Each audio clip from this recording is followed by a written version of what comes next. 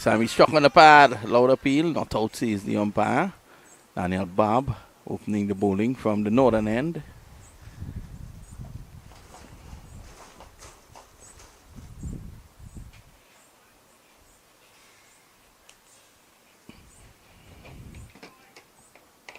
Try back this.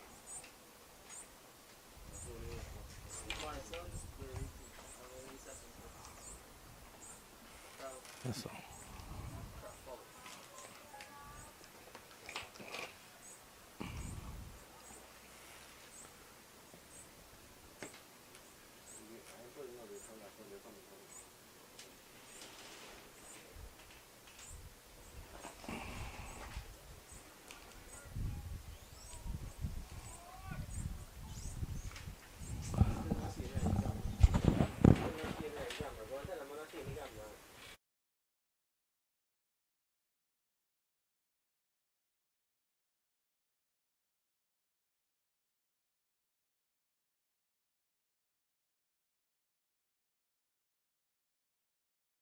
So it's one without loss.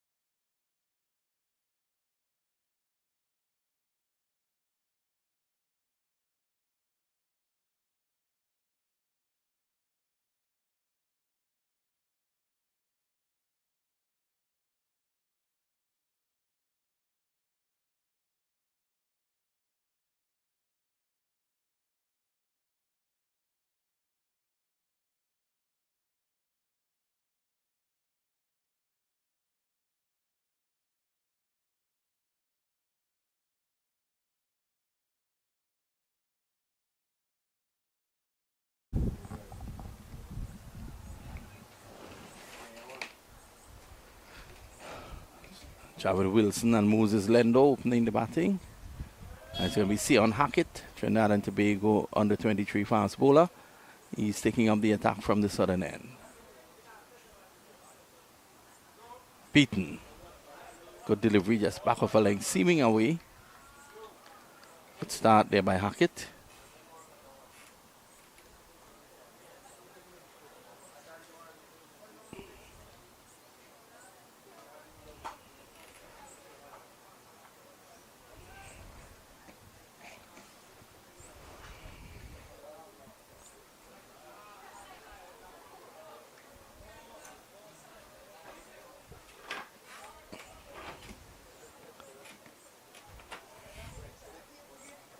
Oh, he's advancing. What is he doing here? That one again shaping away. Lendo not having an idea as to what's going on out there. And at the end of the over, second over, I think, no, still 3 deliveries to go.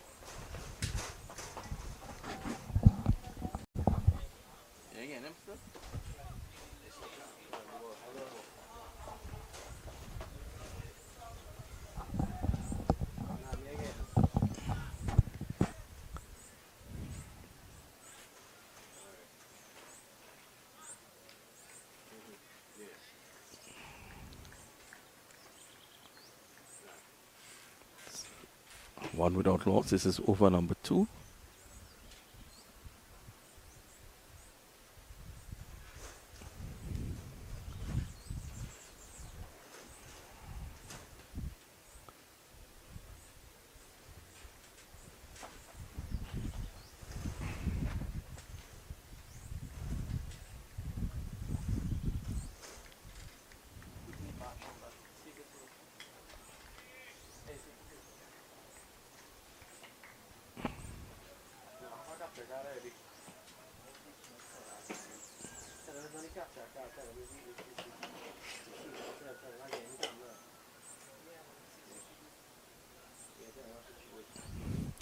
Yeah, but remember one camera alone had to come on and capture card, not two. Yeah, I know, but I can't put three there. We want three there. You put on the clock. Put three capture cards. I can't go. No, just put two. Not two already. Wait, huh? Maybe the first time now. Well, again, right now, it's still. This is going to go down to close to the boundary, and they're going to come back for two.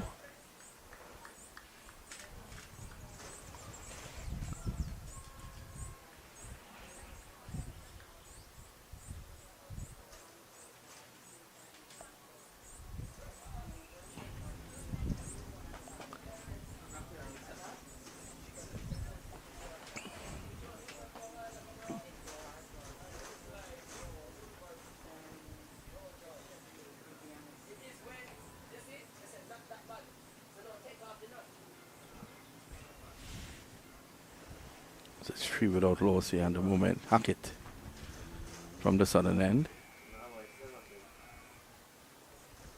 That's a bouncer. Lendo goes underneath it.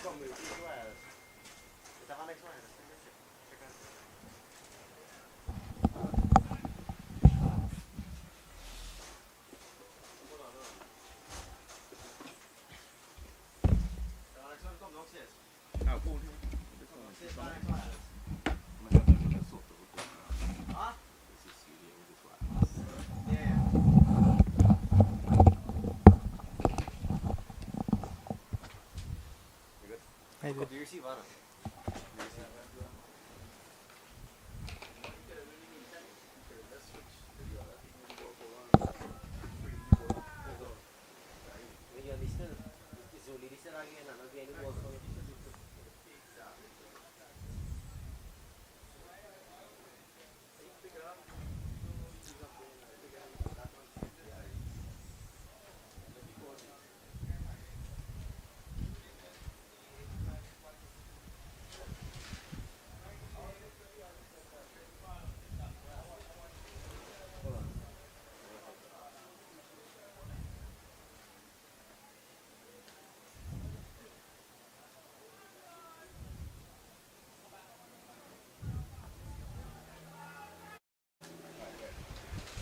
Well, Daniel Barb is off the mark with that boundary, cutting that one away.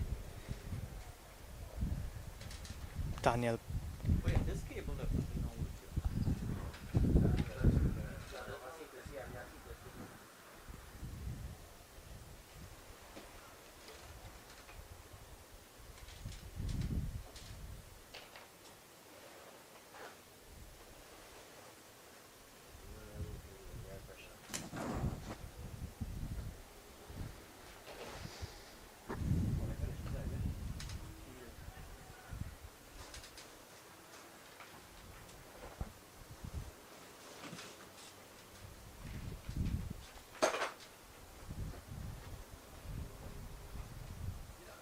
yeah. Right here. Pay back this. It is a pay back this. Which one is this? 12B. This is the ash one. On the one is not this. This one? Whichever one is not this. 14. That is a pay back. Pay back that.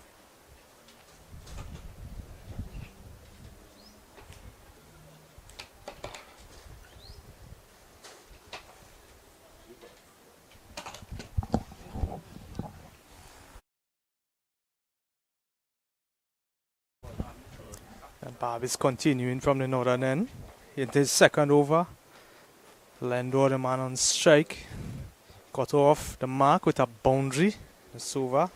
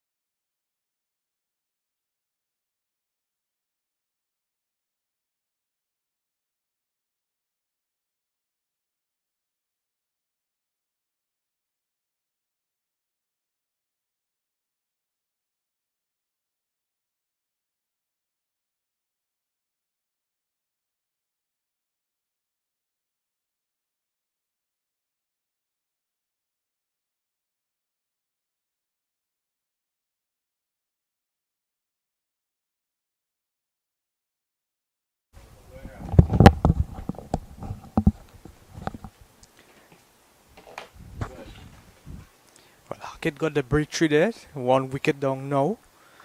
He's continuing from the southern end.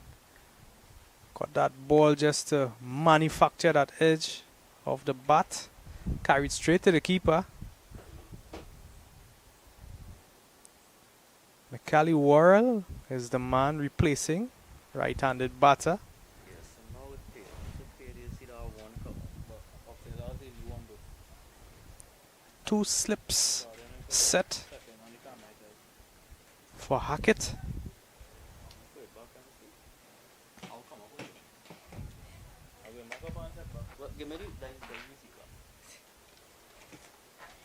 Oh, what a beautiful delivery.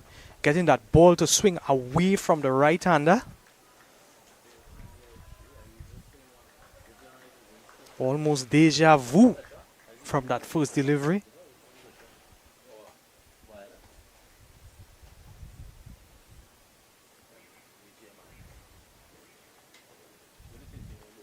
So Hackett is definitely taking advantage of that breeze that is blowing across the field from the eastern side.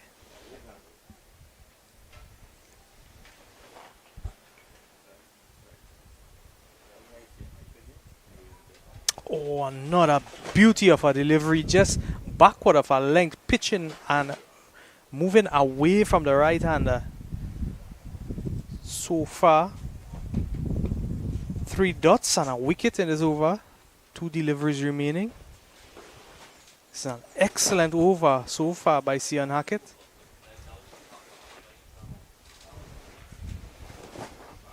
Worrell yet to get off the mark. He is having a difficult time reading through these deliveries of Hackett.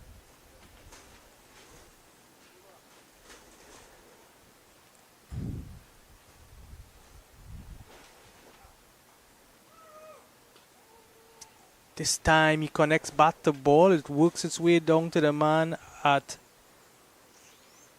deep third. He does get off the mark with a single. He's going to bring Lendor back into strike with 1 delivery remaining in this over. Lendor also right-handed. He will also have to deal with that ball swinging away from him.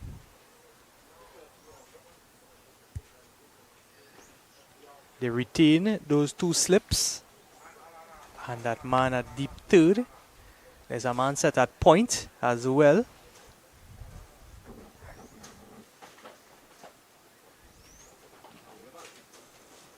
These are the guys setting those catching positions for Hackett. This one a bit shorter. Up into the body. But worked well off the hips to get a single. Excellent over. They got the breakthrough. It's 1 wicket down now. And after the completion of 4, it's 11 for the loss of 1. You are viewing 360 Live. It's the UWI Games 2026. We have UWI Global.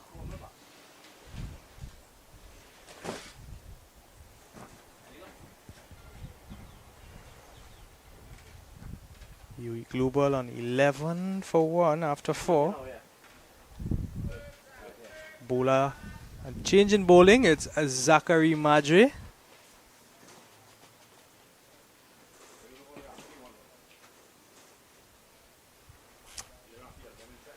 Madre is going to come from the northern end.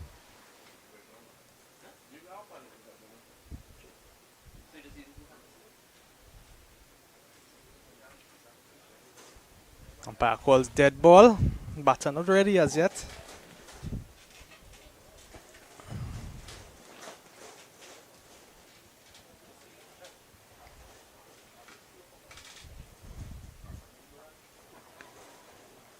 He's coming left arm around the wicket. Looking to turn that ball away from the right-handers. So that's the reason why you had seen the early introduction of Madre here. Looking to turn that ball away from the right-handers here. And 2 right-handers in the crease. This one is going to be a bit too wide. Umpire is going to call. Have to reload that one.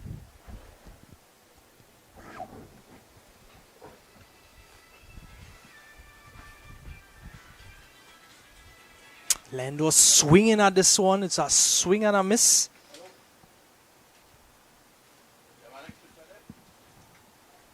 There's a man out deep at cow corner, as well as a deep long on.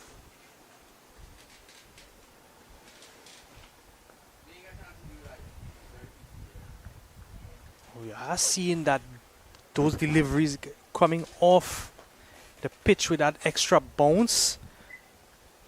Wicket must have retained a bit of extra moisture overnight. Very humid conditions.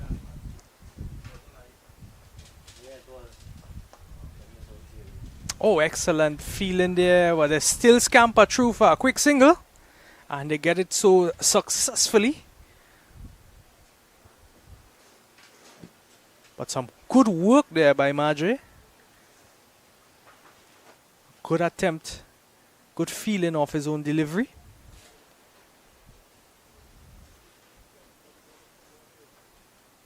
Worrell the man on strike now. Worrell has 2 deliveries to face off this first over.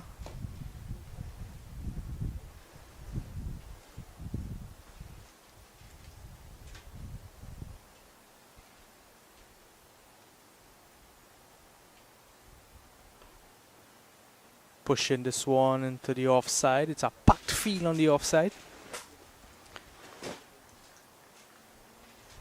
You'll have to work hard to find those gaps.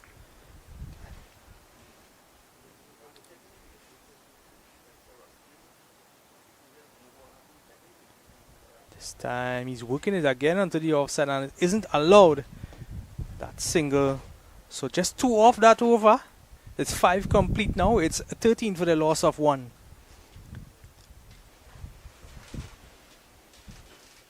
So as I was mentioning earlier, we would see some extra bounce coming off the wicket, especially in this first match of the day. There would be some moisture retained in the wicket from overnight. We are having some scattered wet conditions in Trinidad here during these past couple days. And it's very, very humid with the high levels of Sahara dust in the atmosphere. It's also contributing to trapping that moisture.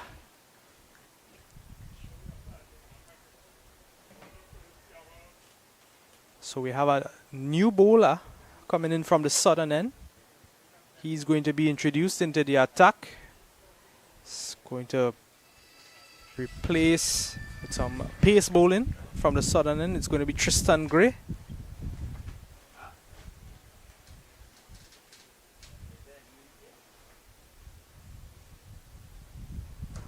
Tristan Gray is starting off this one short. It's cut away. Passes the man at point. But there is a man in the deep there. He would cut off that boundary. But it was good hard running. And they managed to pick up a couple. So probably just missing his length a bit there. Would need to try to...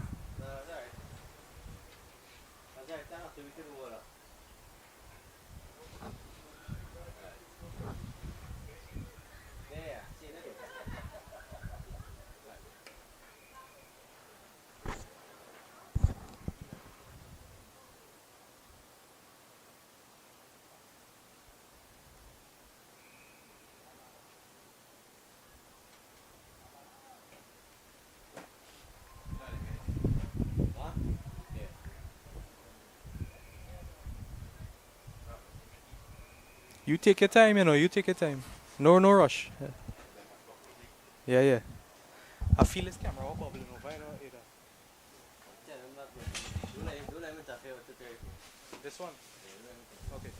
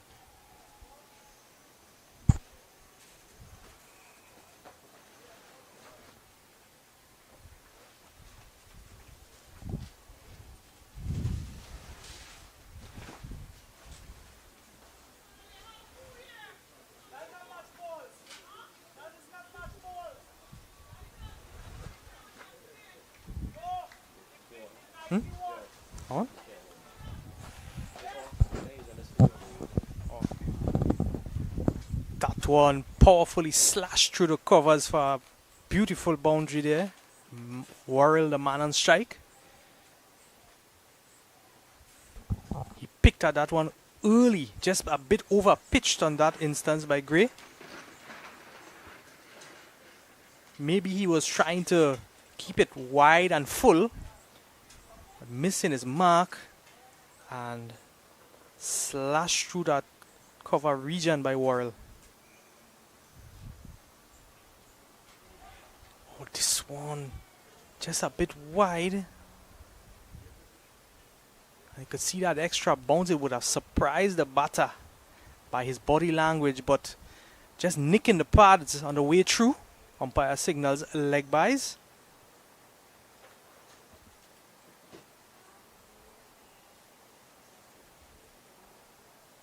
So they do manage to pick up 4 leg byes there. That ball, the keeper couldn't recover it.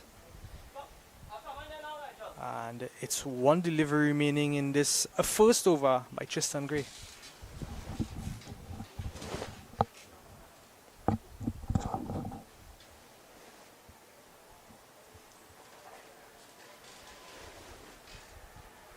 Oh, this one cutting back in. And with that extra bounce, it would have struck Worrell. Bit of an expensive over there. But that would complete 6. And the total moves up now to 24 for the loss of 1.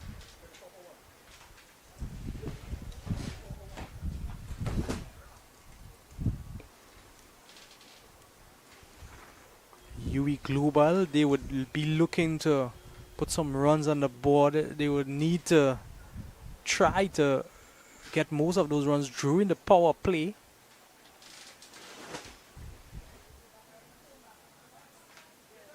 With the fielding restrictions in place, this is the time that they need to get bat to ball, find those gaps, get those boundaries, try to avoid those dots.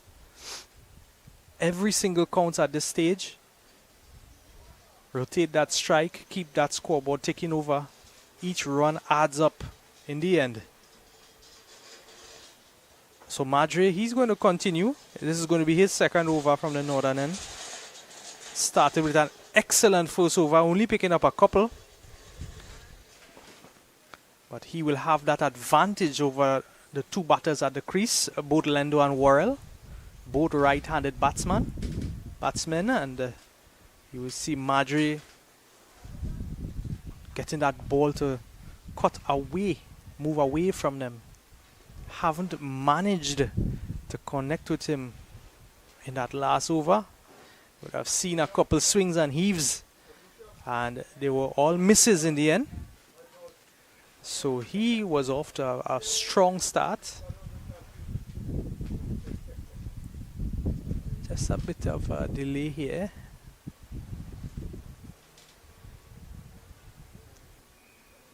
So we are seeing a man. So the delay. So calling for a helmet here, as we see a man at silly mid-wicket.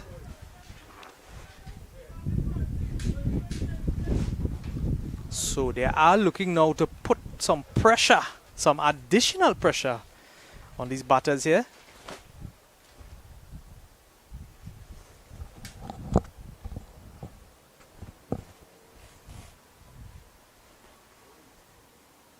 He bowls, he keeps it wide outside that off stump. He's just dragging that ball down to the man at mid-on.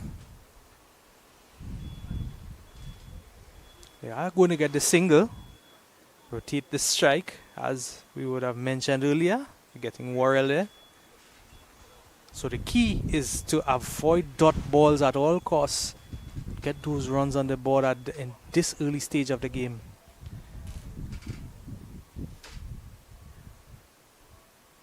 This one just a bit too wide. You could see the strategy here in play. Looking to keep that ball on a tight line just outside that off-stump region. But just a strain a bit here on this occasion. Just a bit too wide. Better delivery, fishing at it.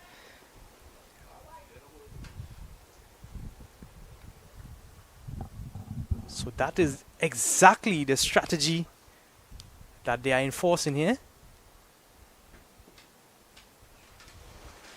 And it's coming together nicely. This time he's over pitching and it's driven, but there's protection down in that long off region. It's only going to allow them a single.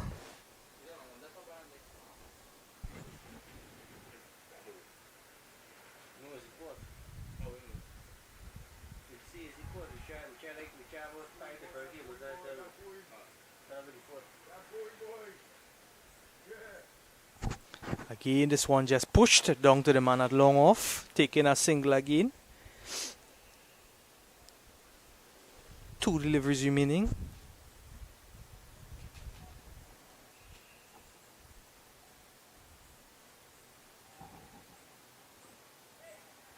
This one played late, beating the man at slip.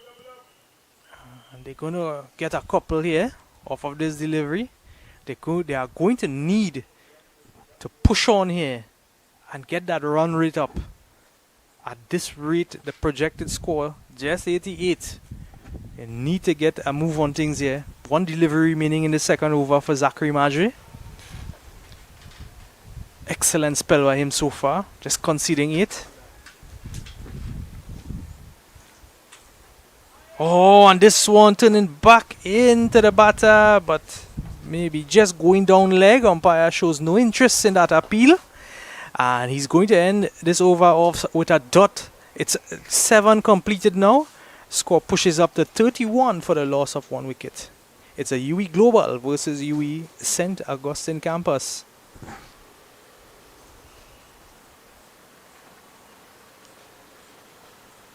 Well, the sun is cracking down here. Heat, it's piping hot up here at the UWI St. Augustine campus. We are viewing live from the Sir Frank Worrell ground at the UWI St. Augustine campus. And if the sun persists like this, that pitch will definitely dry out a bit more. We're going to see things working out a bit better for the batters as the day progresses. As long as that pitch doesn't crack. Going to see a new bowler being introduced from the southern end. It's going to be spin this time. It's going to be Shazad Mohammed. He's going to be introduced from this end. He's going to be coming right arm orthodox around the wicket.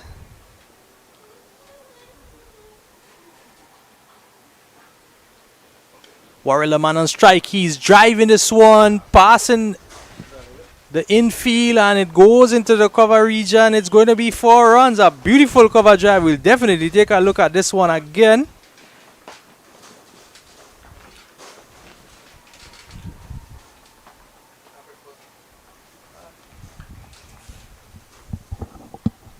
Getting to the pitch of that ball early and making solid connection. Look at this beautiful cover drive. The fielder had no chance there in stopping that one. A good attempt by him though. So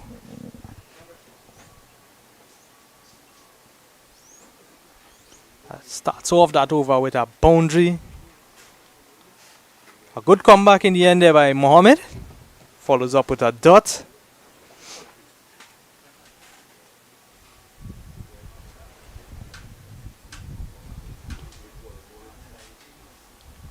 This one just pushed into that mid-wicket region, but there's protection there. So 2 dots. Shazad Mohammed making a good comeback.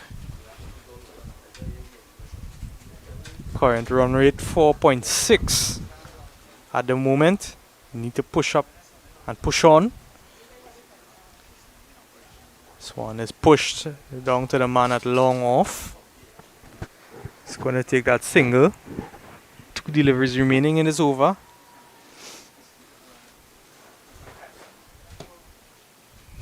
Lendo, the man on strike. He's on 12 from 17 deliveries.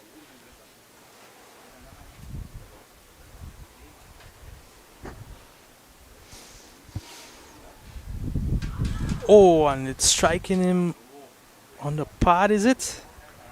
A half-hearted appeal there. But a good over so far by Shahzad Mohammed, keeping a very tight line. Bowling wicket to wicket, it's a heave and a miss. And with that dot delivery, it's going to end the over conceding just 5 from his first over, Shahzad Mohammed. That's going to complete 8 overs. The score pushes up to 36 for the loss of 1 UE Global. Side batting. Very windy conditions here today at the Sir Frank Worrell Stadium.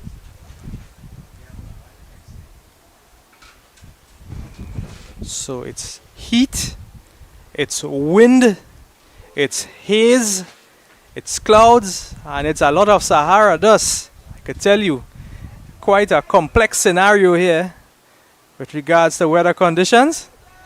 But no rain, thankfully, and the cricket will definitely go on. So you are promised some live action.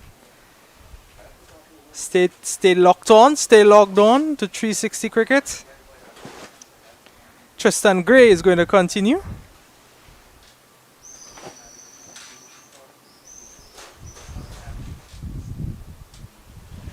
His first over conceding 7. He will be looking to tighten up on things or even make another breakthrough, break this partnership, pick up another wicket for the UE St. Augustine team. Tristan Gray, number 59.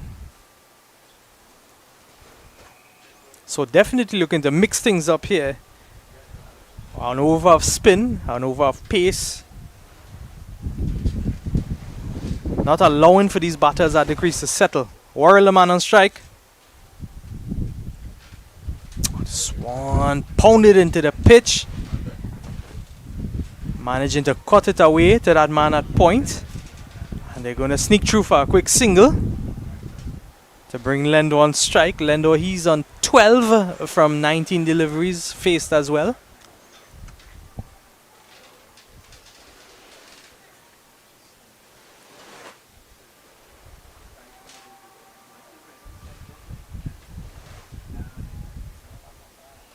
Again, pounding it short, and this time he connects with it well and he cuts it straight to the boundary and it goes all the way over the ropes. Umpire signals 6.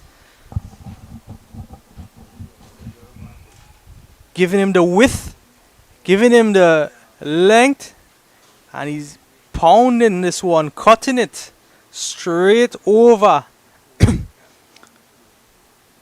that boundary, over the man at point. And it's the first 6 of the day.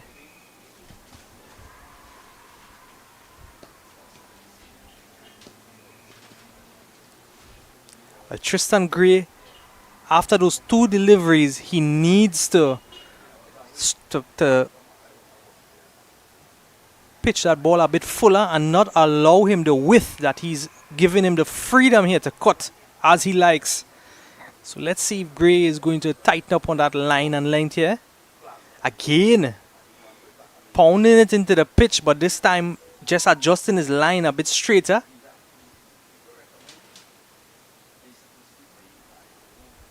So a bit of a recovery here by Gray on this 3rd delivery. This 3rd delivery is going to be a dot. 3 balls remaining in this over.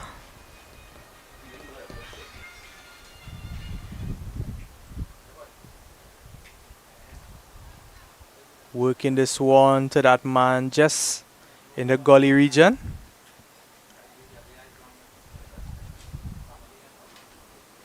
It's going to be another dot delivery. 2 deliveries remaining in this over for Tristan Gray. Projected score pushing up now, inching up a bit to 97.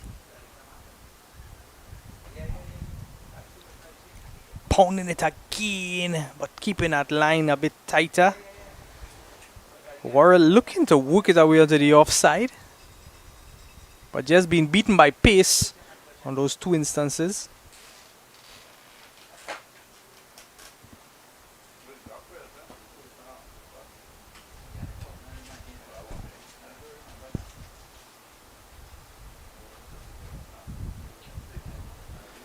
One delivery remaining.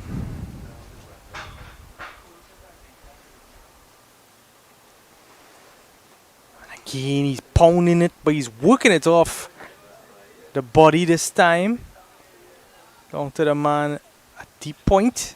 He's going to get a single. And with that delivery, he's going to complete 9 overs now. Score 43 for the loss of 1 wicket. Worrell pushes up to 20. Lendo pushes up to 13.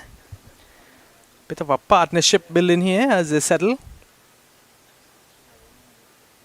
into the 10th over.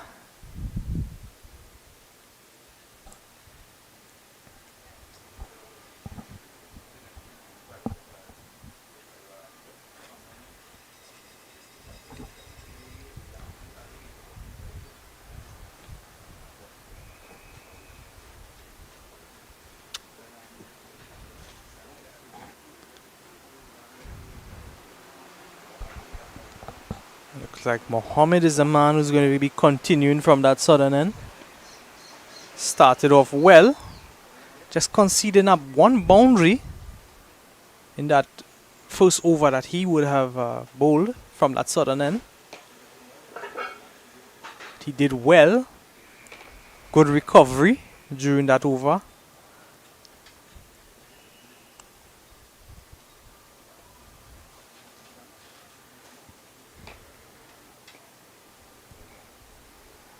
He'll be starting his second over against Moses Lendo.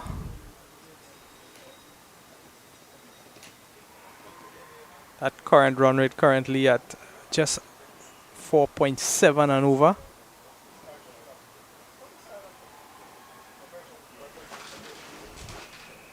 Worrell is the man who's going to be facing, I beg your pardon.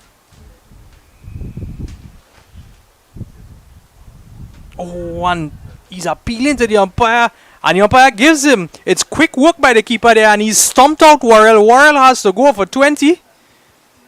Lightning hands behind the wicket. Just the arm ball you could see there, and that foot well outside the crease. It's the second wicket here today, and Mohammed is the man. That arm ball just moving away from the right-hander. And it's lightning fast work in the back of the wicket. The keeper successfully stumps him, and he has to go. The score now 43 for the loss of 2. And without the fall of that wicket, we are going to take our water break, and we are also going to take a short break, and we'll be back with you in just a few.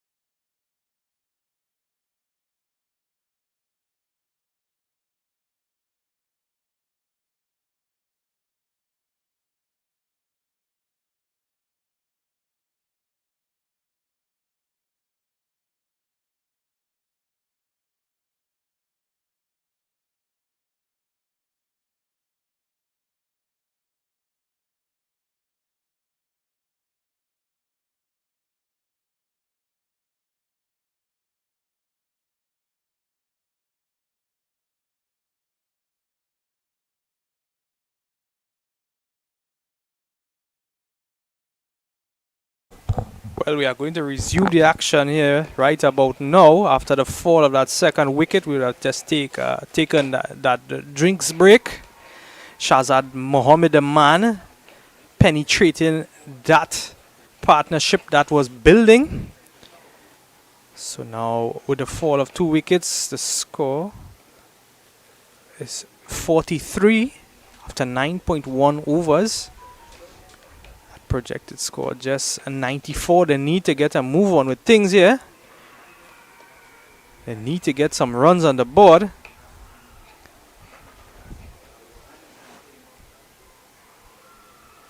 This time it's a left-handed batter coming to replace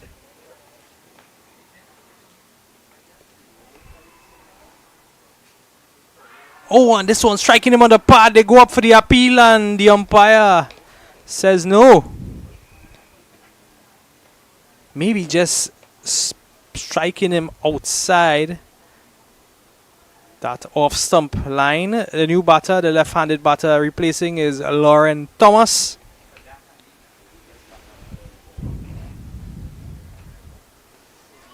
And is in solid forward defense. This delivery, so a very, very strong start to his second over so far, Shazad Mohammed. This one just skidding through. As you could see, the body language of Thomas there. That one would have kept a bit low. 2 deliveries remaining in his over.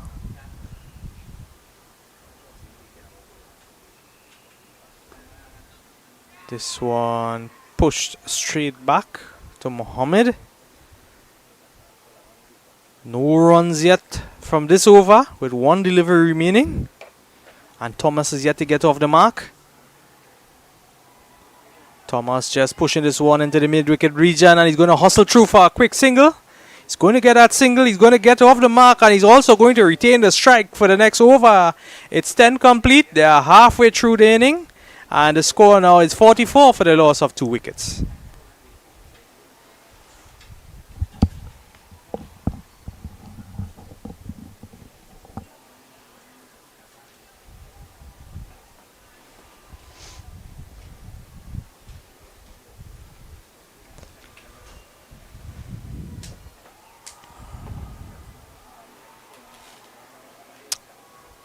Thomas retaining the strike. We are going to see the reintroduction of Daniel Babb.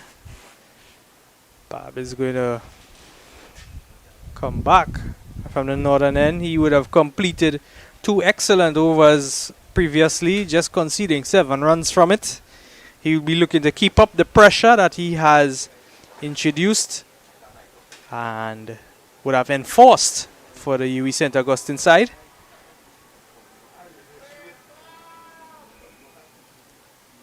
Babb, number 13. Thomas is the man who's going to be facing up against Babb. Just making his final adjustments to the field there.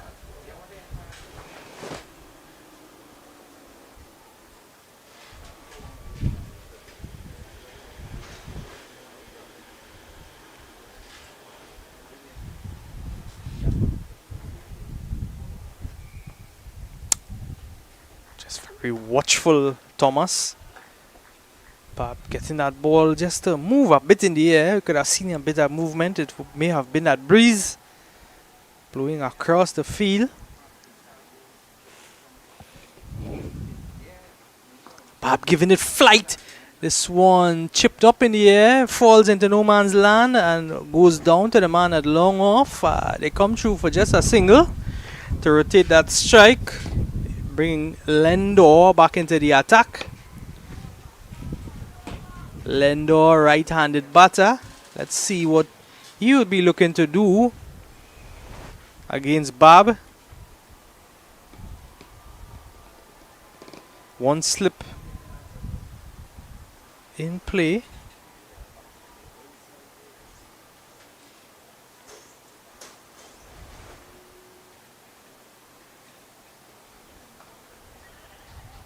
Good run in here for a quick single.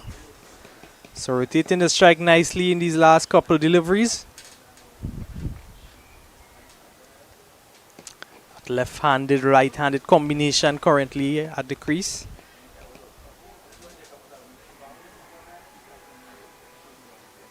Bob giving it a bit more flight here.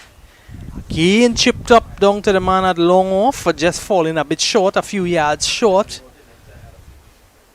So he is giving him that flight. He is giving him that enticement to come at it. And we have seen that he would have bowled a bit flatter to the right-handed lender. A bit flatter and a bit quicker as well. Let's see if he will also give Lendo some flight in this delivery. And he does. Pitches it a bit wide. Lendo has the room to cut this one away into the offside. Just going to get a single. 4 runs off this over so far. And 1 delivery remaining in this over. So not a bad over from Bob.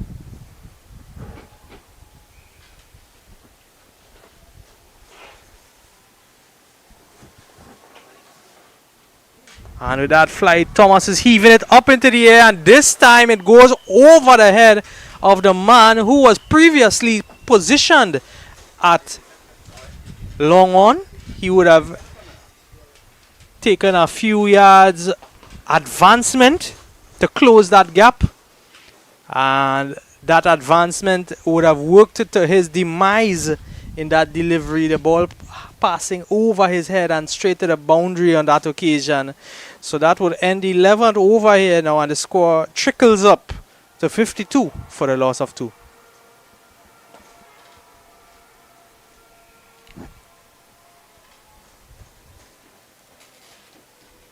So it does seem like it's going to be a very low scoring inning at the rate at which the UE Global team is striking the ball here.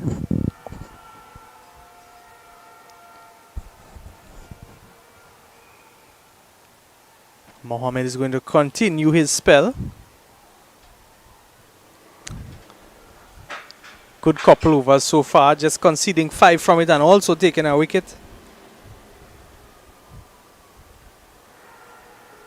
Let's see if he could pick up another.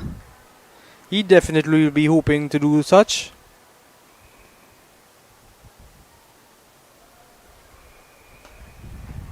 Working this one into the mid-wicket region for a quick single.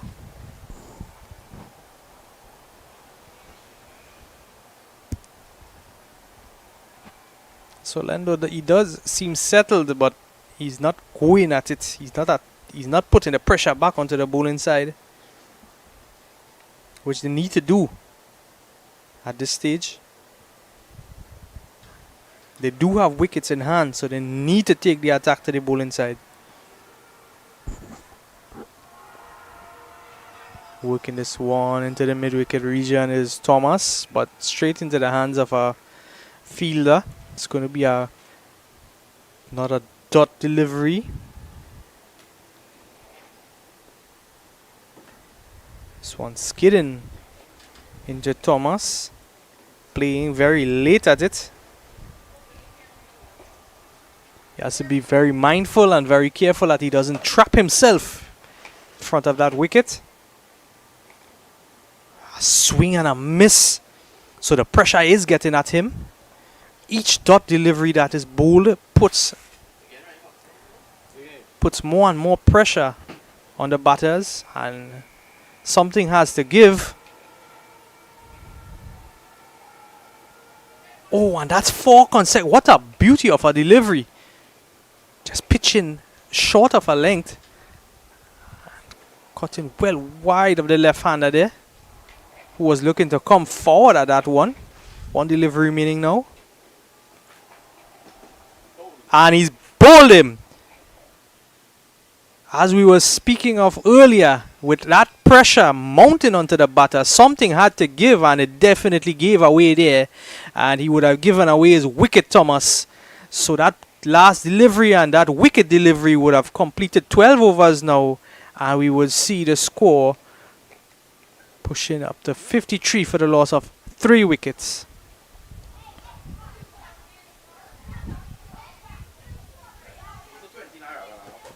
Sure, sure.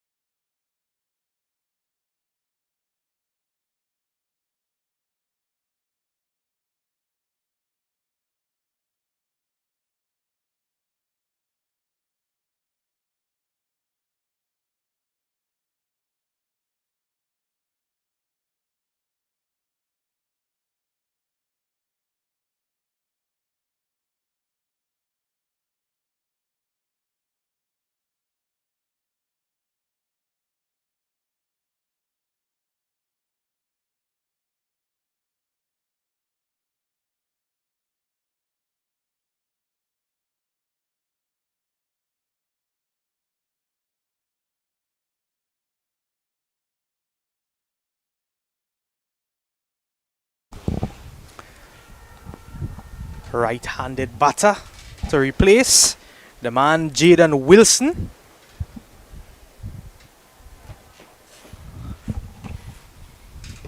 But it's Leno on strike now. He's hitting this one flat batted straight back down. And there's protection in that long off region. Just going to restrict him to a single. And it's going to bring the new batter into strike.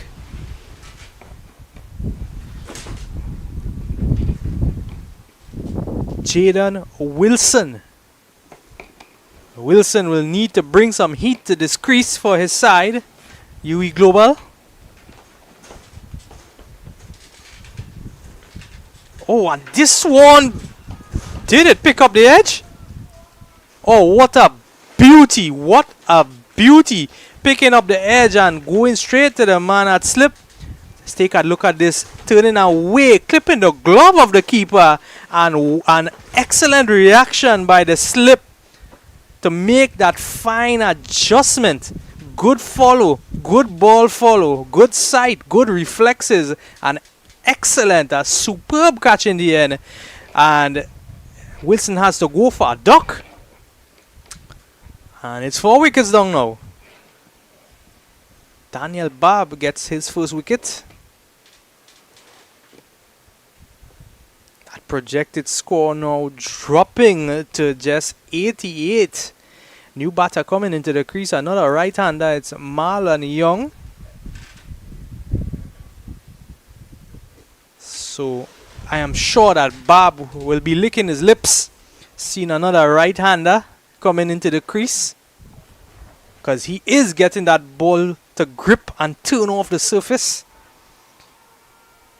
And he will be turning it away from the likes of Marlon Young.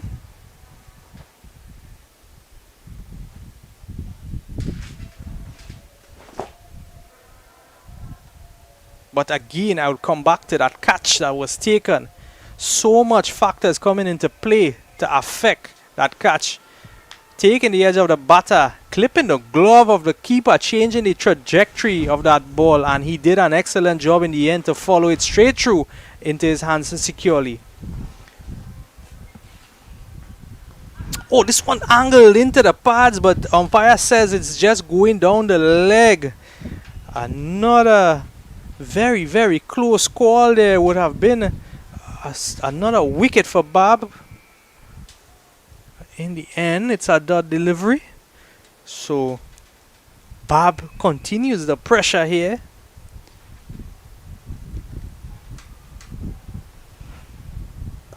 Oh, Young is working this one down to the man at long on, and he's going to get a comfortable single to get off the mark. Bringing Lendo back into strike. Lendo, who has faced 22 balls so far, only picking up 17 from it. He is the set batter at the crease, and he will need to up the tempo here a bit now. He's cutting this one just in front of the man at point. He's going to get a single. He's going to rotate that strike. So one delivery remaining in this, the fourth over and final over for Daniel Babb. Excellent spell so far. Would he finish strong? And he's giving it a bit of flight. And again, work down to the man at long on. Going to get a single, just conceding 4 runs from it and a wicket. An excellent spell by Babb. It's 13 complete now. The score is 57 for the loss of 4 wickets.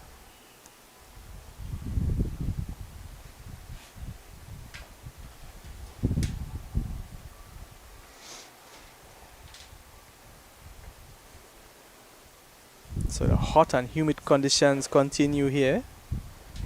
No sign of any rain, no sign of any disturbances. We are going to have some lovely cricket.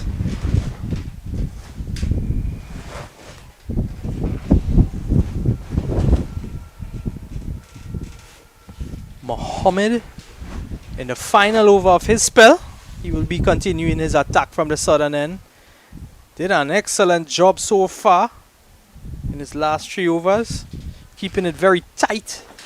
A good economy rate, just 6 conceded for 2 wickets. This one played very late.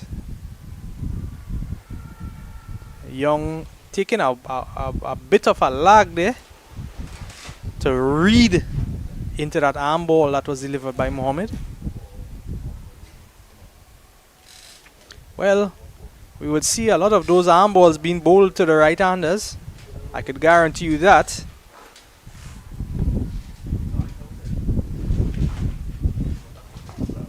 This one worked down to the man at deep square leg, and they are going to hustle through for a quick single to rotate that strike.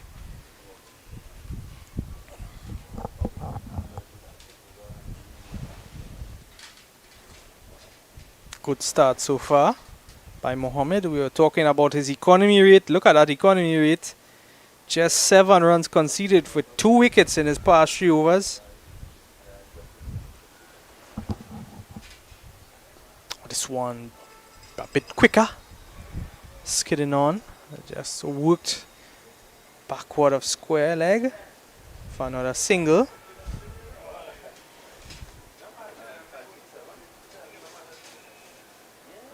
Young, the man on strike here.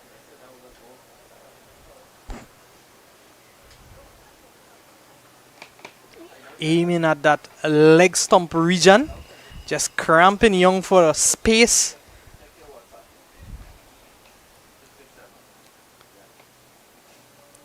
Still managed to scamper through for a quick run. That one given wide by the umpire. Missing the batter completely.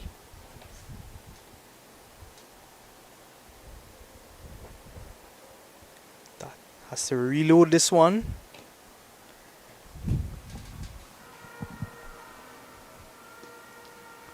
Keeping it tight here, Mohammed. Just pitching on off stump and turning back into the right-handed Lendo. Not allowing him any space, any room to work that ball away.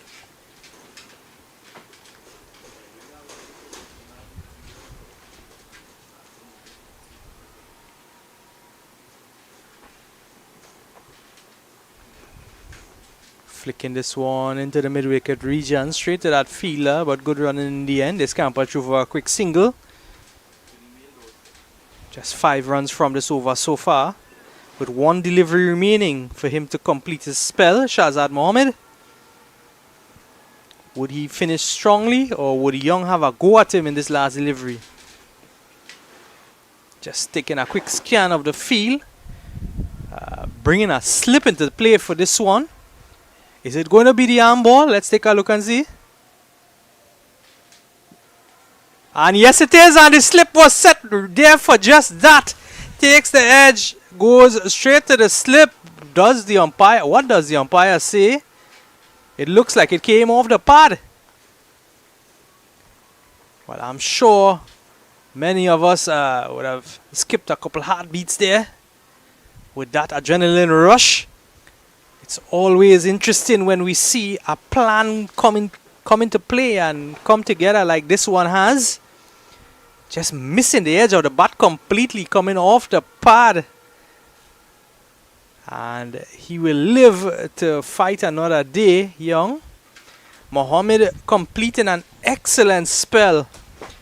Just conceding 11 runs and picking up 2 wickets. He will definitely be satisfied, and he as well as his captain with his performance here today with the ball in hand. 14 complete now. The score 62 for the loss of 4. We're going to see Zachary Madre.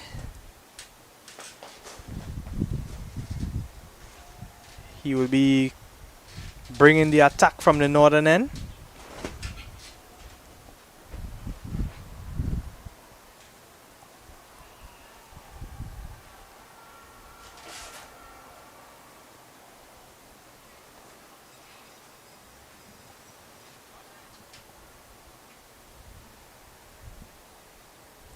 Feels quite spread on this occasion now, with just 6 overs to go in this inning.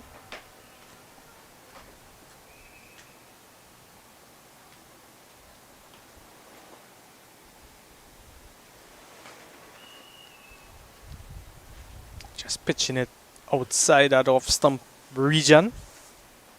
Good length as well.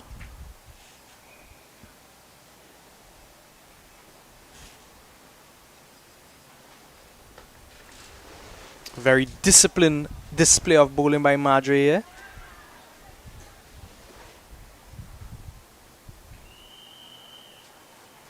Batters making their ground. Good running in the end. Quick single.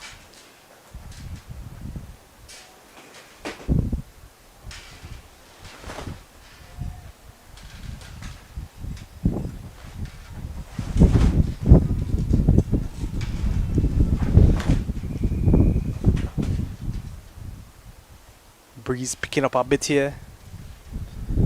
Would Madre give it a bit more flight? Yes, he does. And he takes the edge and it goes straight into the hands of the man that slipped. Another excellent catch. Let's take a look at this again. Detecting that wind, giving the ball that flight, turning it away from the right-hander, taking the edge, and well taken into the secure hands of the man that slipped there. It's the fall of the 5th wicket. Madre, he gets his breakthrough. He gets his wicket under the belt for this inning. He conceded just 10 from 2.3 overs, and he gets that wicket, pushing the score now to 63 for the loss of 5 into the 15th over.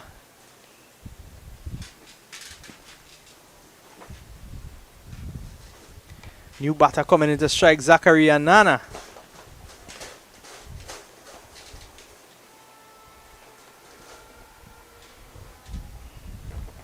Nana has 3 deliveries remaining to face. And this is the 3rd over of Madre.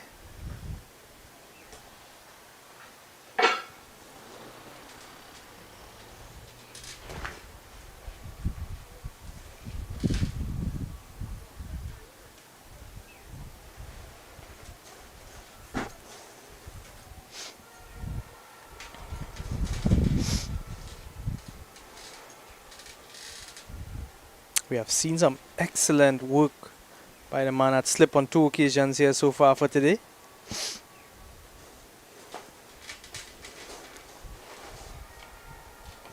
A very secure pair of hands.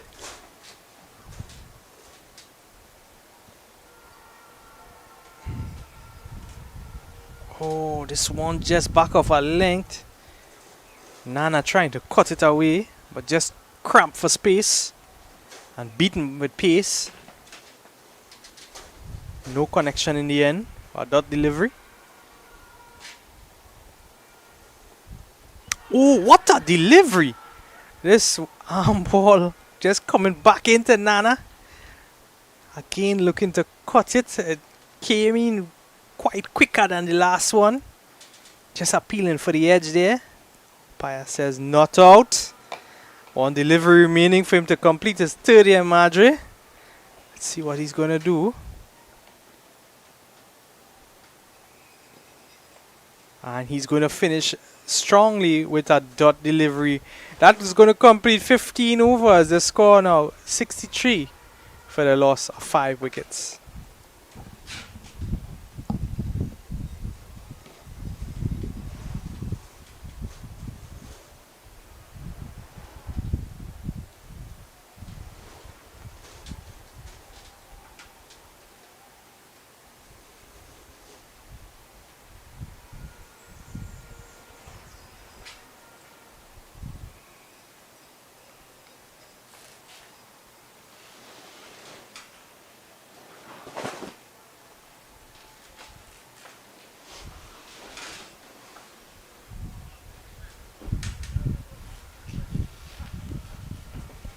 We are going to see the introduction of a new bowler into the attack from the southern end. It's going to be introduction of Amari Venner. Venner, he's going to come right arm over the wicket, right arm orthodox.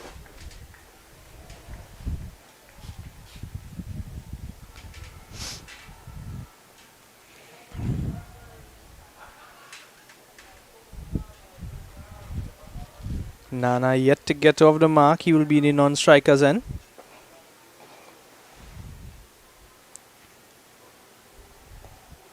Fenner darting this one into the legs of Lendor, who's working it well. Down to the man at fine leg. He's going to get a single and bring Nana into strike. Nana will definitely be looking to get off the mark here.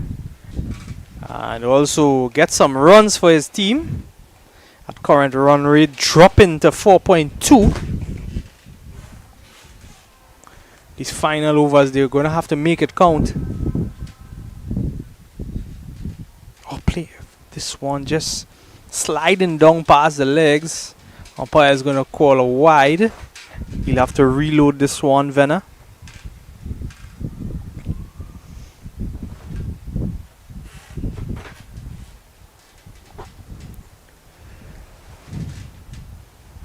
Giving this one a bit more flight. And in the block hole. Excellent delivery.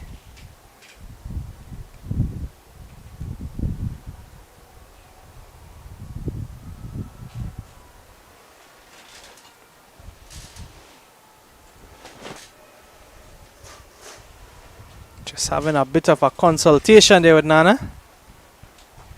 Lendo, the man who would have seen 29 deliveries in this inning. Just giving a bit of maybe some advice to Nana what to expect. Off of the pitch. This one trapping him in the crease. Just striking him. Actually missing Nana completely. Goes for wide and it goes all the way to the boundary for 4. It's going to be 4 wides. But you could see the intention here of Venner. Venner is looking to dart it into the legs. And into that block hole. He's definitely looking to clean up that wicket.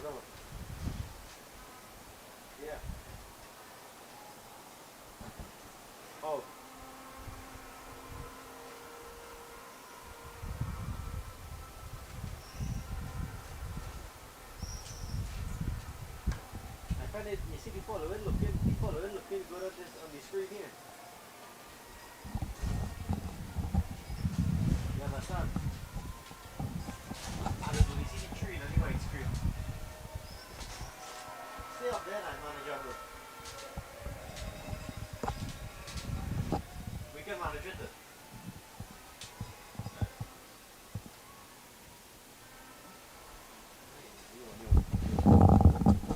3 deliveries remaining for Venner to complete his first over. Been struggling with his line a bit. 2 wides, 2 wide deliveries and a leg by.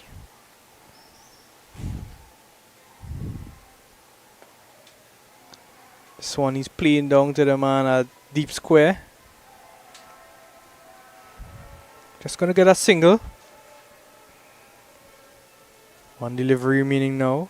He's already conceded 8 of his first 5 deliveries and it's over.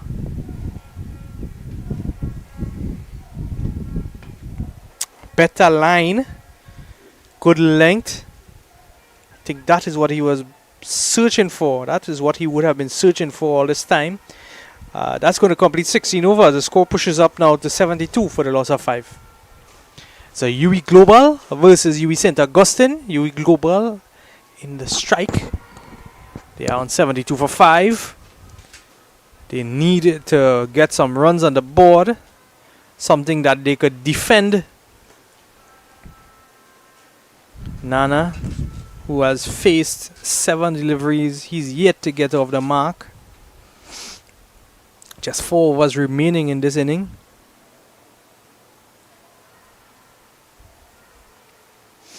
Have a bit of cloud cover now, just shielding off that sun. But place still waxing warm here with some high levels of humidity.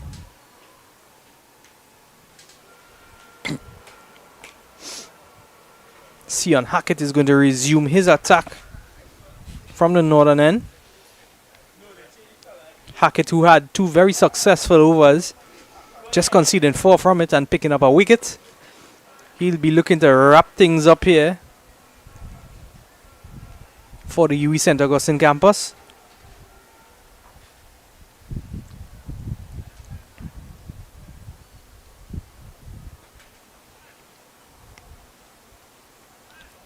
He'll be coming right arm over the wicket to Moses Lendo. Lendo on 23 from 30 deliveries.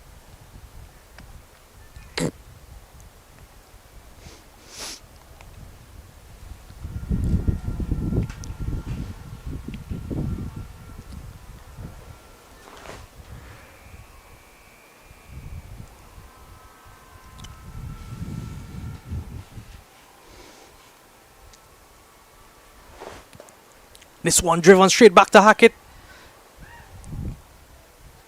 Just couldn't reach it in the end. There's a man at mid-off. So it's going to be a dot delivery. Just a half a chance there. Had it been a few inches closer to Hackett, would have had a chance of an opportunity for bowl and caught had he completed a catch.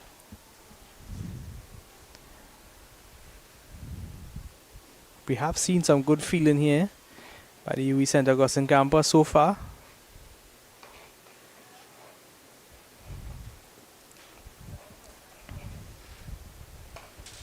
Hackett angling this one into the body of the right-hander. Just punching it down to that mid-off area. Good running in the end. To pick up a single. 4 deliveries remaining.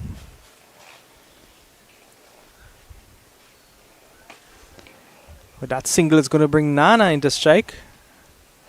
Nana, who's yet to get off the mark, despite the fact that he has faced 7 deliveries.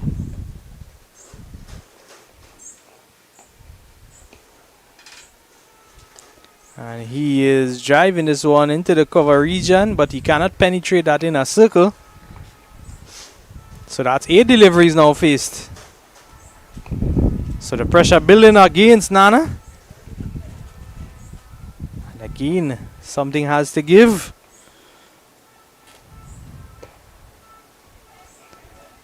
Let's see how and if Nana could get off that mark. What would be his selection of shot? And he's trying to improvise here and play this one over the keeper, but missing everything in the end. And it's 9 deliveries now faced.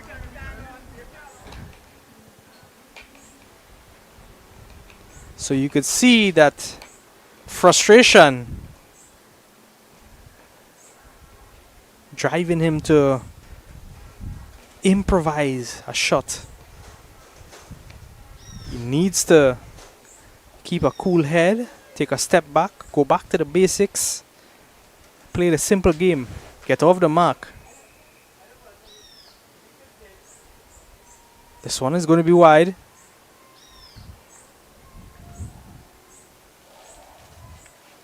It's going to give Nana some more time to reflect, gather his thoughts, settle his mind a bit, settle those nerves. At least that's what he should be doing at this point.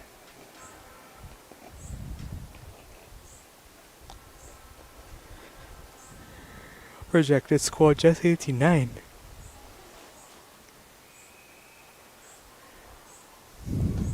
And he's lofting this one up into the air. It's going to go over the man in the infield. And he is going to finally get off the mark in his 10th delivery phase. He's going to get that single. And with one delivery remaining in Hackett's over, Lendo is going to be the man on strike. An excellent over so far by Hackett.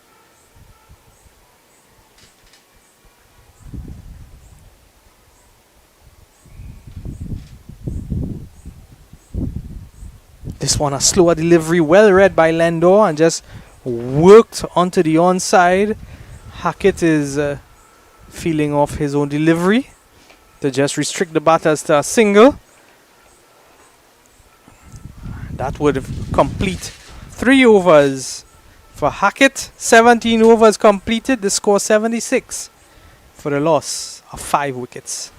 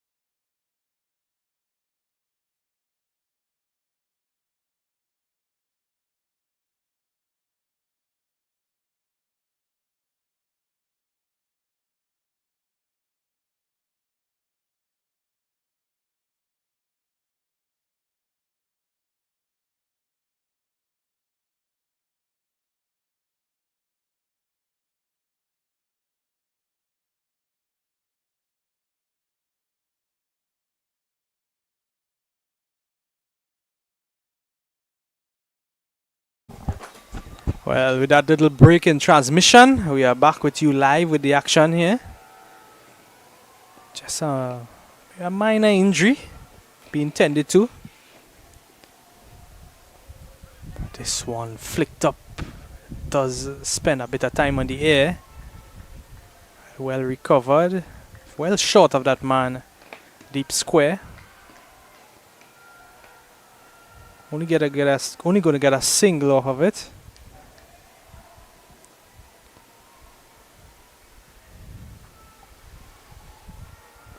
Oh, getting quite a bit of purchase of the pitch there. Ball gripping and turning back into Nana. But they are getting the singles, much needed. But they should be looking for those boundaries now. With just 3 overs remaining. This one wide and a bit quicker. Lendo trying to cut at it. Beaten for pace.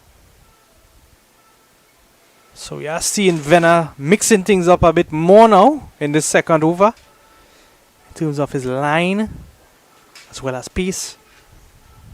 Given that flight and turn. Missing the inside edge of Lendo. As well as the wicket.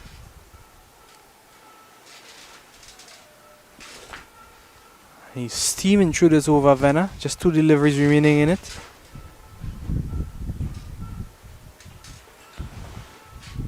And the breeze is so strong it blew the bails off. It's going to be a dead ball.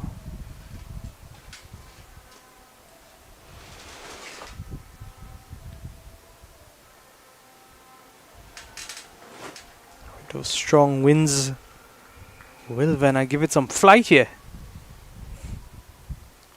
No, he doesn't. Just pounds this one in and it turns and turns wide.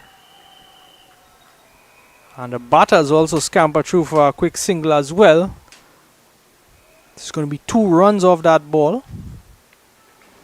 With the wide as well as the run.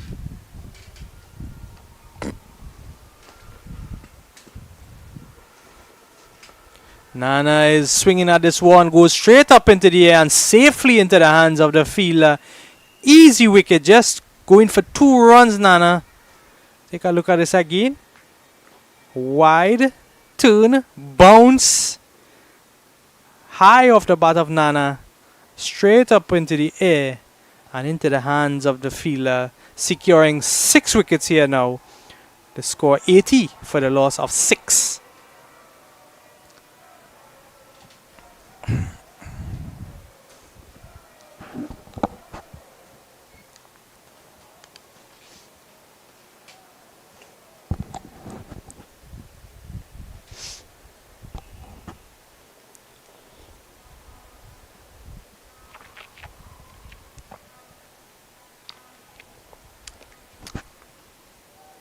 Lee, the new batter to replace right-handed batter, the man in pink with the pink helmet and the pink pads.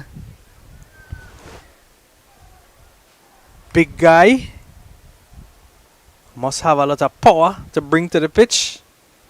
Let's see if he could use some of that power and transfer it through the bat into the ball. Lee Jace Bullock. He's going to face his first delivery, and Venner. 1 legal delivery remaining in the second over. This one wide. Comes off the toe of the bat. Takes some air, but lands safely in front of that man at long off. He's going to get off the mark. It's going to push the score up to 81 for a loss of 6 wickets. 2 overs remaining in this inning.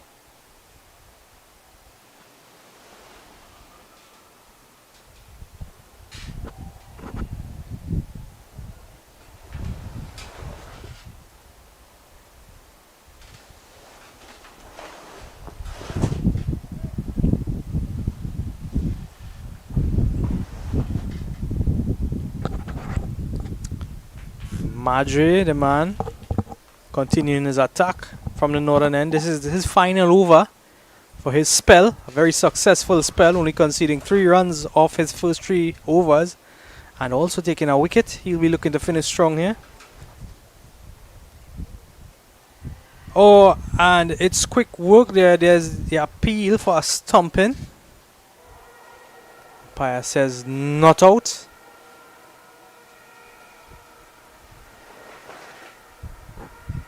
His foot was in the air for some time. I stand corrected. The man in pink walks away. He was stumped. A delayed reaction by the umpire there. And not much celebration from the bowling side. So some quick work again by the keeper. The back of the stumps. Let's take a look at this again. Let's taking it wide. Just unaware that he would have stepped out his crease there. Or stepped off his crease as a matter of fact. And he was stumped. New batter to replace him, Shakili. Right-handed batter.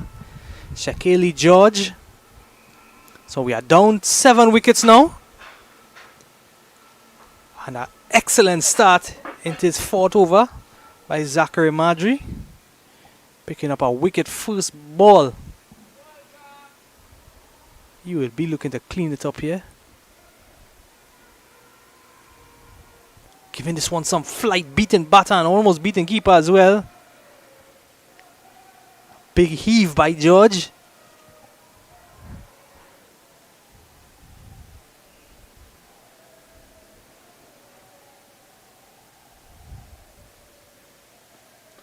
Oh, this one almost chipped back to Madry.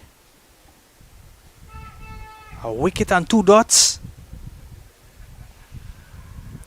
Intense pressure from the northern end here by Madry. Flight. And this one he's swinging at it. Goes into the air. The man at long on runs around, just falling short of him in the end. And George is going to get off the mark with a single. Half of a chance there in the end. Lendor still at the crease. He would have picked up 26 runs in his 36 deliveries faced. He has 2 deliveries remaining. Madry in his spell. This one. He's stepping back and he's pulling it all the way over the man at deep mid wicket. And he's going to get 6. Take a look at it again. Just waited on it as it dropped and turned. Swiveled on it, taking it over the fence.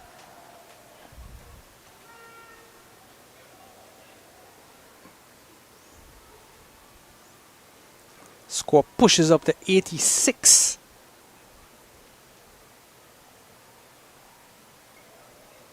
One delivery remaining now in Madry's over.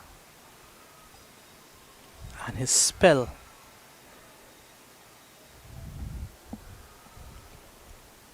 Projected score trickles up to 91. That current run rate just lingering around the 4.5 mark.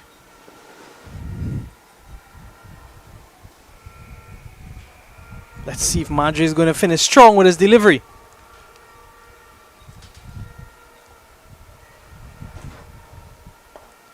This one pushed down to the man at long on. Just for a single, so Lendor, he will retain the strike. It's 19 complete. 87 for the loss of 7. 1 over to go in this inning.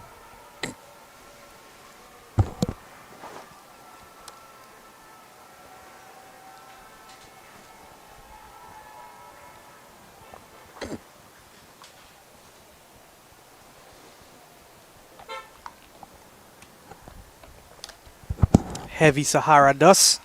Could feel that dust in the back of the throat. Just urging those who are sensitive to that dust, please keep indoors if you don't have the reason to step out.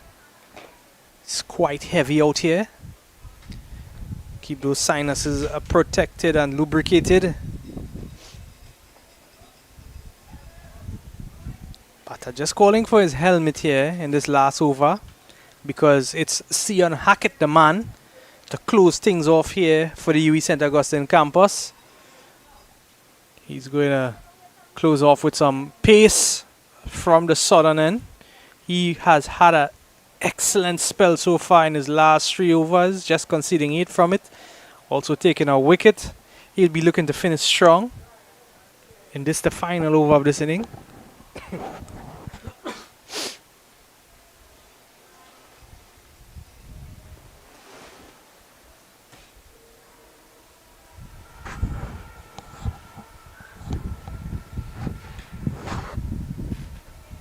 Just making the final adjustments to his field before he commences this over.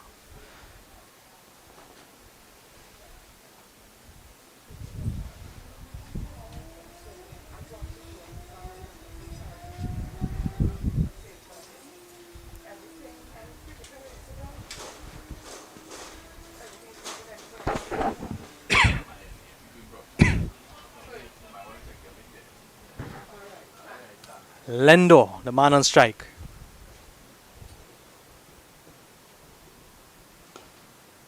Pushing this one back past Hackett to the man at mid-off.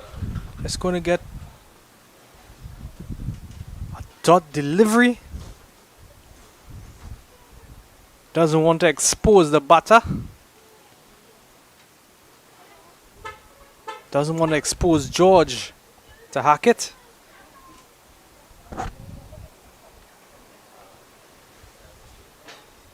He'll be looking to get as much as he could out of Hackett in his last over.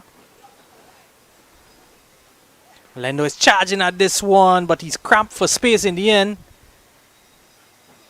Hackett would have seen him coming down the wicket quite early and angled it back into his body, choking him, cramping him for room, coming high off the bat. Just falling short of the man, back with a point.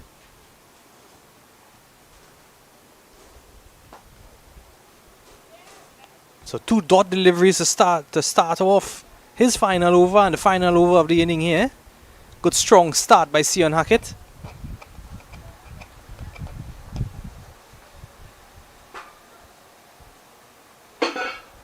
Pounding this one. Coming in with some steam here. Excellent bouncer.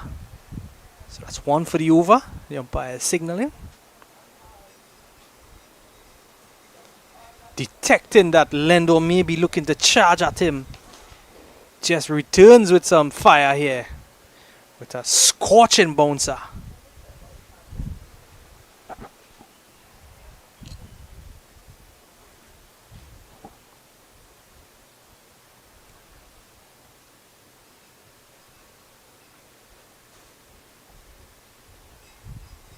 This one angled into the feet.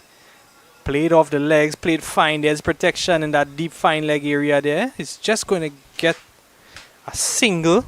2 deliveries remaining now. And it's Shakeli George, a man who's going to be facing the next delivery.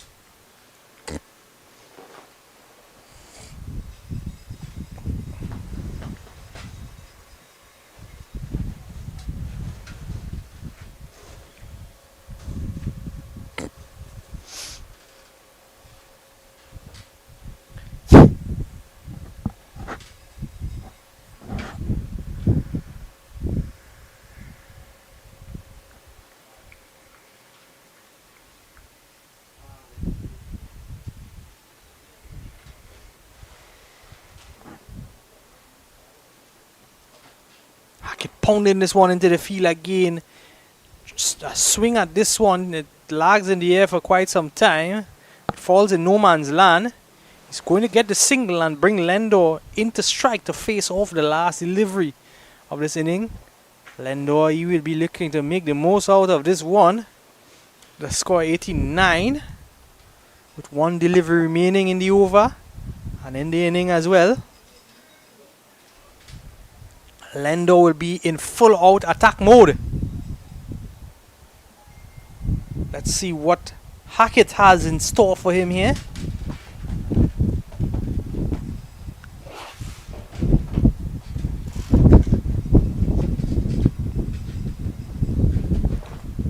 one. He's flashing at it.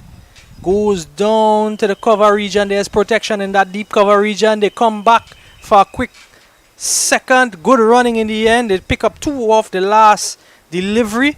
The final score in this inning, it's 91 for the loss of 7 wickets. 91 on the board. So UWI St. Augustine will need 92 runs for victory in 20 overs. So an excellent first inning by the bowling team, restricting the UWI Global side to just 91. They will be looking to come and secure a victory if all goes well for them with just 92. So we do take a short break here as there is an intermission change of inning. And we will be back here live with the action for you. Stay locked on, stay logged on. You have your UWI Games 2026 live. It's the UWI Global playing up against the UWI St. Augustine live at the Sir Frank Royal Cricket Stadium. We will be back in just a moment.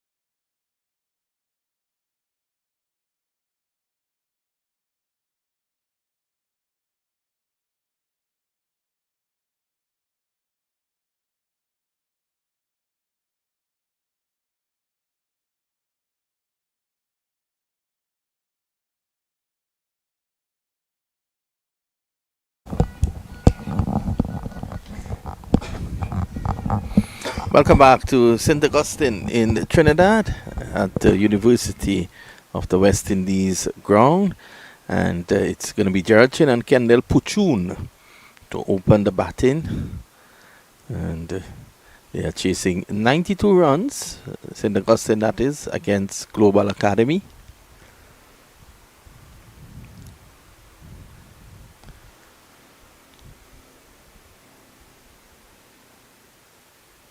Gerard Chin, who plays first division cricket here in Trinidad for Mary Boys, North Zone youth player, and Kendall Puchun, a South Zone youth player. Well, he has now graduated out of the youth program.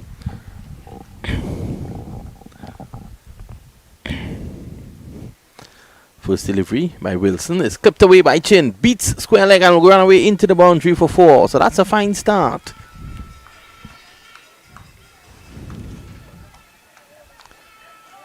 Too straight.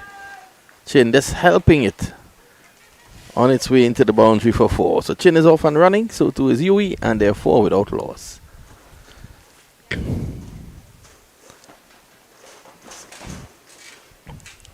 Jaden Wilson just sliding down the leg side.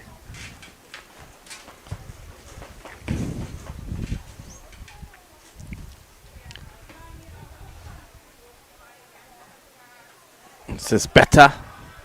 That one going down the leg side. No appeal really from the bowler. Also struck him high.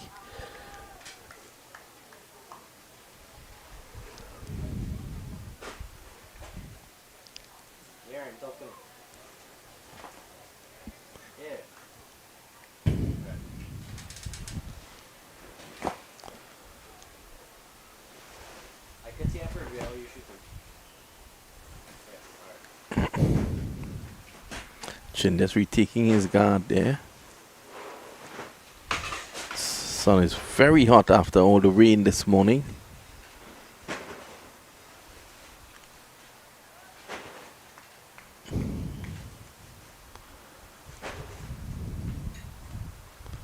Driving beautifully. Picks out mid-off. Nice straight bat there by Chin.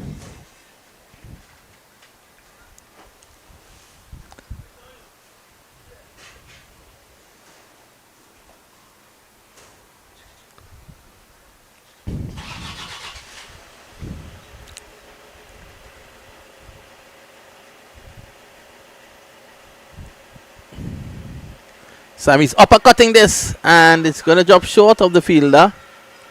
Down a third man, they take 1. Well, Wilson is asking the fielder why he didn't attempt to catch that. So fielder on that occasion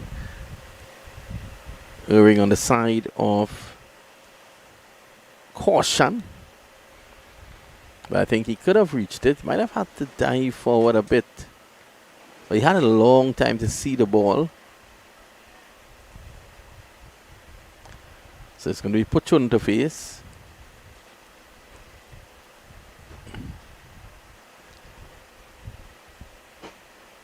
Oh, this one strikes him on the path. Going down the leg side was quick.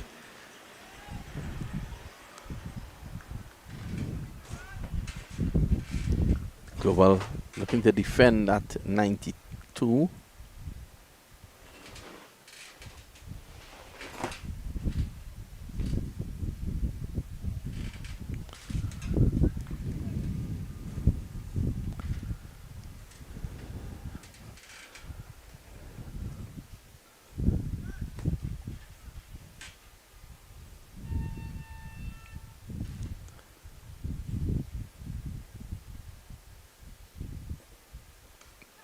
Puchun gets an over pitch delivery, drives it square. He's able to get 1.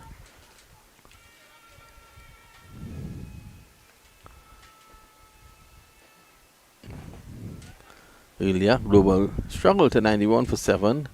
Moses Lendo opening the batting. He struggled, scoring 34-43. Mikali Warrell 20 of 26.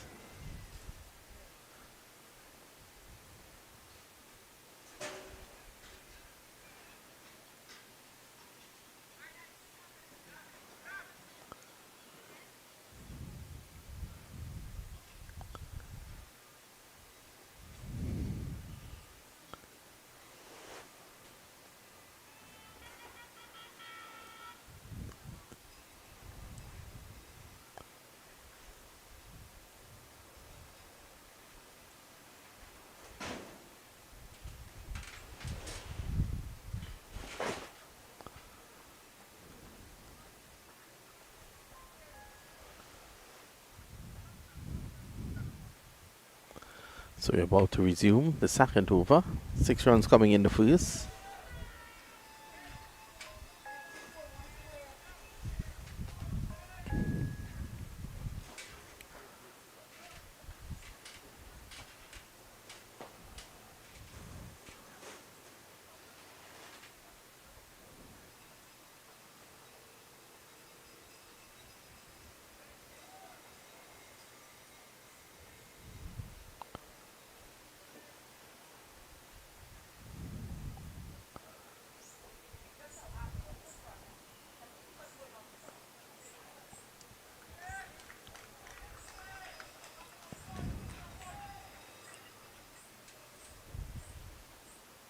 No run. First delivery there by Thomas.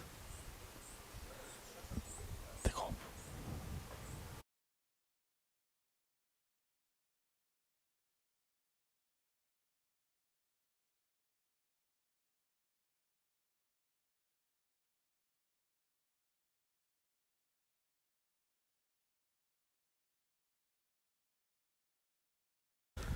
Fortune gets a single. He goes on to 2 now with 7 without loss.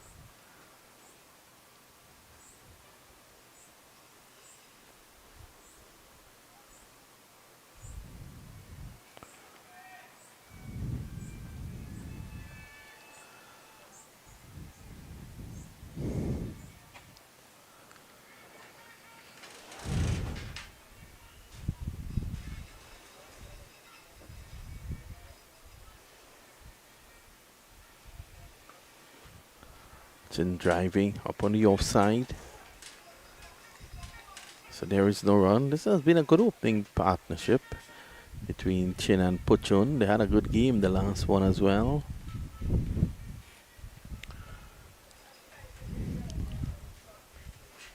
Sammy's forward and pushing nicely to cover. Quick single taken.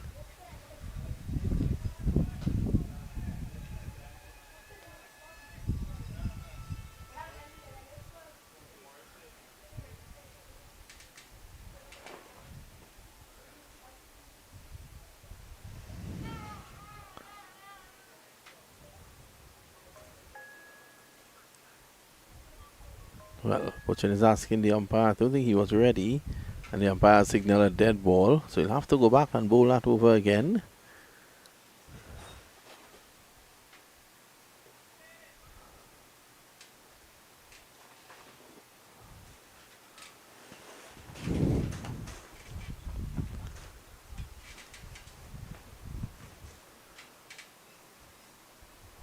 Oh, Sammy is going down the track, beaten.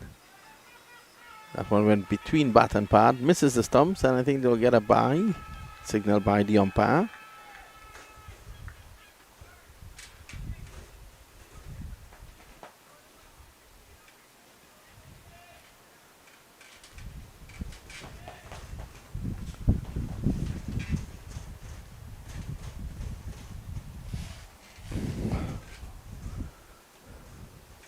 Driving nicely his chin through the offside. That's a lovely shot. There's protection there though. He'll get only a single.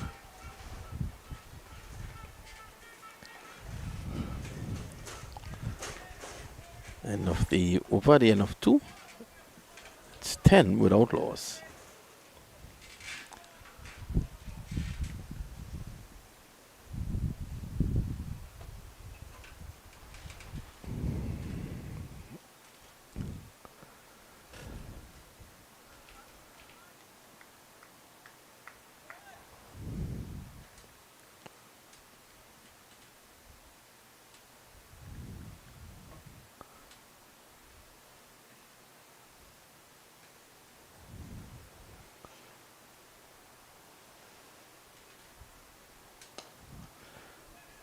Driving nicely, very stylishly. He loves to drive, Chin.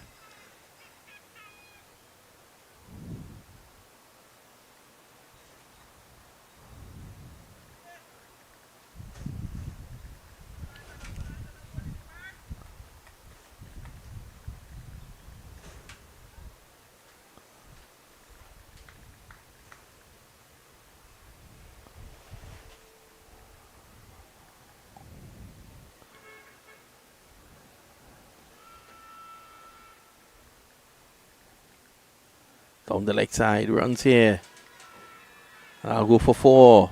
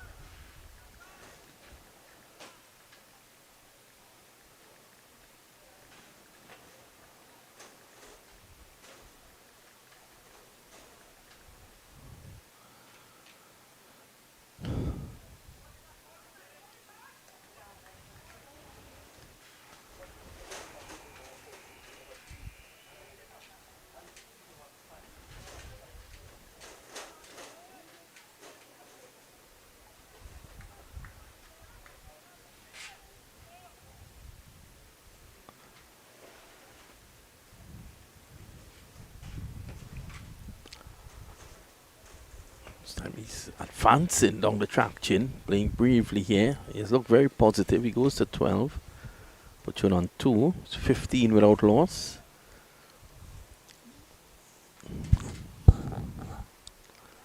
These two want a good power play. They want to stay together. They don't need to play rash shots if you're chasing just 92.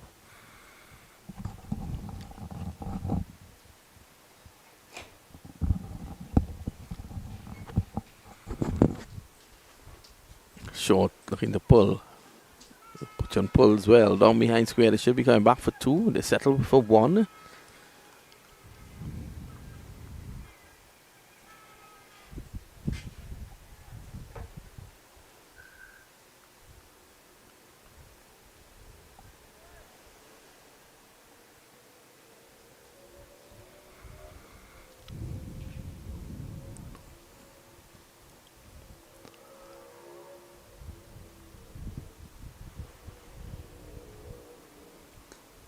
Worked away again nicely. Every ball he's getting around here, Chin. Overcomes 10 and the end of 3. It's 17 without loss.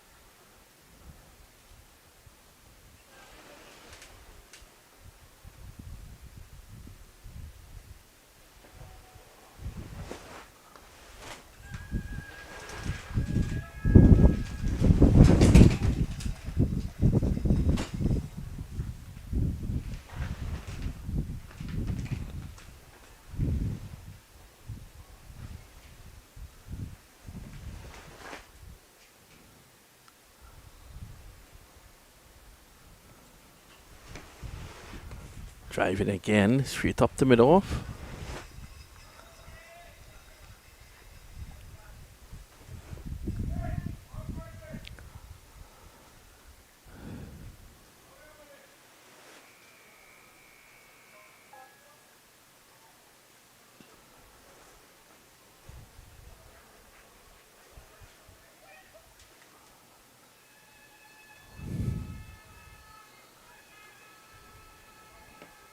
Wide, and they take a single, so that's 2 runs.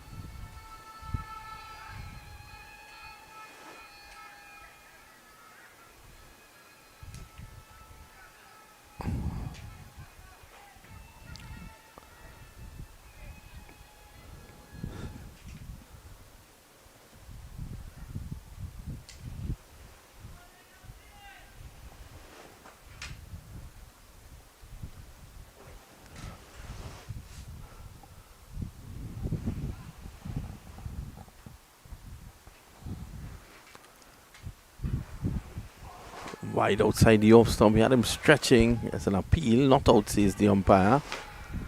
And belatedly he gives him out. Well, Chin can't believe it. Let's have a look at that.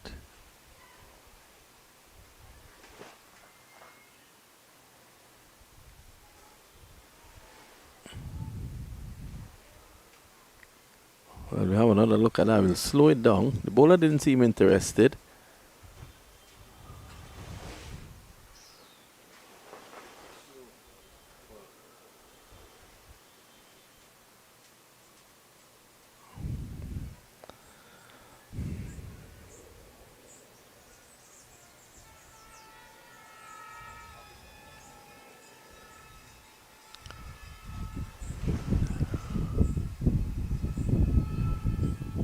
Zoom.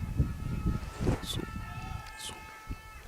So Chin disappointed with that dismissal. He's taking his time to come off the track. One more time. It's very difficult to tell. Oh.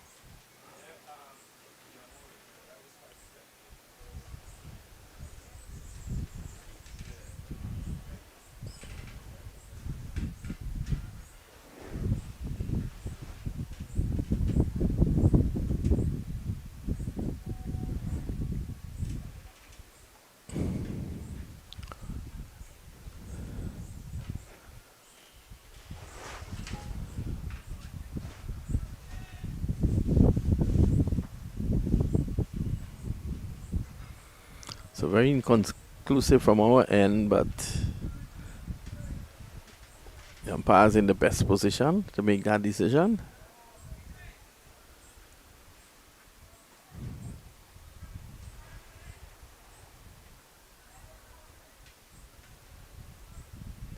See on Hackett, the captain comes in at 3.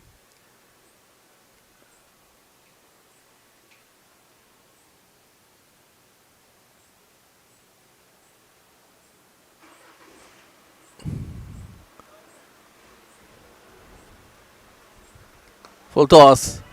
Goes straight down to mid on. He'll be angry with himself there, Hackett, that he didn't get that through mid wicket. He's a fine all rounder. If Hackett gets going here, Glover could be in all sorts of problems. 20 for 1.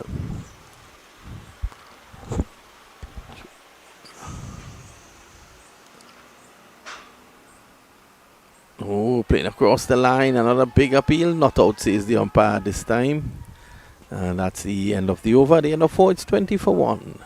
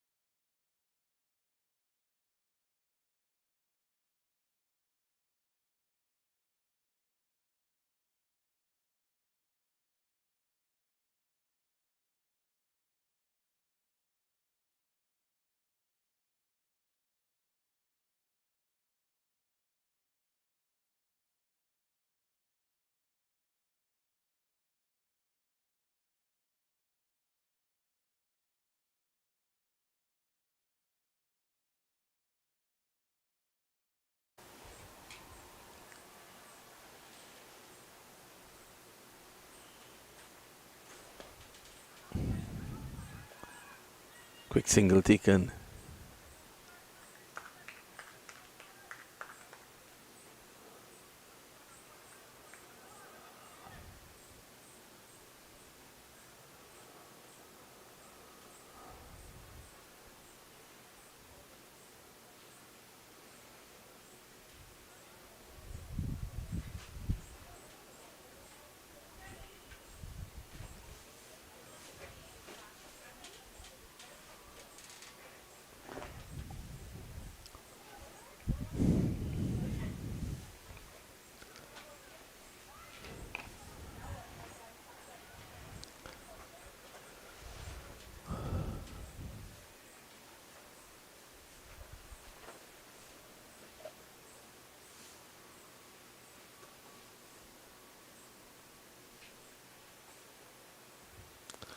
Jalen Wilson to continue. He's going to bowl his third over. It's very hot out there now. Rain earlier today, just raising the heat more than anything else. Oh, this one makes some height. Hackett in a bit of a tangle there.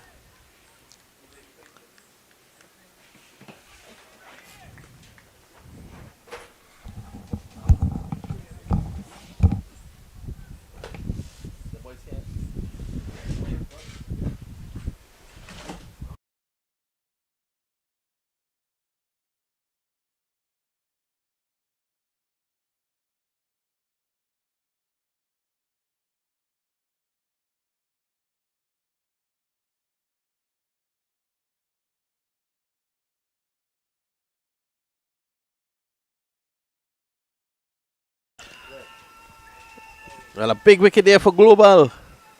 That one taking care of San Hackett.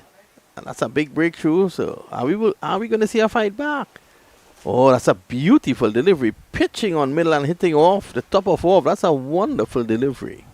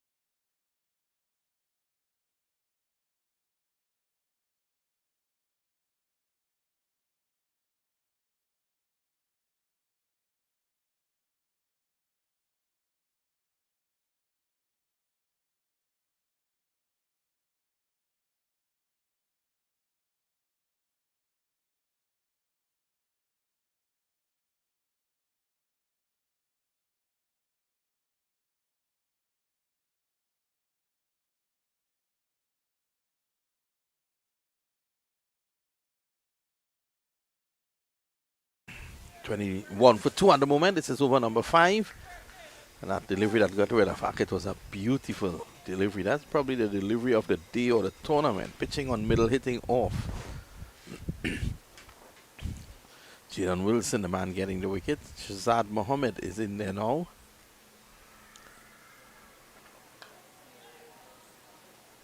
Gets a single. Puchun is still there. Opener Kendall Puchun, and once he's there, they will look to bat around him.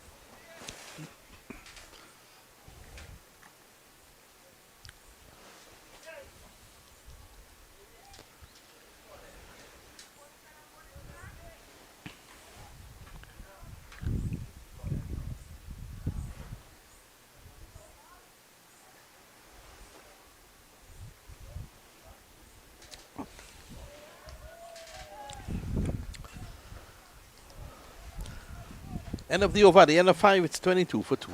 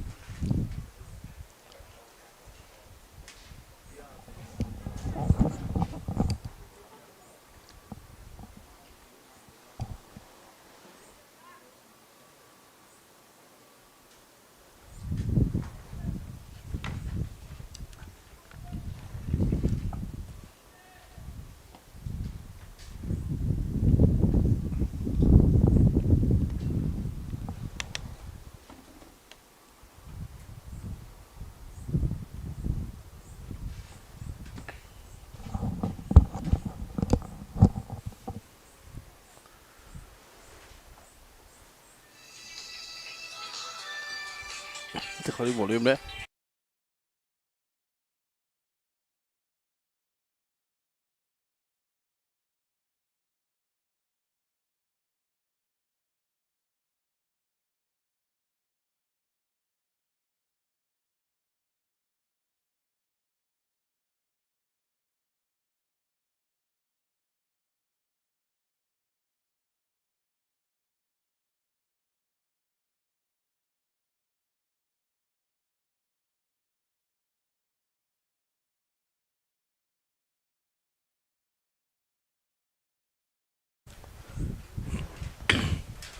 Driving through the offside.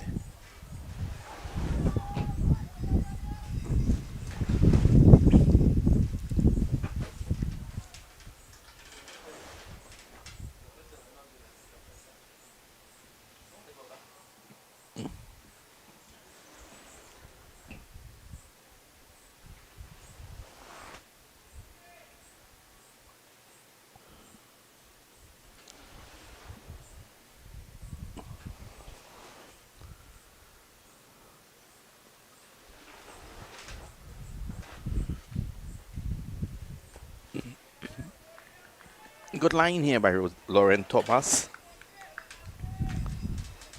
Keeping Kendall Puchun quiet. So this is good to see Global fight back. They haven't had the best of tournaments so far.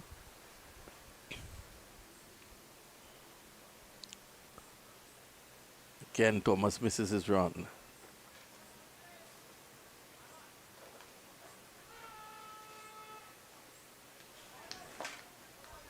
And for a little medium pacer, he run right down the track to the batsman. Don't think he's that intimidating, Thomas. Gentle medium.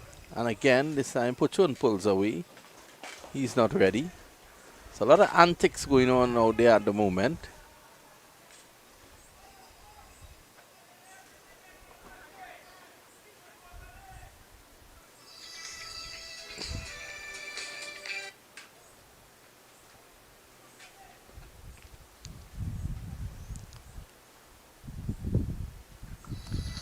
Driving. Time he gets a single.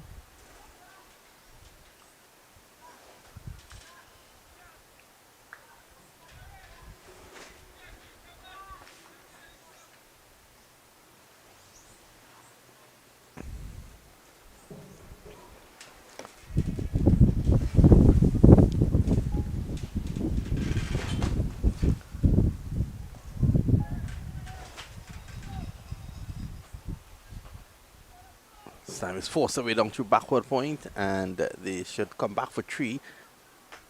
Should have gotten 3 there.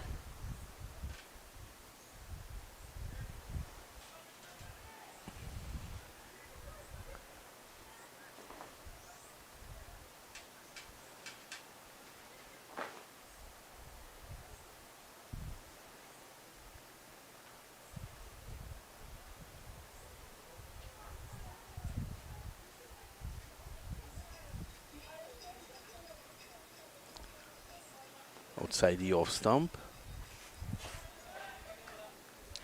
Allowed to go by at the end of 6. We have a battle on our hands here at the end of the power play. St. Augustine on 26 for 2 against Global.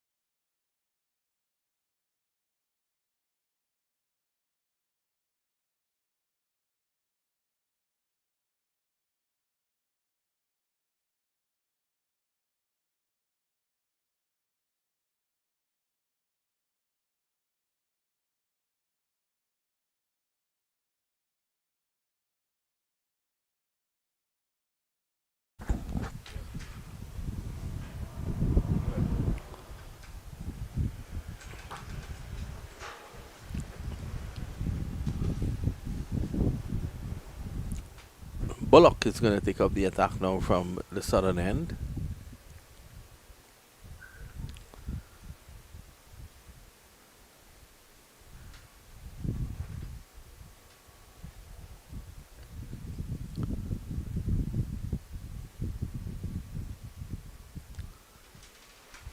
Oh, look at the sweep. Going down the leg side. But you're not making connection. Might be signal a leg by. Yes, it is.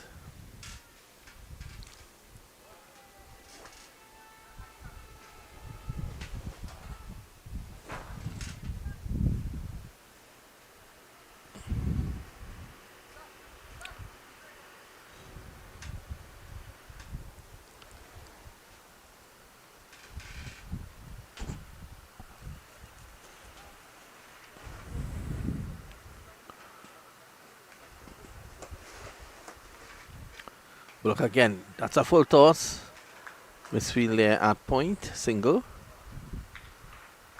Well, he would have wanted to do a lot more with that. Probably wanted to have that screaming into the boundary. No wicket.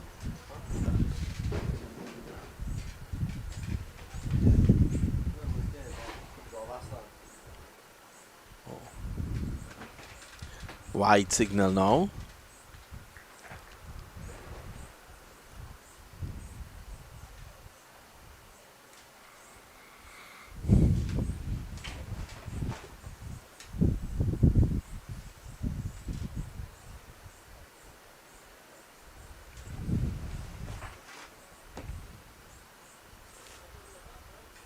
Oh, short, not coming up. That's one thing. The ball is not coming onto the bat. In all the rain this morning, the covers came off late. So there was no set of drying of the pitch.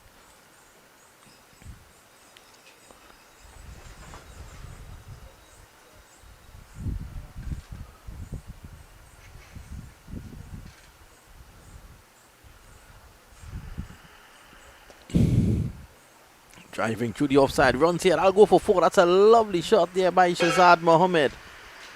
A beautiful shot.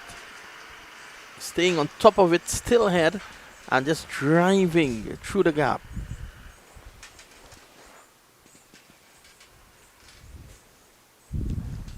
I'll take them now to 34 for 2. It's a bit of a partnership needed by these two. Just 58 runs required, but you don't want to lose a wicket or 2 here now. Could get dicey.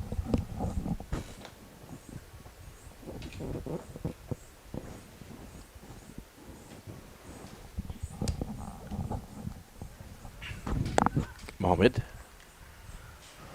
pushing it back. Loads of time to play.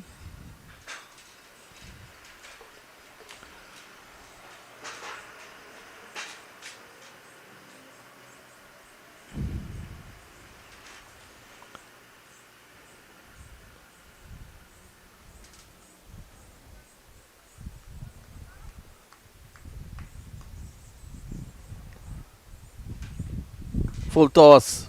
Pulled away. There's a fielder down there. He wants 2. There's a chance here to run him out. That was always 2. Poor running there by Kendall Puchun. That was always 2 in it. One could have understood why he was coming back up there. Look at this. He should be off and running about there. From the moment the fielder gets it, it's a long way to get the throw in. It's not the strongest of throws. And the Puchun was going to the danger end. They were throwing to the other end. It's the end of the over. 35 for 2, 7 gone.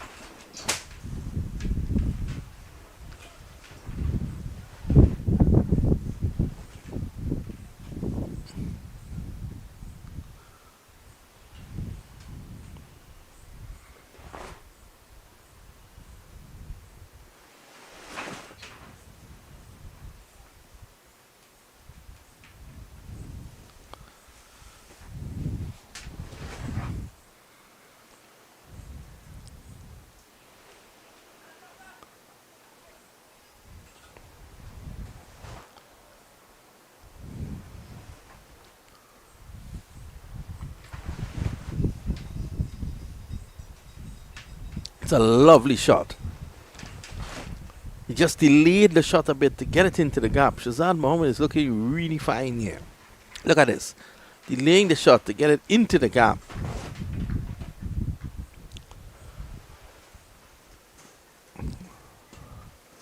Thomas, with his gentle medium pace, not troubling Shazad Mohammed at all.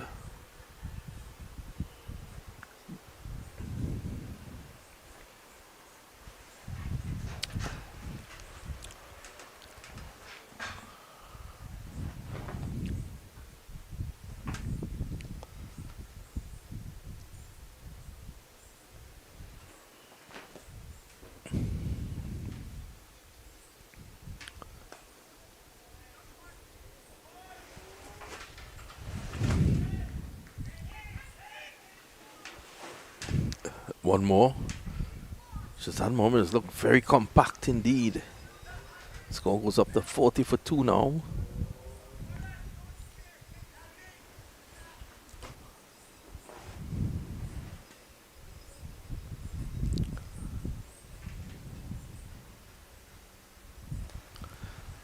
Driving. It's opening the face of the bat. Getting it down to point. There is no run. Puchun.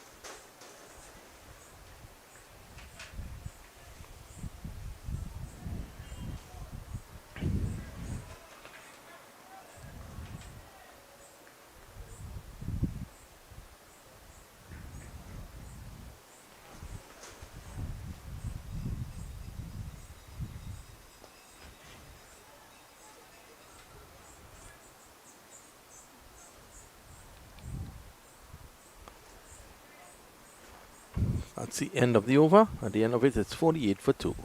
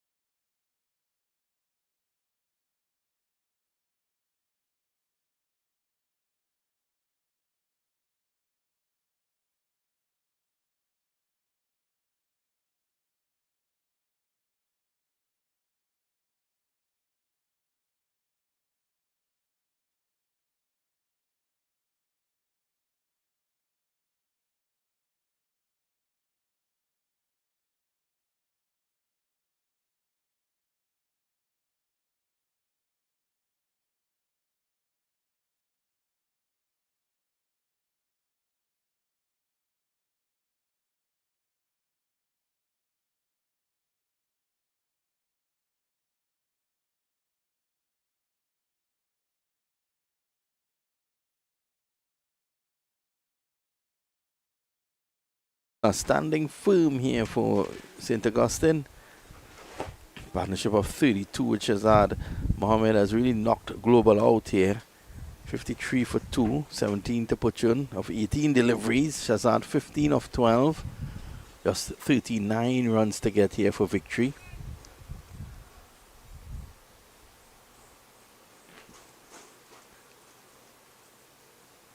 Full toss, pulled away. Protection down there now, just a single.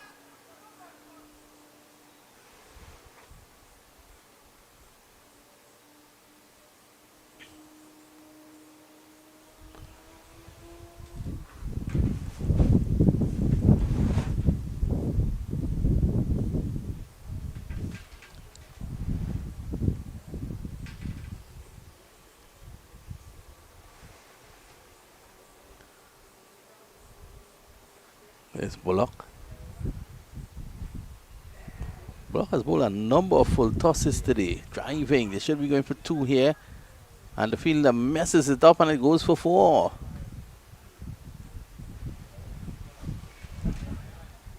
Fine drive there by Shazad. Should have been fielded though. Into the boundary. Runs coming quickly here now. 34 required for victory.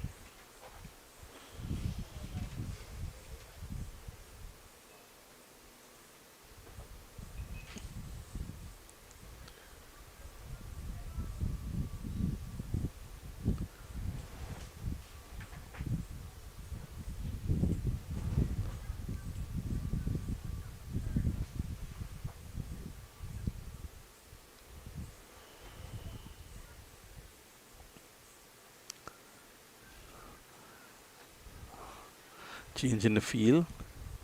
They're strengthening the offside. You really can't set a field for full toss. For full tosses, the batsman can hit it anywhere he wants. Down the leg side, wide. It's been a struggle here for Lajeez Bullock.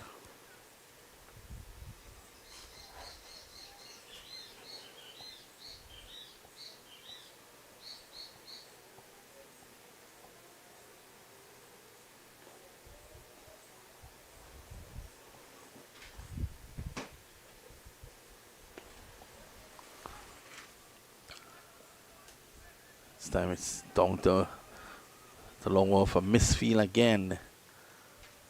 Fielder down there having a horrid time.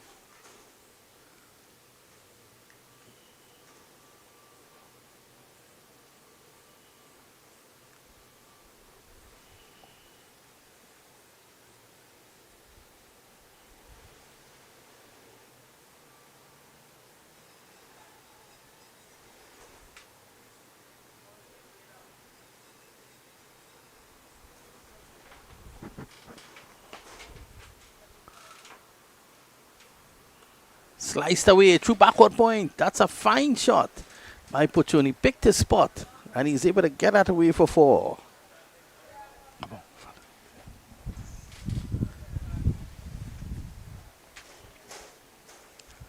Short, and just cutting it into the gap. There's a tree that is in the ground.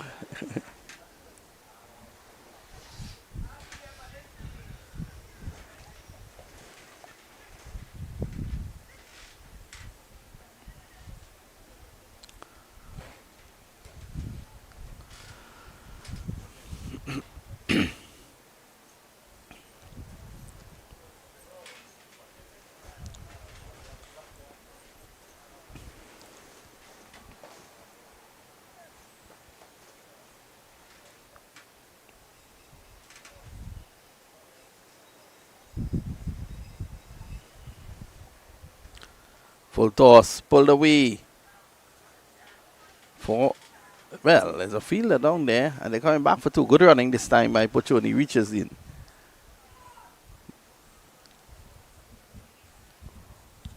Nine gone, 64 for 2.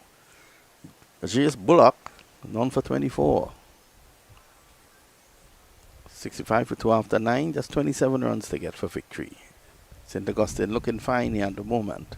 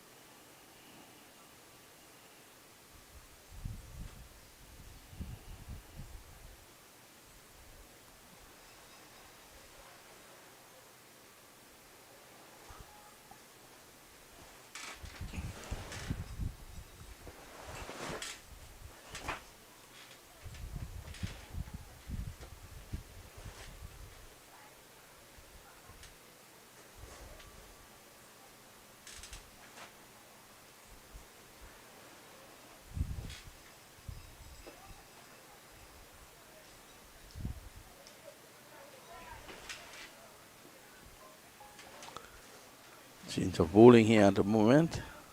Nana is going to come in.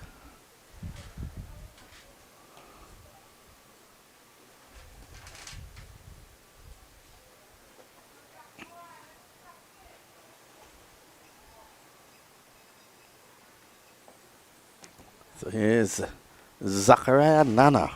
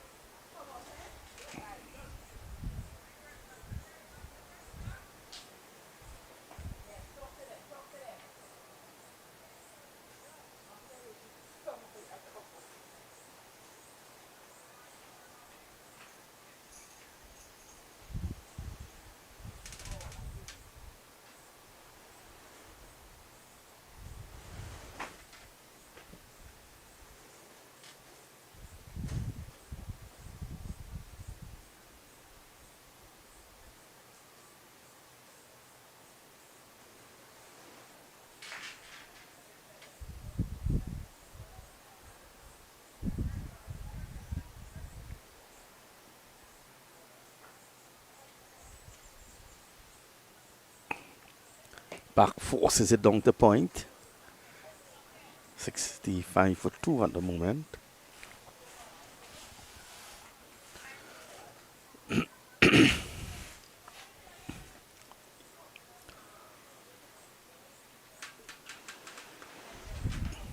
Driving through the offside.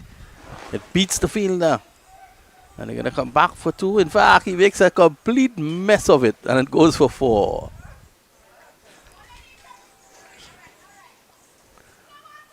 '69 now. Look at this. Shazad back, forcing it off the back foot. A beautiful shot. And the fielder, there he goes. There he goes. He's trying to get it. He can't. Tumbles on the knees. He then gets up. He was very away. He tried. I give him 5 for effort and 0 for his diving skills.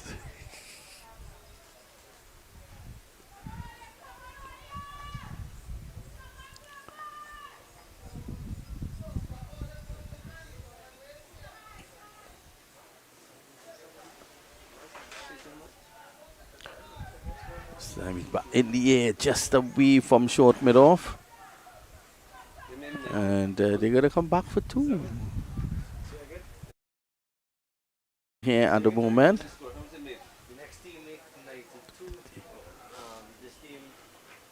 Just remember, today we have another game coming up at 2:30 in the afternoon. Again, short, just out of the back foot. Still the same fielder. He feels. Nana brought in late, 73 for 2. Zachariah Nana.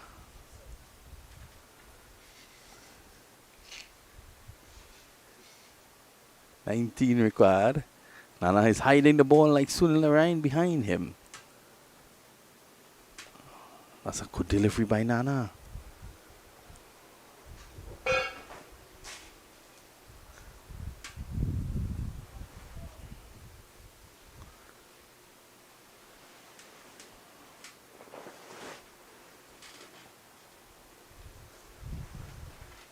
Short.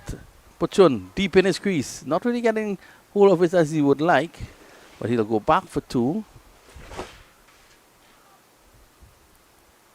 At the end of 10, it's 74 for 2.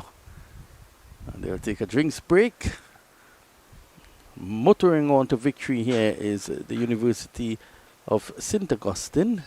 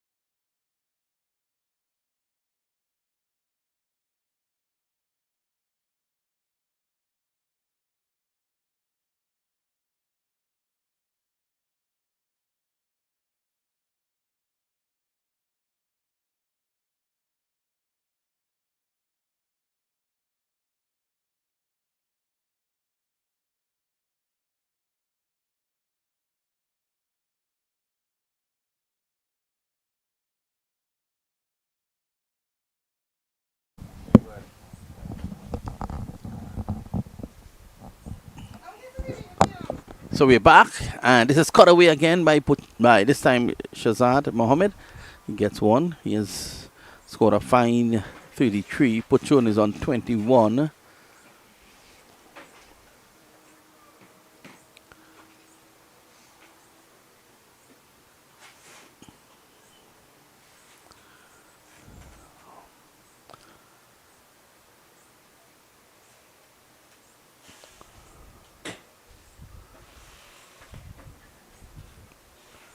Worked away. More runs here. They take one. They're going to come back for two.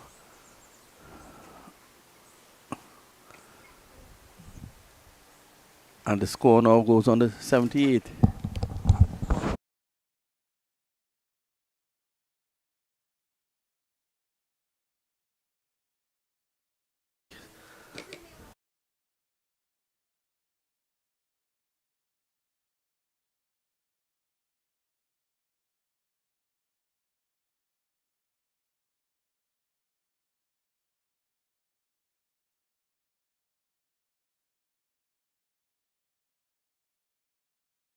Driven away, sorry.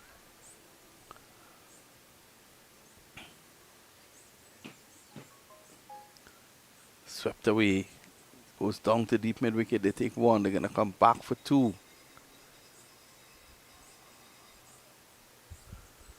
80 now on the board.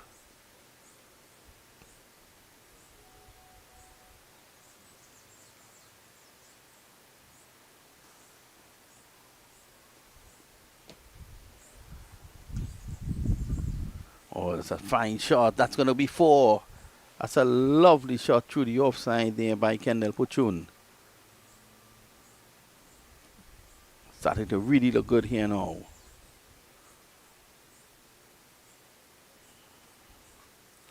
.84 for 2 after 11. So just 8 runs required for victory.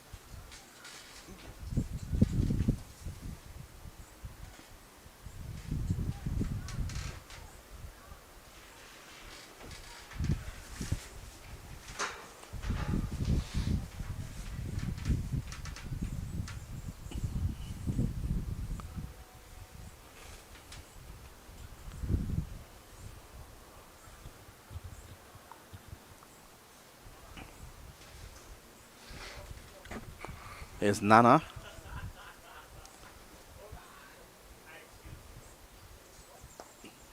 Pulled away. This is going to run away very close to the boundary and into the boundary now for 4. So the score goes on now to 88 for 2. Just 4 runs required for victory.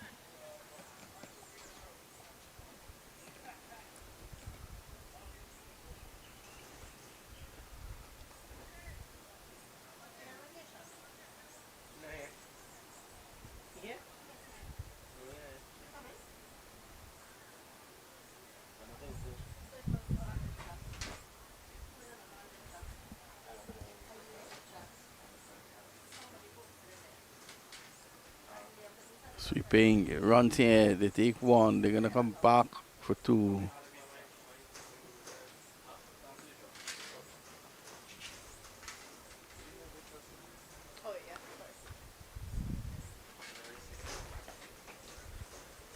Score goes on now to 88 for 2. Back it's 91. Driving, and that's the victory. Shazad.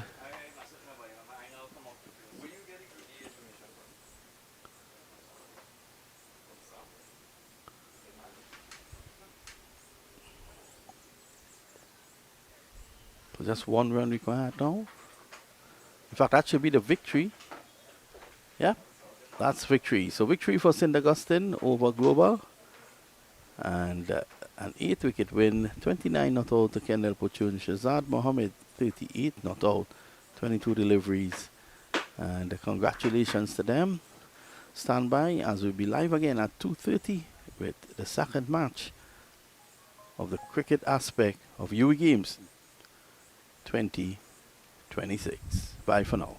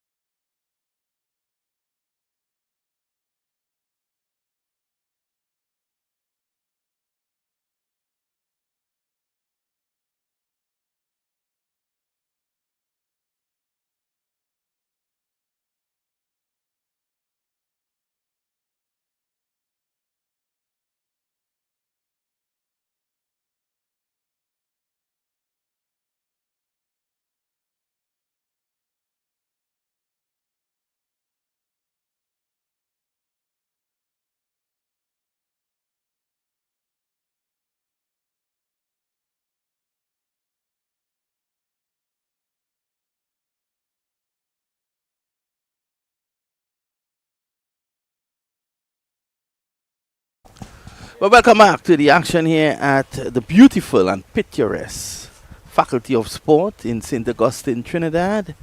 The envy, this venue of many.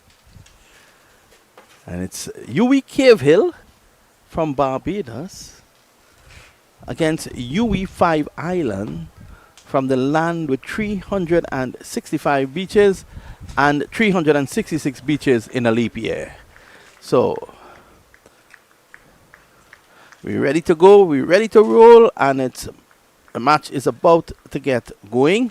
5 Islands taking first strike after having won the toss. I want to say a very good afternoon to all our lovely friends out there in Antigua and, of course, Barbados, as well as everyone in the world who is locked on. We've had great interest in this UWI Games 2026. The first delivery just back of a leg. And pushing forward, there is no run. Again, I'm tempted to tell you that it's cloudy, but it's not. It's the Sahara dust that has engulfed Trinidad and Tobago. And always makes you feel the atmosphere is so heavy at the moment. It's humid. This one rushing onto him. And there is no run. So 2 balls have been bowled and we're yet to get a run.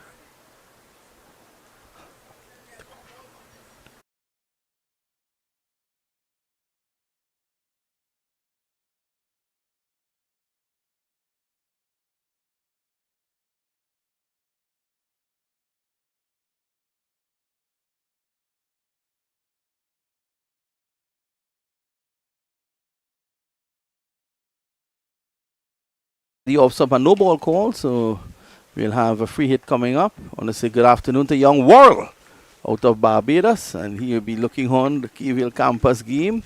Of course, he is representing UWI St. Augustine, 5 Islands, one of the new universities under the umbrella of the University of the West Indies, such a revered and beautiful institution that has educated so many citizens of the Caribbean and the world. Simon is pulling, but it takes a thick outside edge. Is going to run away through cover for 4. So they're off and running. It's 4 without loss. There he was, looking to pull. It went the other way. So that's a 4 to start with. Take down the graphic.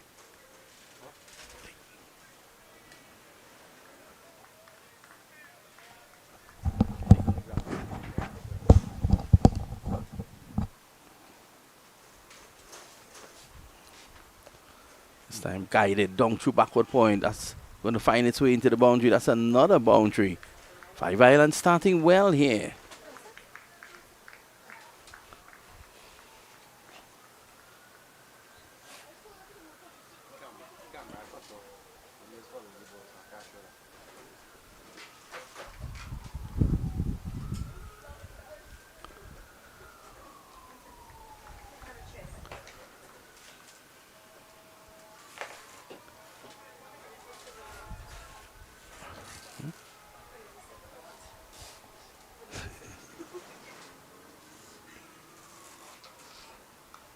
Again, guiding, just getting on top of it. He's able to guide it down to point, and there is no run. Say a very good afternoon to Pedro Collins, the former West Indies fast bowler, who is the coach of this Cave Hill team.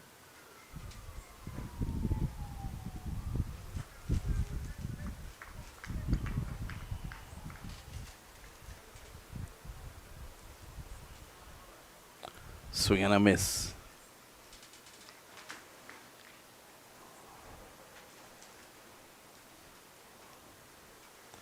And of the first 1-9 without loss.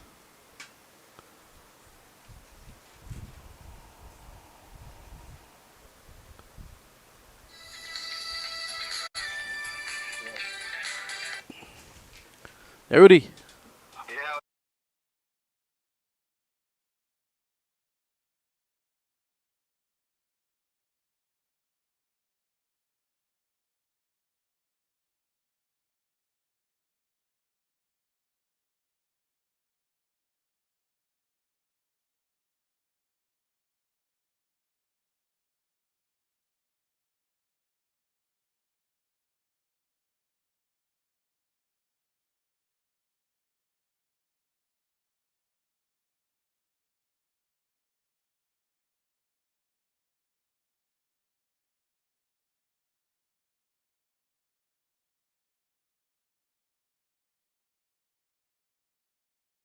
so evident here. We look to the back of us, the northern range is covered in dust.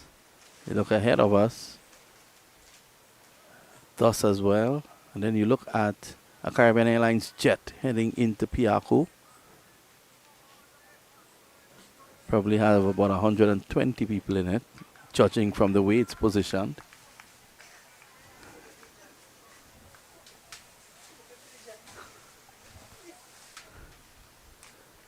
9 without loss. And at the end of this over, you'll be hearing from Professor Ronnie Bikram Das,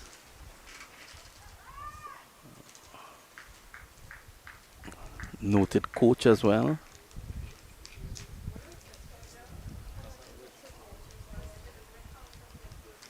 Down the leg side, Martin gets us away.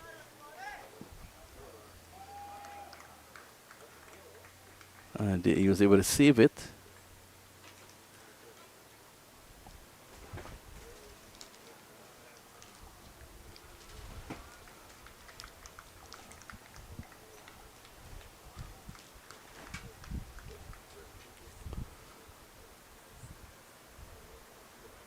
Well, given 4.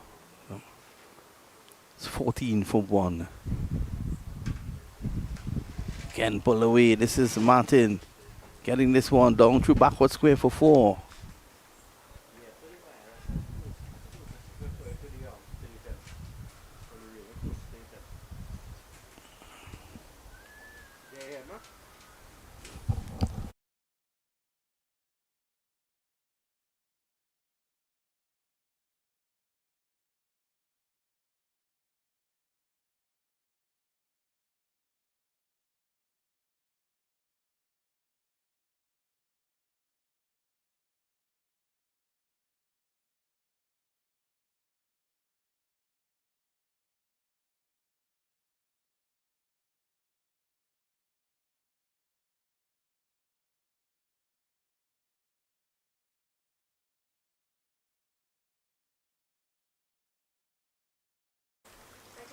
Into the trees. There's a lovely tree in this ground here. They take 2.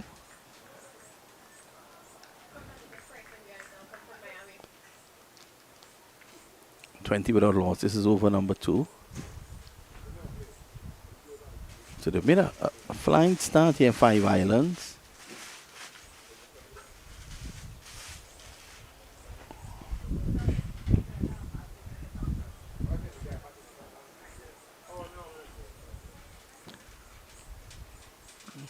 That's well played. Shakir Wait, the bowler.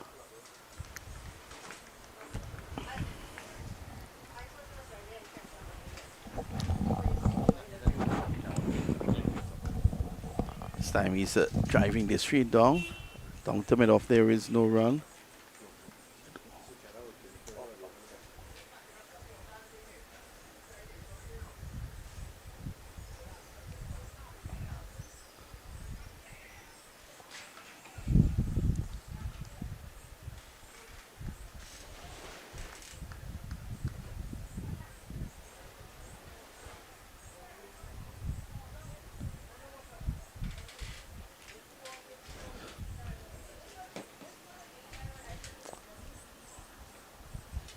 Johnny Chap, check his out.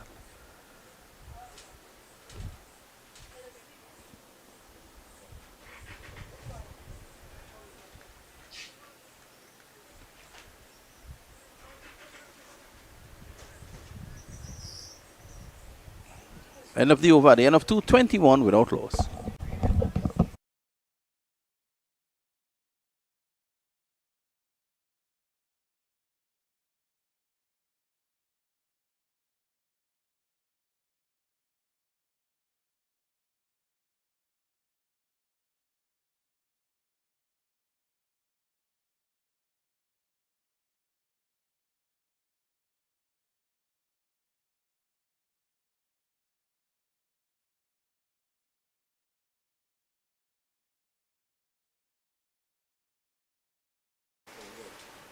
Yes, thank you very much, Mr. Vinny Ramchan. So We're going to continue here. Remember, we're in the second over, 21 without loss. Cornelius had a very good time in the first outing. Got 80 odd with the bat in their first game. Remember, they lost their first game. Muna actually won that encounter, the first match of the tournament. But Cornelius had a very good outing. This one is outside the off-stump. Martin looking to really go over cow corner, but not making any contact. And Martin had a good time with the bat in the first game. Come down later in the order, and he did hit a few lofty blows, but seems like he has put him to open the baton now. And it's a different responsibility, a different situation in the game. Again, looking for that hoik, I would say, really, across the line over cow corner. Not making any contact. And I think his head position, his head is really falling away when he plays that shot. So he's not going to get the momentum going into it. Not only that, the body mechanics will be different. So his hands will be moving away from the ball rather than through the line of the ball. So it's really difficult. He just needs to stand still, look to play down the ground. This time he looks to just push it into the offside. But a good delivery. Just pulled his length back a bit there was Springer.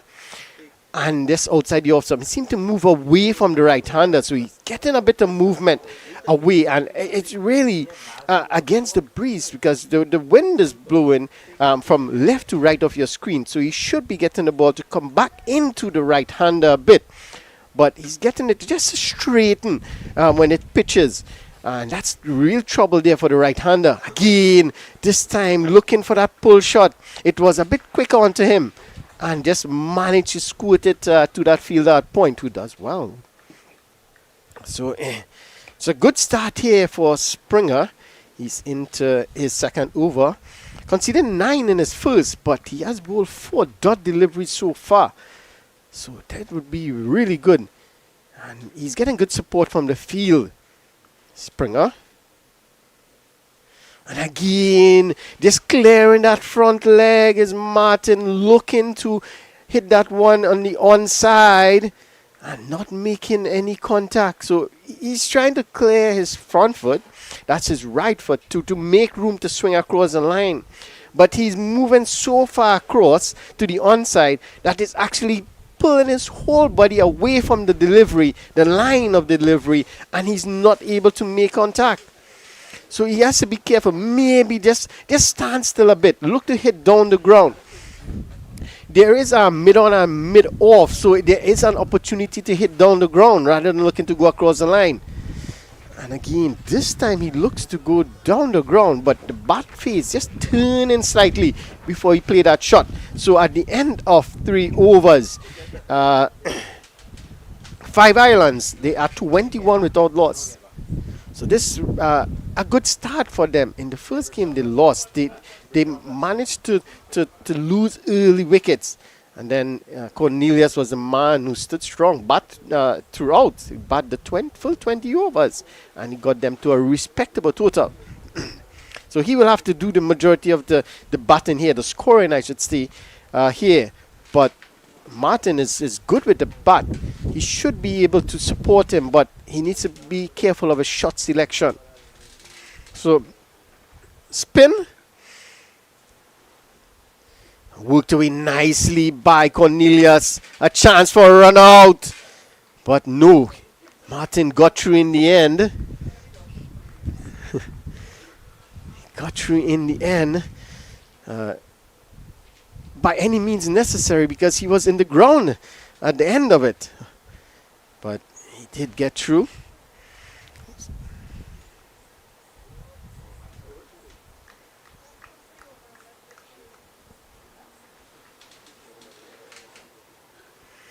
Ganes, the new bowler, is in the second over, so they start him with spin.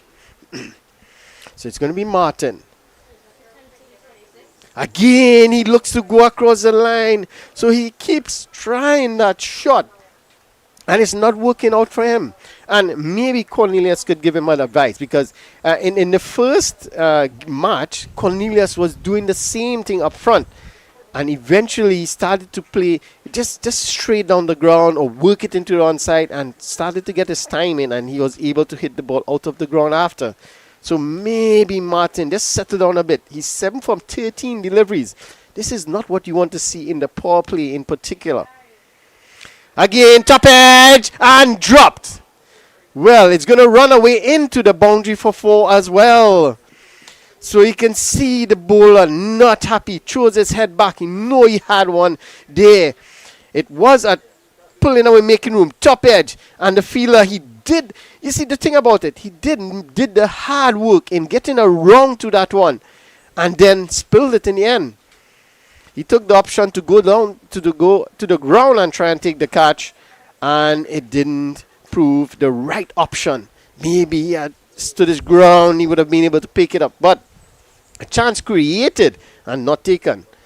This one again looking to hoik it into the onside is Martin.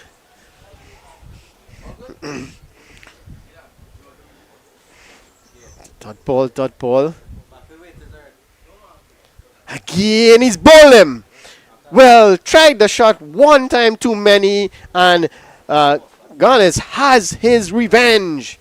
He got the top edge, and the catch was dropped earlier on, 2 balls earlier, but this time he did it on his own, and you can see the celebration. He was happy with that one, and Martin has to go. He has to go for 11 from 15 deliveries, not the start he wanted after getting promoted in the order. But Cavehill striking here. UWI Cavehill in the fourth over, picking up that first wicket of Martin for 11 from 16 deliveries. So the new batter, Ronaldo, I believe it's Ronaldo Antigua. Ronaldo Antigua, that's the man. Played a decent in the first match. Struggled a bit to middle the ball. Eventually started to hit the ball to the boundaries and got out. But this year is an important partnership. These two put on a decent partnership in the first match, and they would want to repeat that scenario if 5 Islands had to get anywhere close to a decent total. They would want to get to 150 plus, because they got to 143 in the first match, and that wasn't enough at all. Mona chased that down with quite ease in the end. So changing bowling. Oh, that's a quick delivery down the leg side. Wide signal by the umpire. But that was a quick delivery. You could see the bowler, he was surprised.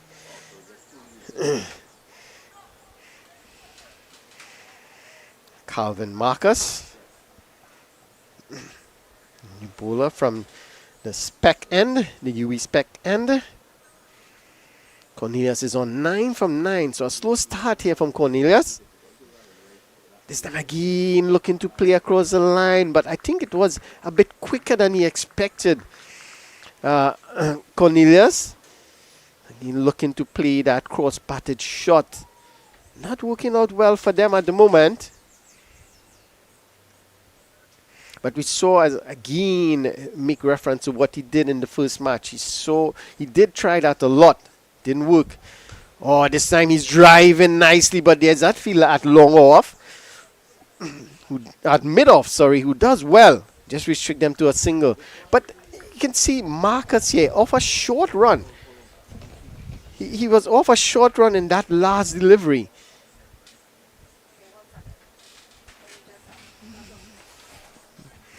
Yes, he was off a short run in that previous delivery, and he was driven for 4. So it's going to be Ronaldo. Yes, I'm going to call him Ronaldo. I prefer that name rather than Antigua. So I will call him Ronaldo. Driving past the outside edge was Marcus. That's a good delivery. Just using the wind here. And that's good to see from these bowlers. They're utilizing the conditions well. So you know the wind is blowing. It's a strong wind blowing from left to right of your screen. So all he has to do is just hang that ball probably outside the off stump. And it is going to just naturally move away from the left-hander. And that's what you want. A slip and play as well. That is very good to see from the captain. Again, driving, no time in. Yes, no, and oh, well. Ronaldo took off the minute he played the shot, but it went straight to the fielder. Cornelius wasn't really interested in the run. And it was a yes, no. Eventually, the misfield came, and they got through for the single. Well, again, another let off there by Cavill. That should have been an easy run out. Oh, this time he makes connection. There's no one outside there in that leg side field. But no matter if someone was there at that deep square mid-wicket boundary, it would have gone over his head. That's 6 runs from Cornelius. So Cornelius, he starts to get going now. That short delivery again. But it wasn't that short. Let's have a look at it here. It was just about waist height. And that's exactly what he was looking for. And just pull that one over deep mid-wicket. Picks up 6 runs. And the thing about it, he's sitting with the wind. So all he has to do is get it up there. And the wind is going to take the ball away. Still no one deep on that leg side. Short. Oh, that's a good short delivery there. What a comeback from Marcus. And a little word or two as well to Cornelius. Telling him, hit that one. Please hit that one. And you know, I would refer to what an Australian commentator said. He calls it the perfume ball. Because you smell the leather as it passes. So he got just a whiff of the perfume ball. That's a good comeback there from Marcus. Yes, it's very dusty out there, as you can see. It's not the camera lens dirty if you're looking at their screens. It's the dust, the Sahara dust. It's very prevalent today. And it's going to be this way for a few days. So don't think that our cameraman is doing a bad job. He's doing a very good job. It's the conditions not good. And it's very tough. I shouldn't be out here, you know. I have to talk to my producer. I shouldn't be out here in this Sahara dust, you know. I will send the bill to my producer. I will. So it's going to be Ganes to continue. From the southern end. Picked up a wicket in his previous over. Oh, this one is cut away. Straight to the fielder at short cover. No run. So a slip and play as well. So you have a slip. Short third. Backward point. Cover point. Extra cover. Oh, this one is guided away. Straight to the fielder at short third. Just a single. It's a long mid on and mid off. So now there's one fielder on the leg side. Well, for the left-hander. For the right-hander, Cornelius. Yes, that fielder is going out to the deep mid-wicket boundary. There's also one fielder outside because we're still in the power play, mind you. So there's one fielder. Well, he's coming into the circle now. So the 2 fielders outside is at... It seems like just one fielder is outside the circle. At deep mid, so it's a bit drizzling. I just got word from our meteorologist here that it's drizzling outside. So this one is worked away. There's a quick single chance. Appeal. The umpire says not out. Good work there from Ronaldo. He showed the speed of Cristiano Ronaldo there. Let's have a look. Yeah, that's excellent work.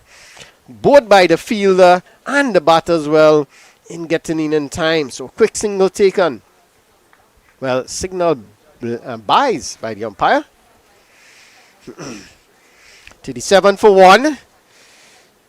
Cut away. It's going to be a chance again. No. So there's a ringer field on the offside for the left-hander. No one outside in boundary. So they are daring him to go over the top. So far he had picked out at least 2 of the fielders. Still managed to get a single. So this is good too. Even though you're not able to get the boundaries, they are still rotating the strike. Left and right hand combination always poses a little problem for the bowler. Oh, that's a good delivery. That one came back into the right-hander. Peeled off the outside edge, but straight to the fielder at backward point. Good over so far. Again, quick single. Oh, there was a bit of collision with the bowler and the non-striker. That's Ronaldo. And you can see Ronaldo in a little distress there, because he was running down to the striker and the bowler was running across him to the offside, well, to the onside, to try and cut the ball off. And they both collided. Well, Ronaldo is down. Let's have a look at it. Yeah, you can see. And it would have been, well, the ball, even he threw the ball and hit him in the back. So he collided with the bowler, and then the bowler threw the ball and hit him in the back. Well, definitely don't like Ronaldo. He's probably a Messi fan when you see that. So, but he's back up. At the end of that over, that was an interesting over. So at the end of 6 overs, the power play completed. UWI Islands, they are 39 for 1. It's not where they wanted to be. But in the previous game, they also had a slow start. They were, I believe, around 27-30 at the end of the power play, losing 2 wickets as well. So it's not bad. They have lost just 1 wicket so far. But the run rate is pretty low, just 6.5 runs per over. And you want to get more. You wanted to utilize that power play. But they haven't done it thus far in the tournament. So it's Ronaldo on 3. Cornelius, he's on 17 from 16. He would be on strike. So new bowler. So Marcus is off. They took Marcus off. He bowled just 1 over. Bowled a decent over. Full delivery on the pads. Going down the leg side. No real appeal from the bowler. He knew that one was going down the leg side. Because if you look at that replay, if you look at that replay, you can see Cornelius is batting on leg stump.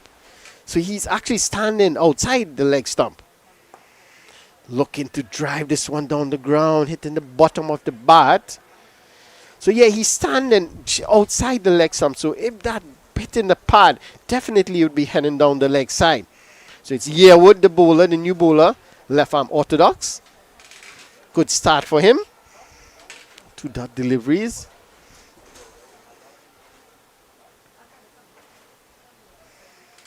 Again, looking for that shot down the ground. He played it well and on a couple of occasions. Looking for 2. This is excellent running. They're going to be in some trouble, but no. The bowler didn't gather the ball cleanly. And Ronaldo was able to get back for the second. But that's good. Good. Putting the fielder under pressure there, the batters.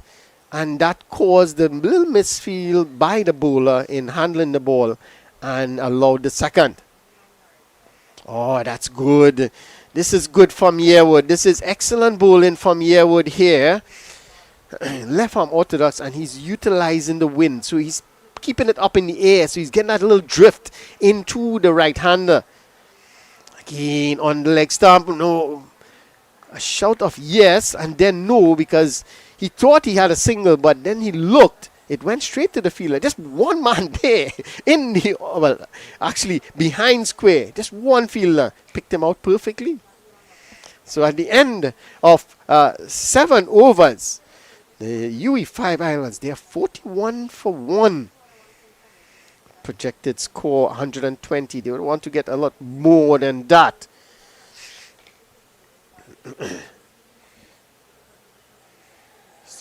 This partnership between Cornelius and Ronaldo is an important one. Both of them had decent knock. Well, Cornelius had a very good knock in the first game. So they would want to take that form into this match and try and get their team to a very good total. So it's going to be Garnets to continue.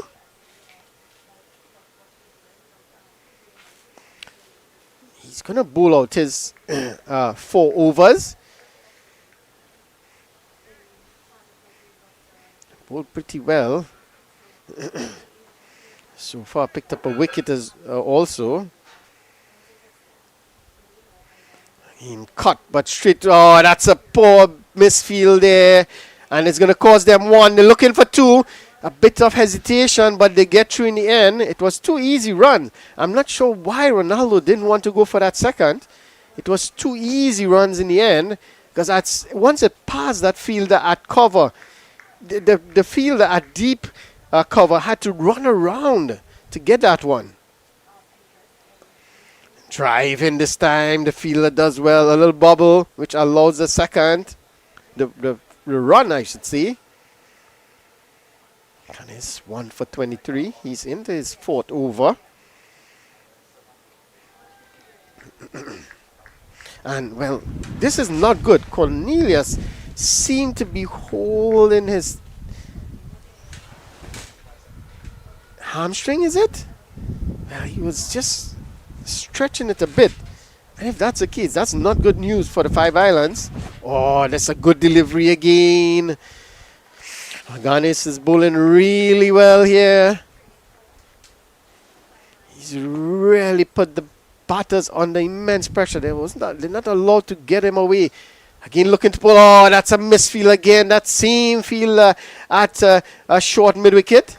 And they're going to get two more quite easily. Maybe they're trying to hide him there at mid-wicket. Because that's the second time he's misfield. Caused them 2 runs. Cut away. Straight to the fielder. No run. Good. That's excellent work in the field there. From the fielder from Cave Hill.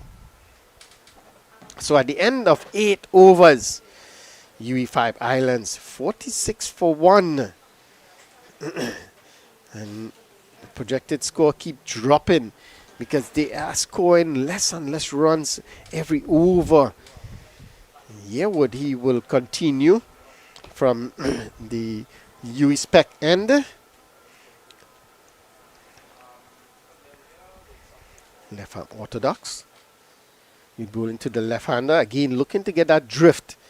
Just to have that ball move away from the left-hander.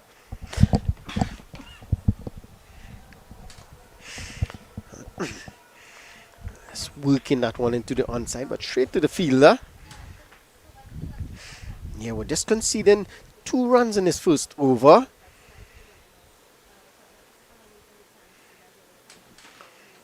Again, straight to the same fielder at short mid-wicket. So they're really finding it difficult to get the ball away. No, they need boundary. This is looking to sweep this one. It was the perfect ball to sweep. It was full and on that leg stump line. But he was just unable to make contact. Look at that. Yes, it was the perfect ball to sweep. In the air, past that fielder at short mid-wicket. But there is protection at that deep mid-wicket boundary and deep square leg boundary for the left-hander. So for Cornelius now, there's 2 fielders on the leg side. The deep mid-wicket and the long on. There is a long off. Deep cover. Looking to cut that one. Was a bit too short and too close to him to play that shot. Now the short square leg is going down to the boundary. And again looking to play that slog sweep, but good work from the keeper. That's excellent from the keeper. That one bounce seemed to come off his thigh up in the air, and that's the American airline. I wish I was on that flight. Hopefully he would be going to New York. I would love to take a New York. My producer should take note. I wouldn't mind taking a flight to New York now. He's not taking me on. Yes. I agree. Selective hearing.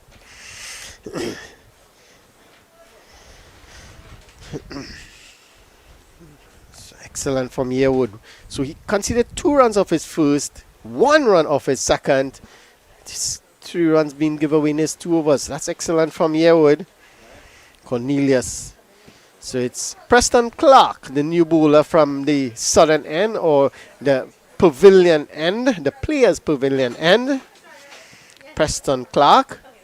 He's going to be bowling to Ronaldo Antigua.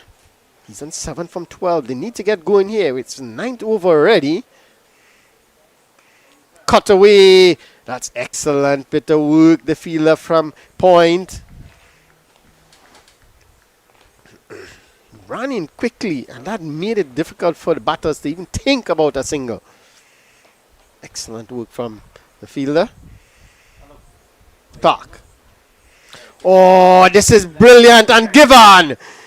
Brilliant work from Clark. Excellent delivery. Just spinning away from the left-hander. And I said it in the previous over. The keeper, he was excellent in that previous over, and brilliant stumping here. Took the ball and whipped the bails off in a flash. Let's have a look at this.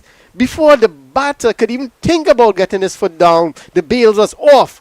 And the umpire at square leg had no chance but to suggest that he was out. No options. There was no other option there. Excellent work from the keeper. So it's the 2nd wicket down now for Five Islands. Clark picking up a wicket in his second delivery. And, well, it looks like, well, I thought they would have taken the break, because the break comes at the 10th over. But it seems like they are going to play on.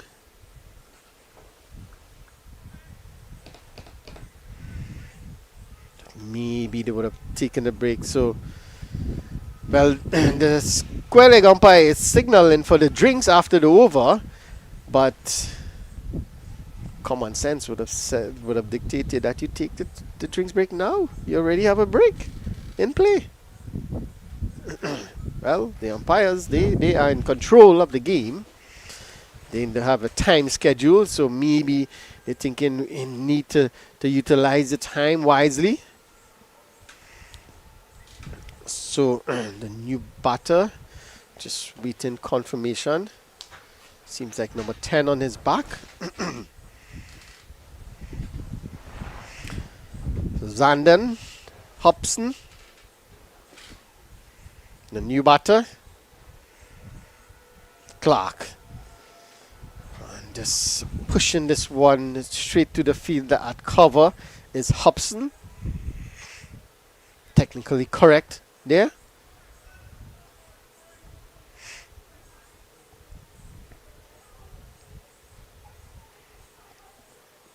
Outside edge, and this will run away into the boundary for 4. Well, good delivery there, looking for that hit down the ground. Let's have a look. Yeah, looking for that hit down the ground. The outside edge found. The keeper had no chance at all. It raced away to the boundary because the fielder at short third, he couldn't even get there. So, not where he intended the ball to go, but nevertheless, it's 4 runs to the total. And as I said, he's wearing the number 10. A lot of classy batters wear that number 10. The likes of David Miller, Sachin Tendulkar, Ronnie Bikramdas. Yeah. Brilliant batters. Wearing that number 10 on their back.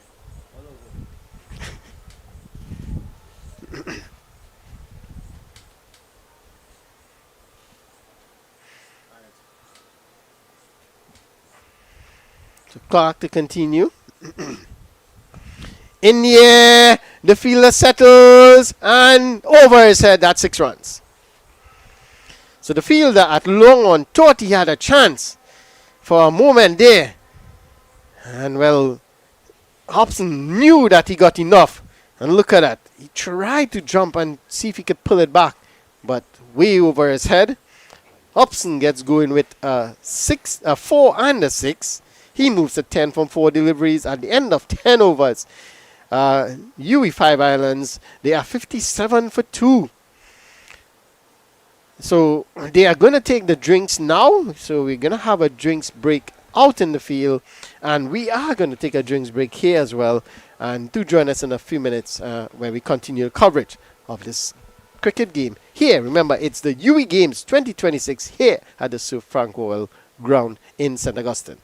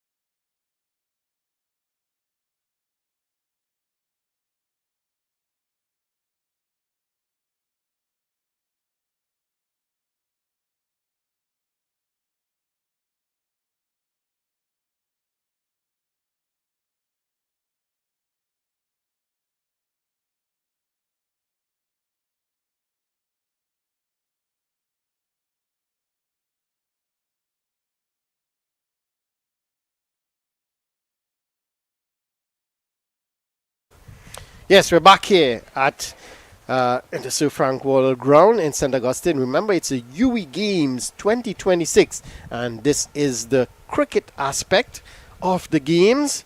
We're here, it's the match between UWI 5 Islands and UWI Cave Hill. So after 10 overs, UWI 5 Islands 57 for 2. And it's folks. This one is whipped away into the onside. Good timing there from Cornelius. They're going to get one. They're going to come back for two quite easily. So you can see Cornelius now finding his timing, but he is struggling. As you can see there, he is struggling. I'm not sure if it's a hamstring or if it's cramp or what is it, but he is struggling a bit there. And that's not good sign for the Five Islands. They want him fit. They want him out there to bat as long as possible. So, folks, this one is cut away. Square of the wicket. There is a fielder at that deep square boundary. And they're going to just get a single. But you can see Cornelius really struggling. And that's not a good sight. You don't want to see these players struggling, especially so early in the tournament. And he's one of the better players in the side as well. Oh, that's a good delivery again from folks. It's on the stump, and all Hobson can do is just push it forward.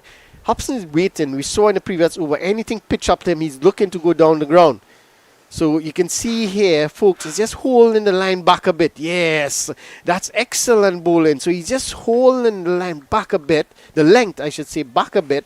So he's not allowing Hobson to get onto that front foot and hit it down the ground, or get to the pitch of the delivery and hit it down the ground. So this is smart here from folks and the Cave Hill team in terms of immediately seeing what is needed in terms of bowling to the batters. And you can see he's just looking for that one that is pitched up so he can get down on that back knee and hit it down the ground. So smart bowling from the leg spinner. Just taking it away from the right hand as well. Oh, that's good. You're going to get a single. But that's excellent bowling. And you can see the frustration there on Hobson. He thought he could have done better, but it wasn't full. He's repeating a shot looking to hit down the ground, but it wasn't full enough to play that. He should have, instead of just trying to push it into the offside, he should have tried to cut it square of the wicket. Had he beat the fielder at backward point, he might have picked up 4.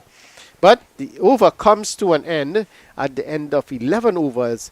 UWI 5 Islands, they are 61 for 2. Projected score 111. They need to get going. And the batter to really get going here is Cornelius. He's on 24 from 29, but you can see he is struggling on your screen. He's at the non-striker's end, but he's definitely struggling.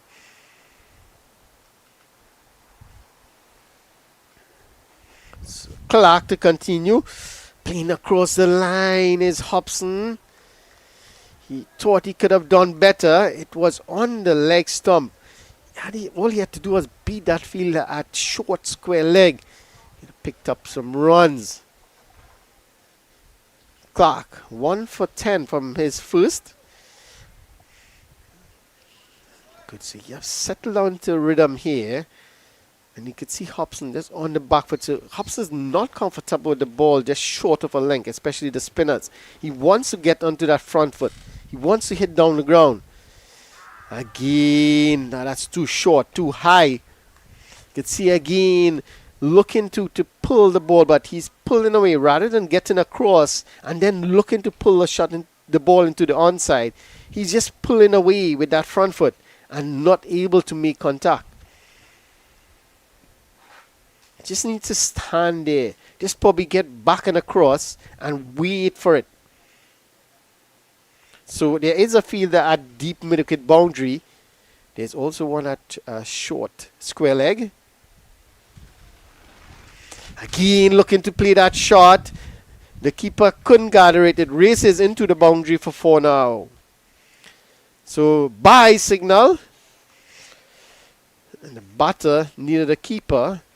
Not making any contact with the ball.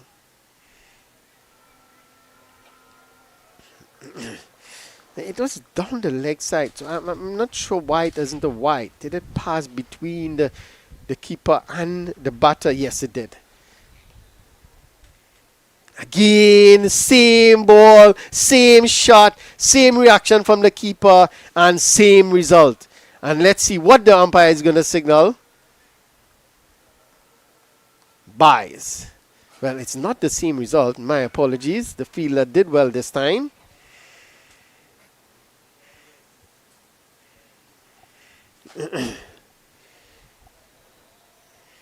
Yeah, I was praising the keeper a few overs ago for the good work, but he allowed 2 to pass him consecutively. Inside edge, trickles into the onside. They're going to get 1, and that's all it's going to be. So at the end of 12, UWI 5 Islands, 67 for 2. You can see the bowling. The bowling card looks pretty good. Very good for reading. If you're a Cave Hill fan, you would love that bowling card. And you'll want it to remain that way. But we all know in the last 5 overs that may change when the batters are looking to be aggressive. So that may or may not change. Folks is going to continue. Isaiah Fuchs, not to get mixed up with Ben Fuchs from England. This time he has made contact, pitched up delivery, and it's put down. Well, the fielder was there, settled under it, and he was trying to take it to his side. It went through his hands for 6. Again, chance created and not taken. Let's have a look. Pitched up delivery, and Cornelius is looking to go down the ground. Look at that. Well, I think he could have taken a step back and he would have got a comfortable catch in the end. So that's a chance. Another misfield, but it's not going to cost them. So again, and that's Cornelius. They would have been happy to get that wicket of Cornelius. Instead, it's a drop catch and it goes for 6.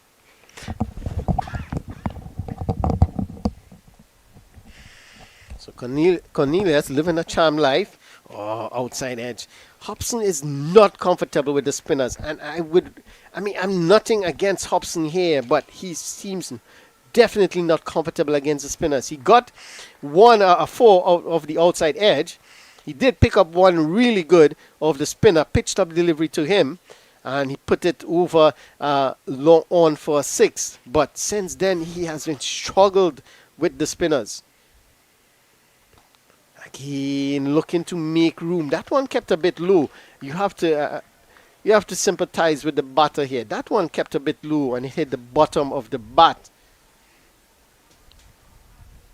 But this is good from the spinners. The leg spinner short, pull away. This should be taken. No, 6 runs. Well, the fielder at long on thought he had a chance. It wasn't high in the air, but it just kept going. That's the power of the man, Hobson. And the fielder, it went over his head. And that's 6 runs. So finally, he makes connection with one, Hobson. And that goes 6. 33 runs, the partnership now. An important partnership here for the 5 Islands. They need this partnership to go deep if they are to get anywhere close to probably 150. So not a good over so far from Fuchs. 2 sixes. One from the bat of Cornelius, which should have been a catch. And one from Hobson. Pushed into the offside, and that's a nice single. That's good running. This is good from Cornelius. Remember, he's struggling a bit in terms of his running between the wickets. It seemed to be okay now. But that was a quick single. And he got through quite easily in the end. So at the end of 13, UWI 5 Islands, they're 81 for 2. Cornelius on 32. Hobson on 18 from 17. The main contributors so far.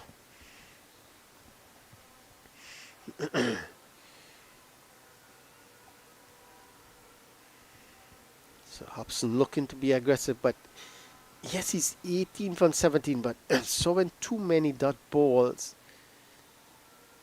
So the thing is, he should be looking to probably get a single if it's not there to hit. At least rotate the strike. But he's absorbing the dot balls. Yes, he's hitting a boundary in the over, but it's not compensating for the dot balls.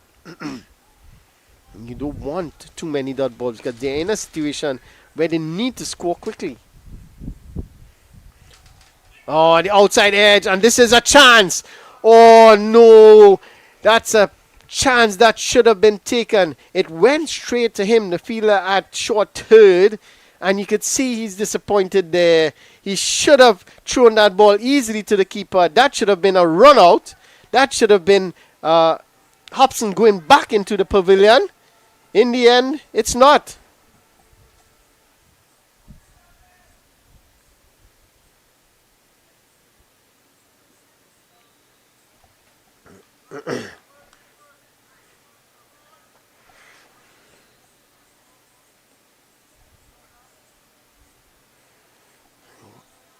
So, McCullen.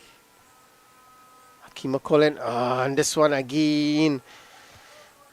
You could see Cornelius struggling a bit there. It is no footwork. He's just trying to just plant that foot and look to hit through the line. And that one was a bit wider and had him reaching for it. This time he hits it well. And that's a misfield there. And it's going to be 4. This is not good from Cave Hill. The standard of fielding in the first 10 overs was really good. And now we're seeing a drop catch, a missed run out, a misfield. And there's no pressure on them, honestly. The pressure is on the batters to score. Just have to just keep their composure, keep calm in the field. Full toss, hammered. The fielder runs around and takes a catch. And Cornelius has to go. So it was a full toss. He's looking to the square leg umpire to see if it's a no ball. But it was probably just under the waist. And he was looking to hit that one probably a bit squarer, not so straight. It went a bit straight to the fielder at long on, who ran around, took an easy catch in the end. And Cornelius has to go for 36. That's the third wicket to fall here for the Five Islands. It's 87 for 3 now. You can see he was disappointed when he got out there. And you can see, well, you cannot see it on your screen, but we can see it as he walks into the pavilion. He keeps pointing. He should have hit that squarer. And yes, he should have. It was a full toss. And had he hit it square, I'm sure he would have put that away for 6. But I think he was a bit restricted in terms of his movement. And that caused him to hit it a bit straighter than he expected. And he has to go. So a good strike here for Cave Hill. Removing Cornelius. And we saw in the first game what he could do at the back end of an innings. So he is gone now. The new batter, Dravid Richardson. I believe Richardson opened the innings in the first match.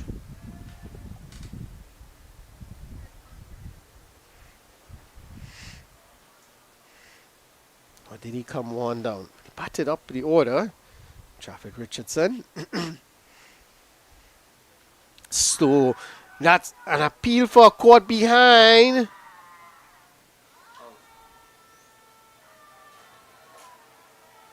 Well, he's given. The batter is not moving. And the batter, he's surprised, he's stunned. He didn't believe he got a touch onto it. Well, the keeper was sure. The bowler was sure. And the umpire raised his hands. And you could see the disappointment on Richardson there. He didn't believe he got a bat onto that. And even Ronaldo is asking the question, Hobson, sorry, is asking the question at the non-strikers end, what is that out? How is that out? But the umpire, his decision is final. He says out. And Richardson has to go for a duck. So losing the way here now is the Five Islands.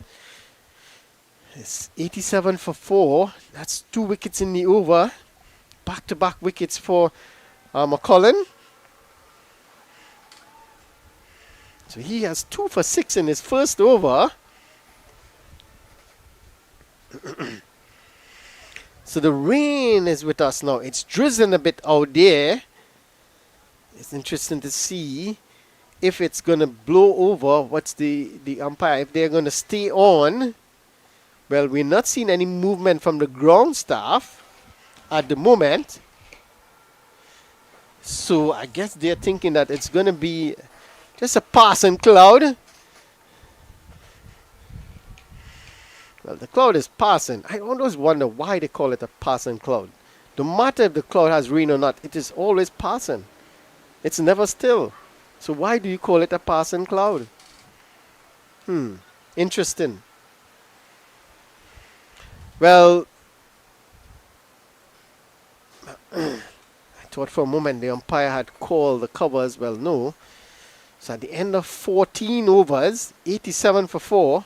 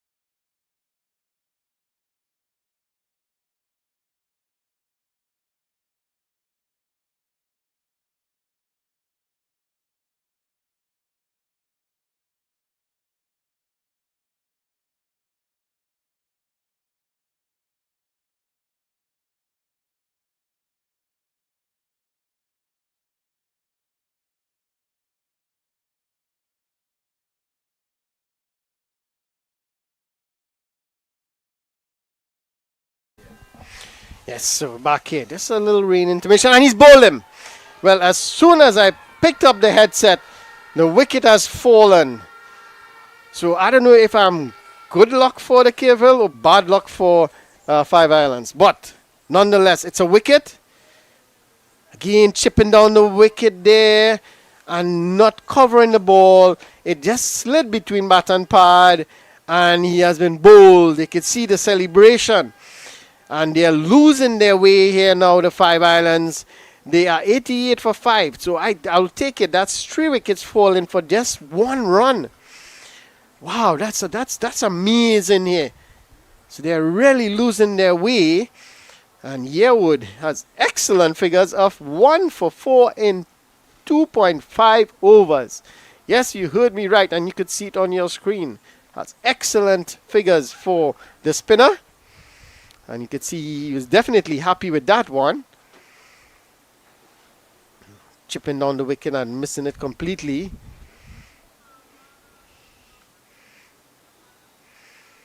So Yearwood is having a good, nice time with the ball here.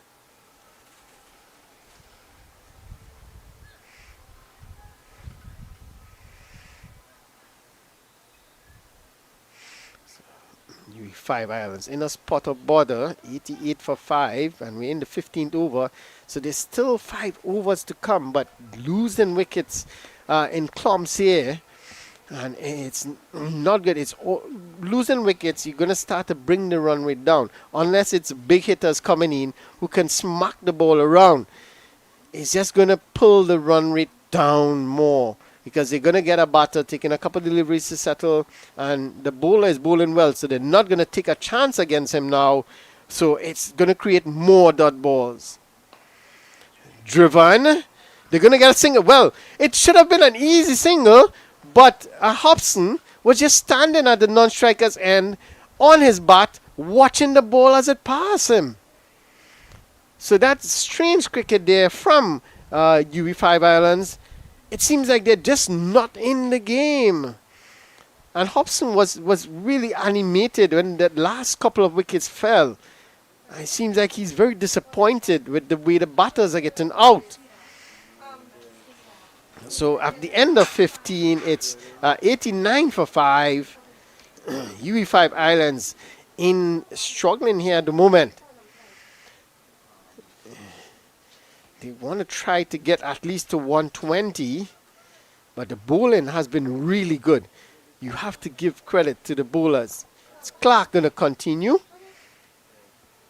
He's going to pick up the attack from the southern end or the players' pavilion end. He has 1 for 11 in his 2 overs. Williams, Nazari Williams.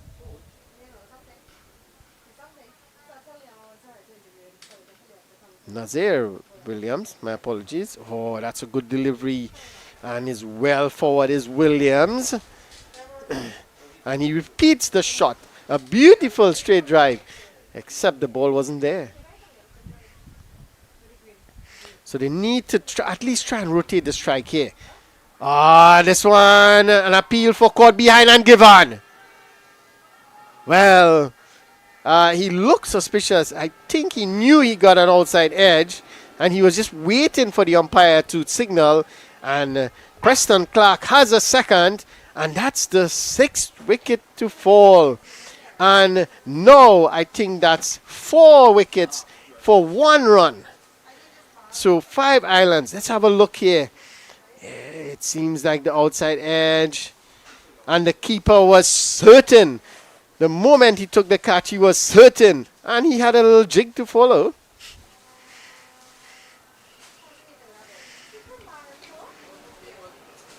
So 89 for 6 now.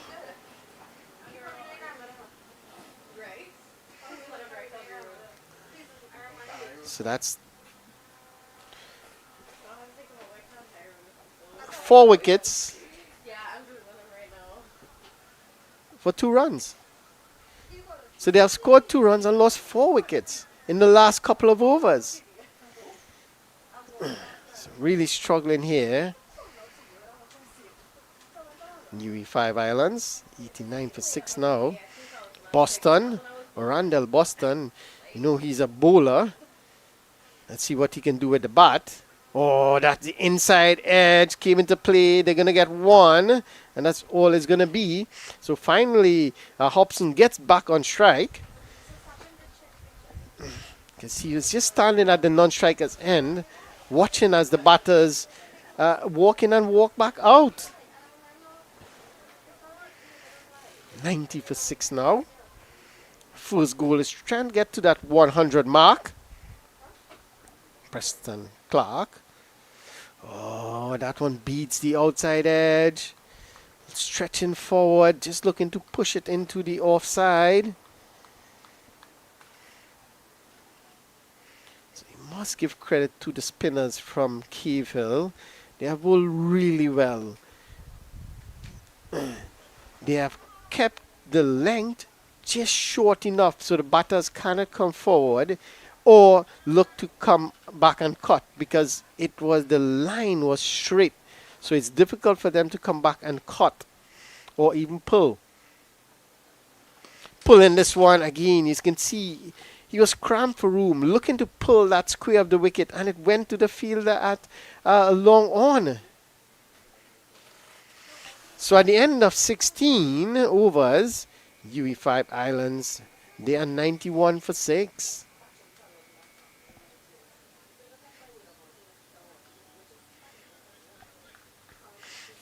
Randall Boston has a job to do. He knows he's one of the bowlers for 5 Highlands, but he has a job to do here with the bat to support Hobson. Hobson is on 21 from 23.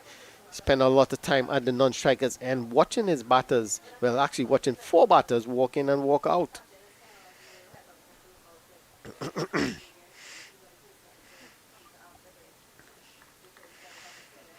So it's going to be Yearwood to finish his spell.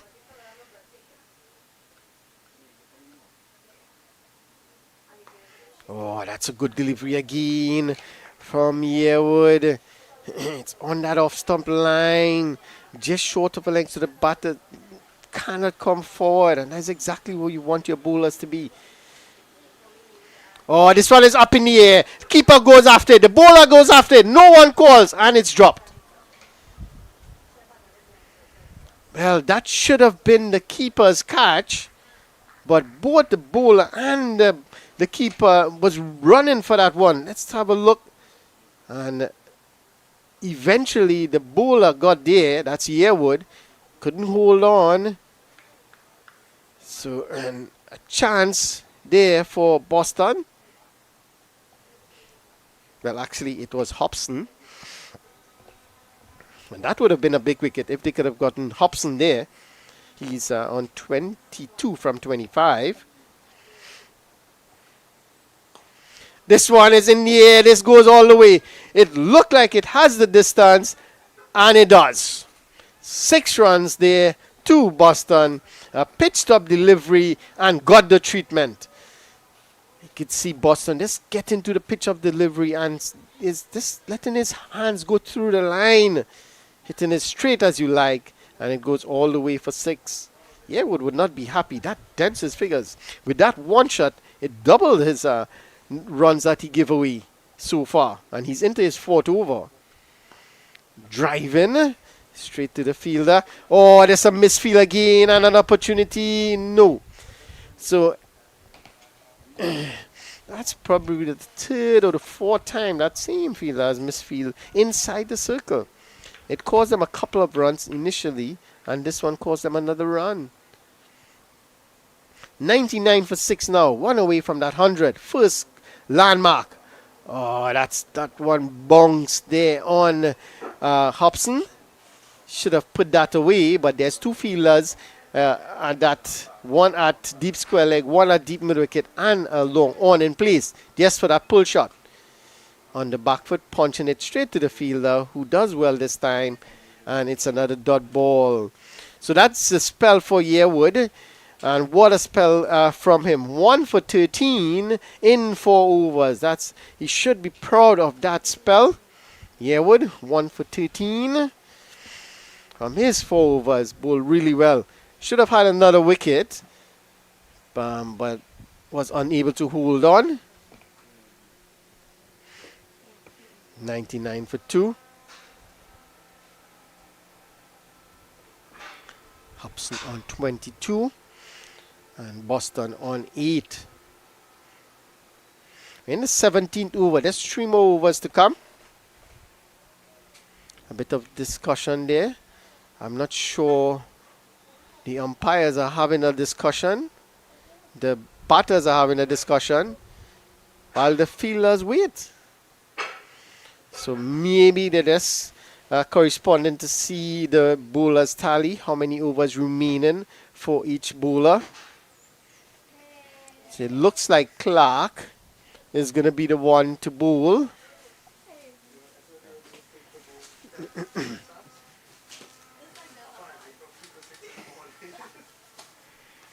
So it's going to be Clark to continue.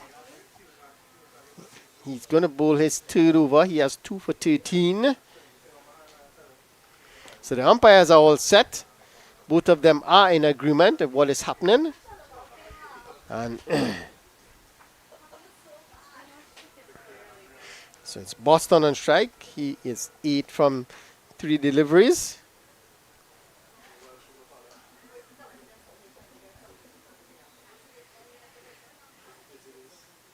Clark worked him into the onside. He's going to get a single there as Boston, so that's a good result for them. And Boston hit a 6 in the previous over, so they wouldn't mind him on strike either. But they would want Hobson to get most of the strike for this remaining overs. If he can score another 30 runs or so in the next few deliveries. Oh, that's a good delivery again. He was looking to charge down the wicket, but Clark saw him coming and just dropped it a bit shorter. And all Hobson could do was just push it back to the offside. Pulled away, not getting the contact he wanted. It's going to be just a single. They're going to look for 2. That's excellent running again.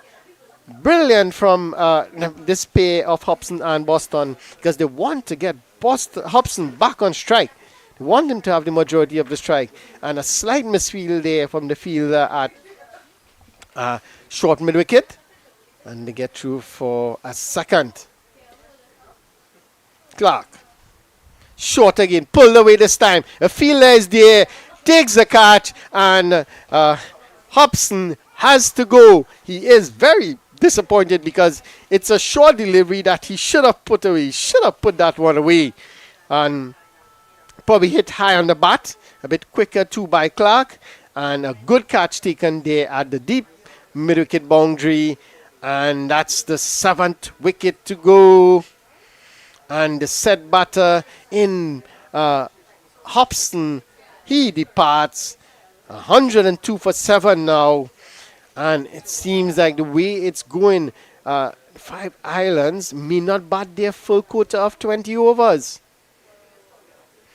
So Clark now, he picks up his third. He's into his 4th over. He has 3 for 16.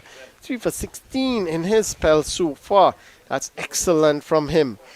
And I said it before, KFL, the bowlers, the spinners in particular, have done really well. They have bowled excellent line and length, given the conditions, just short and just straight, not allowing the batters to really free their arms. And it tells in the scorecard, 102 for 7. So Yon.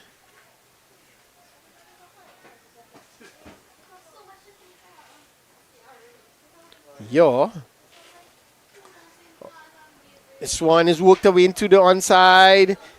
And oh, well, this is not good. It seems like it did hit him on the ankle. He immediately starts to hobble. He removed the, well, just shift the part to the side and hold his ankle. This is not good to see. And it's Boston. He's in some pain there. This is not good. This is not what you want to see. And the umpires immediately call onto the physios. Because it was well placed. And the throw came in, but it did hit him on the ankle. And he is down. I'm hoping that he is okay. But they're trying to get the physio on. But, not sure if that's a physio, but someone is just jogging onto the field.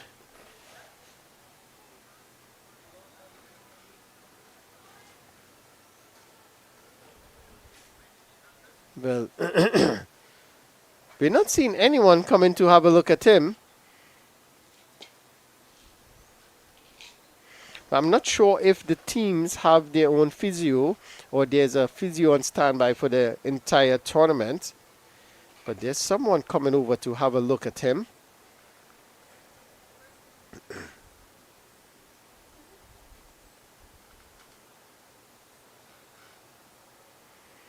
Let me see someone coming over with a stretcher as well.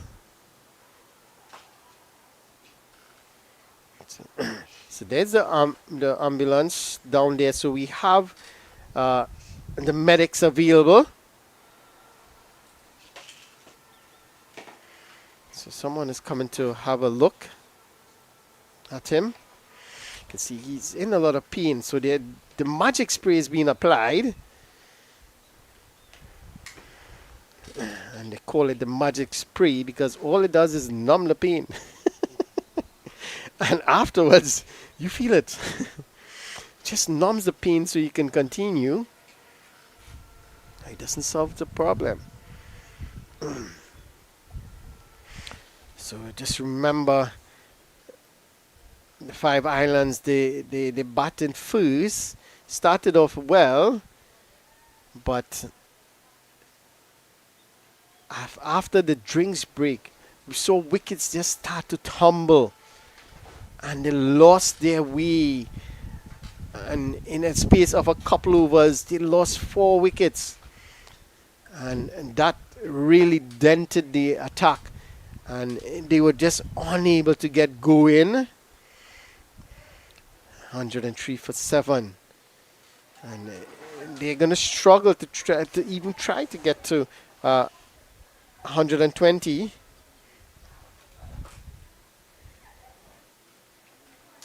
Well, they're waving off the stretcher, so it seems like he is okay to continue. So he's getting his gear back on. So the magic spray has worked.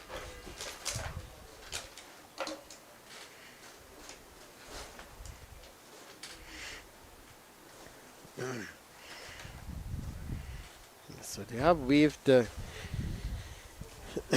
guys with the stretcher back off. And he is hobbling a bit. You can see he's not 100% that ankle. And I can tell you, getting hit on the ankle is not a nice feeling at all.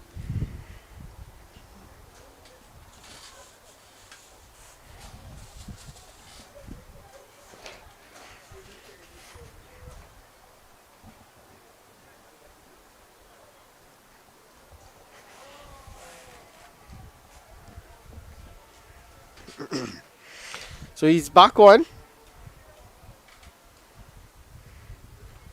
Clark, his last delivery on his spell. 3 for 17. That's excellent from him. Could he get another one here?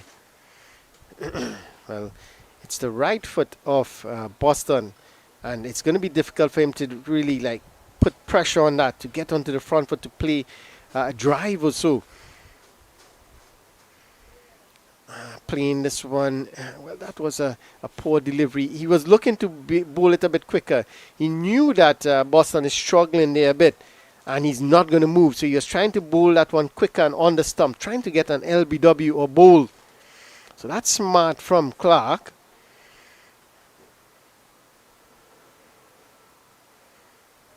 Oh, that's a good delivery outside the off stump. Good work from the keeper again. Taking that ball, whipping off the bails. And that's the end of Clark's spell. Let's have a look at that again. That's a good delivery, beating the outside edge. Well, no, he was bowled. Or has he? Now, Clark is 3 for 18, so no, he's not. But it seems like Boston is leaving. Seems like he cannot continue.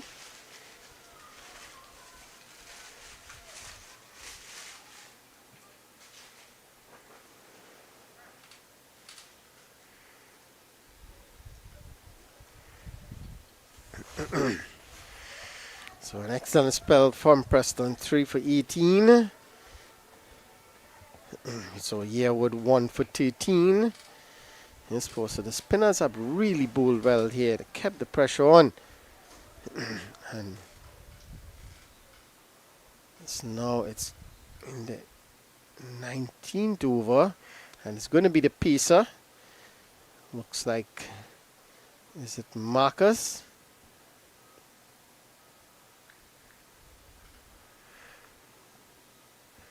Just waiting on clarification. So Boston is out. Well, it's not out, but he has been replaced. So just waiting for that to be fixed on your scorecard. Looks like Marcus to continue. Oh, that's a good short delivery, and he's gone. Well, well, well. It's a beautiful delivery there. That was short and on the body, looking to fend it off there, the new batter. And he got the glove. It went straight to the fielder at point, who took an easy catch. And it's another wicket to go. Look at this delivery. Short on the body. He was looking to fend it off. And it went straight to the fielder. He didn't have to move. Took it straight in the chest. And that's another one to go. That's 8 down now. And if Boston can't come back out to bat, just one more wicket need to be taken.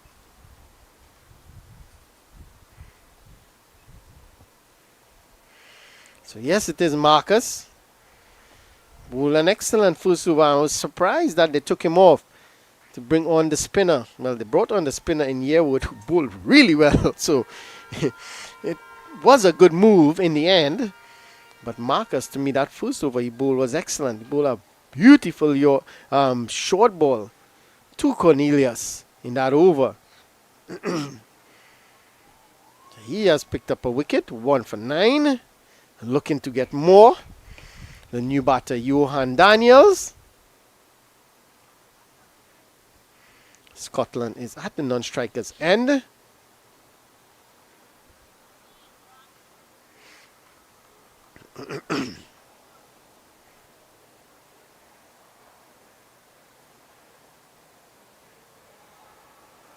Well, it seems like it was a wicket.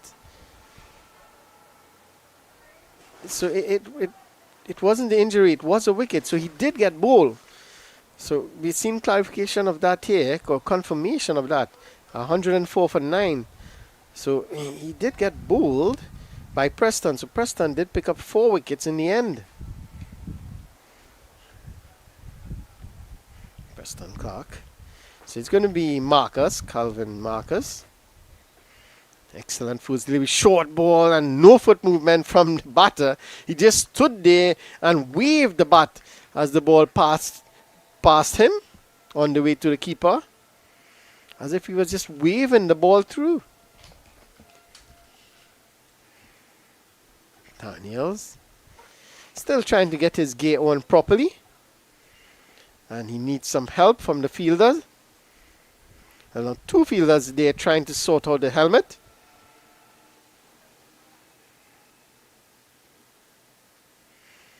Maybe it's not his helmet, just borrowed a helmet, so he's trying to get it fitted properly. And it's good. So it took 2 fielders to get his helmet on. So Marcus to Daniels.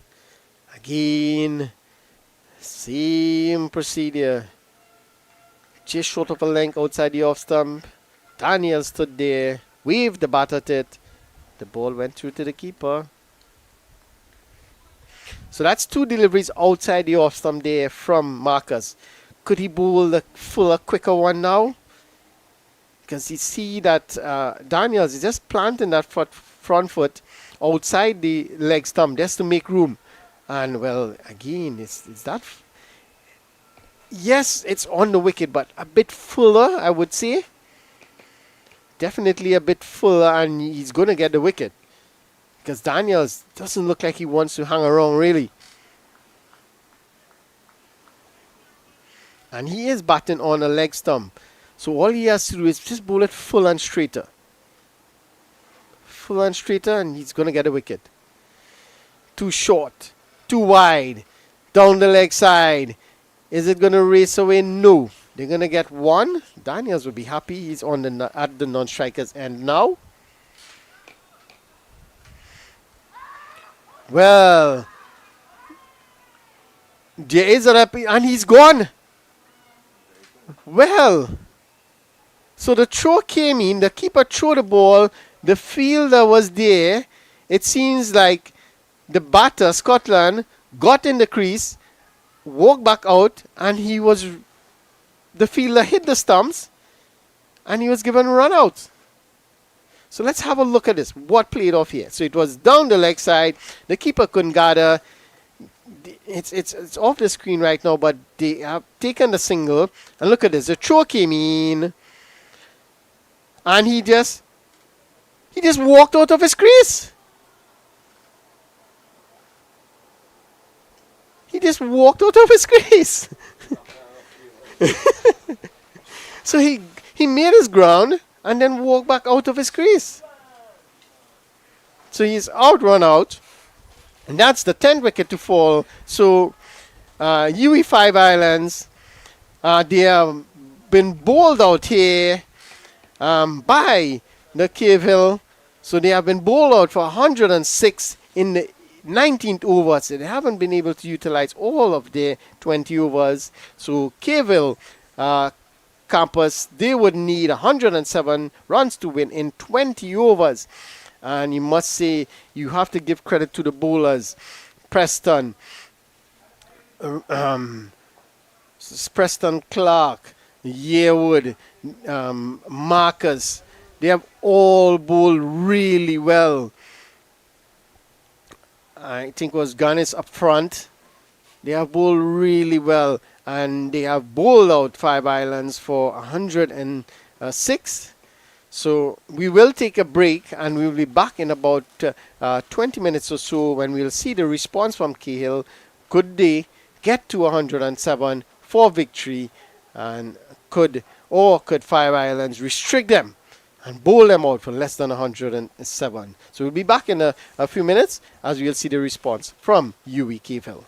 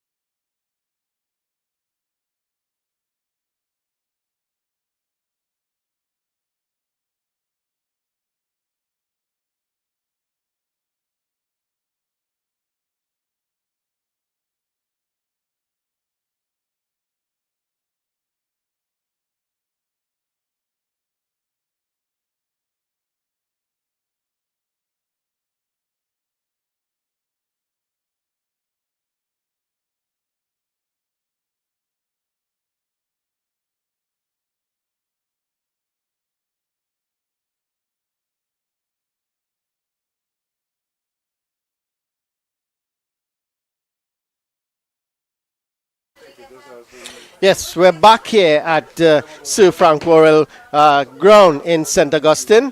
Remember, it's the UWI Games 2026, and this is the cricket aspect of the games. It's the match between UWI 5 Islands and UWI Cave Hill. In the first half, or the first innings, UWI 5 Islands, they were bundled out. They were bowled out for 106 in 18.5 overs. Bowlers did an excellent job. In particular, Clark, he picked up 4 wickets. And the others chipped in with, Guinness got 2. And Yearwood, he picked up 1.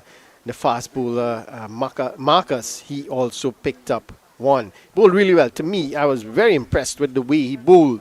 He seemed a bit nippy, a bit quick, and he utilized the short ball really well, especially to the lower order, and picked up a couple wickets in the end. So that's an excellent bowling performance from the Cave Hill campus, UWI Cave Hill. Now they have a job at hand.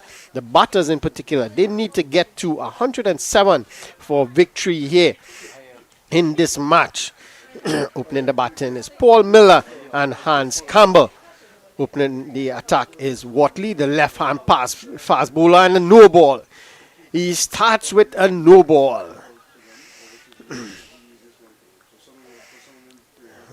Watley, first delivery overstepping. They know they need to pick up wickets here, and the first delivery overstepped. And it's a no ball. They got a single as well. Well, actually, they didn't get a single. I thought they got a single.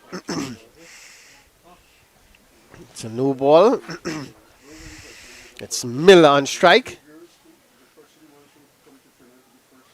And it's a wide. It's another no ball.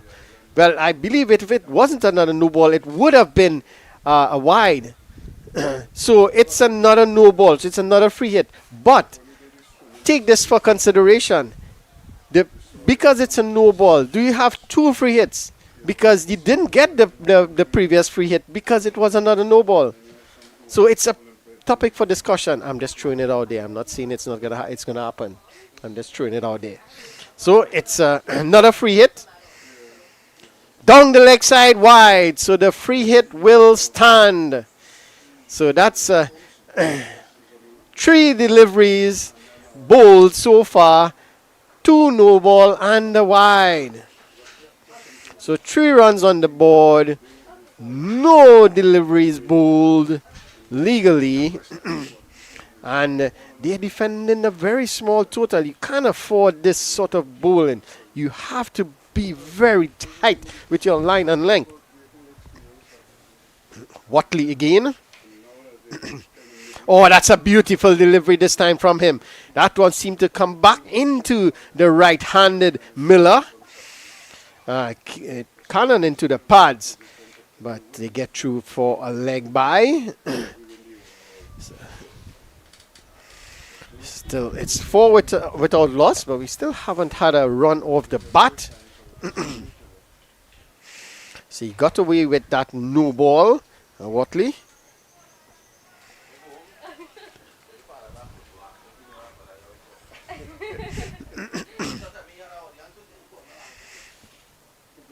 So it's Campbell on strike.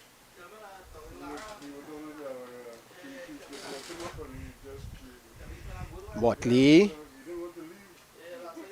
Oh, that's a beautiful delivery outside the off stump. That one went away.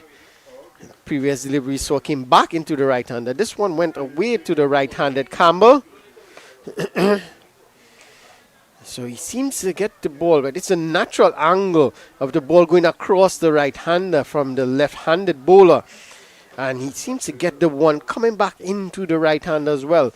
So that's difficult for a batter when you're not sure, when the bowler can move it both ways. Oh, down the leg side. The keeper didn't collect cleanly. They're going to get 1. They're going to come back for 2. And that will definitely be wide. So that's 3 wides to the total. So Score moves on to 7 without loss. And won't you believe it, only 2 deliveries bowled in the over so far. And it's 7 without loss. No ball, wide, leg, by, a dot ball, and then 3 wides. So it's not a good start here from Watley. Remember, they only defending 106. 107. Down the leg side again. The keeper doesn't collect cleanly. This time it will race away into the boundary for 4. So not a good start here for Watley. I'm not sure if he's having a problem with the footing, that he's not able to get it wrong properly. It is not good at the moment. So it's 12 without loss. Because the bye doesn't go to the bowler's tally. So it's 12 without loss and only 2 deliveries bowled. So 9 overs bowled already, but only 2 legal. Oh, that's better. And he's trying to, I can understand what he's trying to do. He's looking for wickets. So he's trying to bowl straighter. But there's also that wind that we spoke about in the first inning that's going across the ground. So he cannot start too straight. He has to start probably more outside the off stump and let the ball do the rest. But at the moment, he's starting too straight and the ball is just going down the leg side. Oh, and that's a brilliant delivery. That's the other one that goes straight on. And a bit of bounce as well. And this is what you need. Yes, we know it's a new ball. You want to utilize the U ball. But we saw what Marcus did in terms of just short of a length, causing a lot of problems for the batters. So there seemed to be something in the wicket from this northern end or UE spec end. So maybe just pull his length back a bit, just short of a length, and see what's happening. Know you want to get wicket, and that's anything with a bowler. When he swings the ball, you know you have to get wickets. You will pitch it up, and it tends to go down the leg side. So let's see what he's going to do here now. Oh, that's better. Just back off a length, but worked away nicely into the onside. They're going to get 1, come back for 2 quite easily in the end. So it's the first run of the bat. That's for Campbell. He gets going. So no slip in play. There's a short fine leg, deep square leg, mid wicket, mid on, mid off, cover, extra cover, point, and a deep third. A third man on the boundary. So the 2 fielders out, third man and deep square leg. Short delivery, worked away nicely into the offside. They're going to get 1. They're going to come back for... Oh, and that's messed up there by the fielder. He did save it in the end. Well, actually, no. The umpire signaled 4. And the fielder as well signals 4. So that's good from the fielder. Yes, it did hit the rope. So that's very good from the fielder. Signaling 4 to the umpire. That's 4 runs. It should have been 2. They get 2 bonus runs. And they can't afford that. Remember, you're only defending 107. So at the end of the 1 over, 18 without loss. So they're going along nicely here. And you have to say it's not good bowling from the Five Islands team. They're not having a good time of it in this match here. So it's going to be a pacer.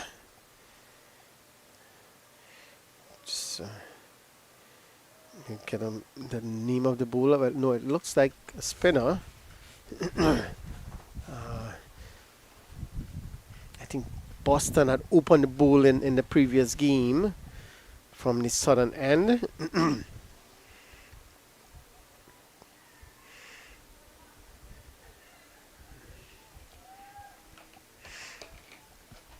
So 18 without loss. Keeper, you can see on the screen, they're not having a good time behind the stumps as well.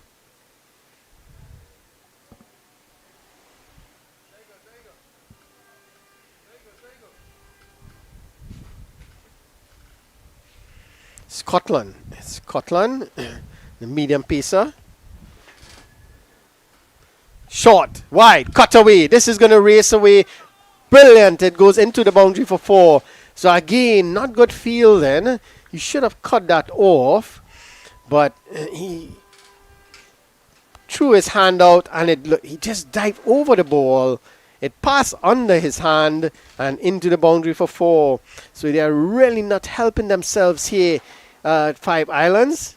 Well, the scorer has a single, but it is 4 runs.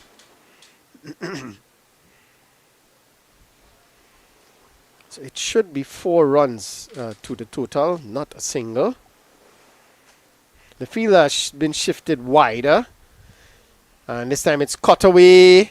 Oh, that's poor again. And that will be 4. The fielder at the backward point, he just stood there and allowed the ball to pass him, expecting the fielder at that deep third man boundary to run around. And both of them thought they were leaving it for each other. And eventually it went to the boundary for 4.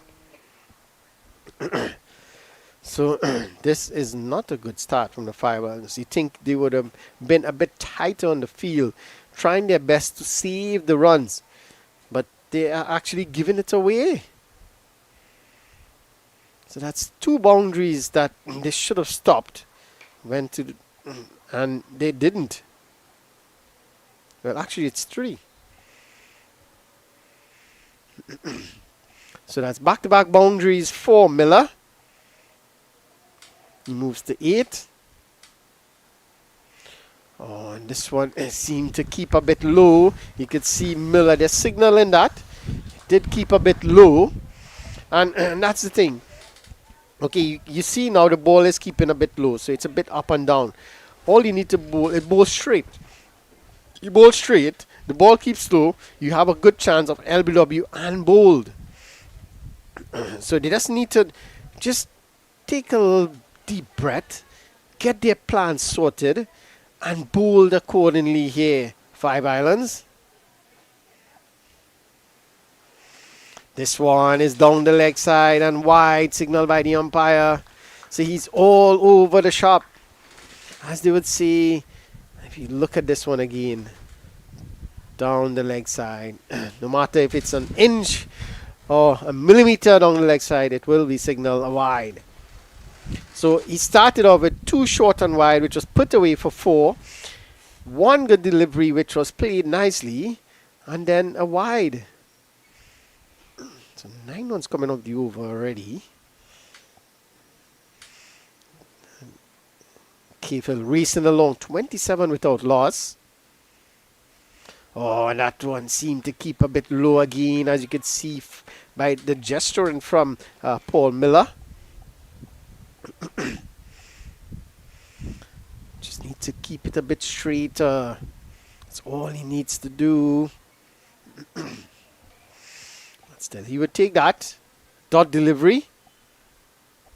Scotland. 27 without loss.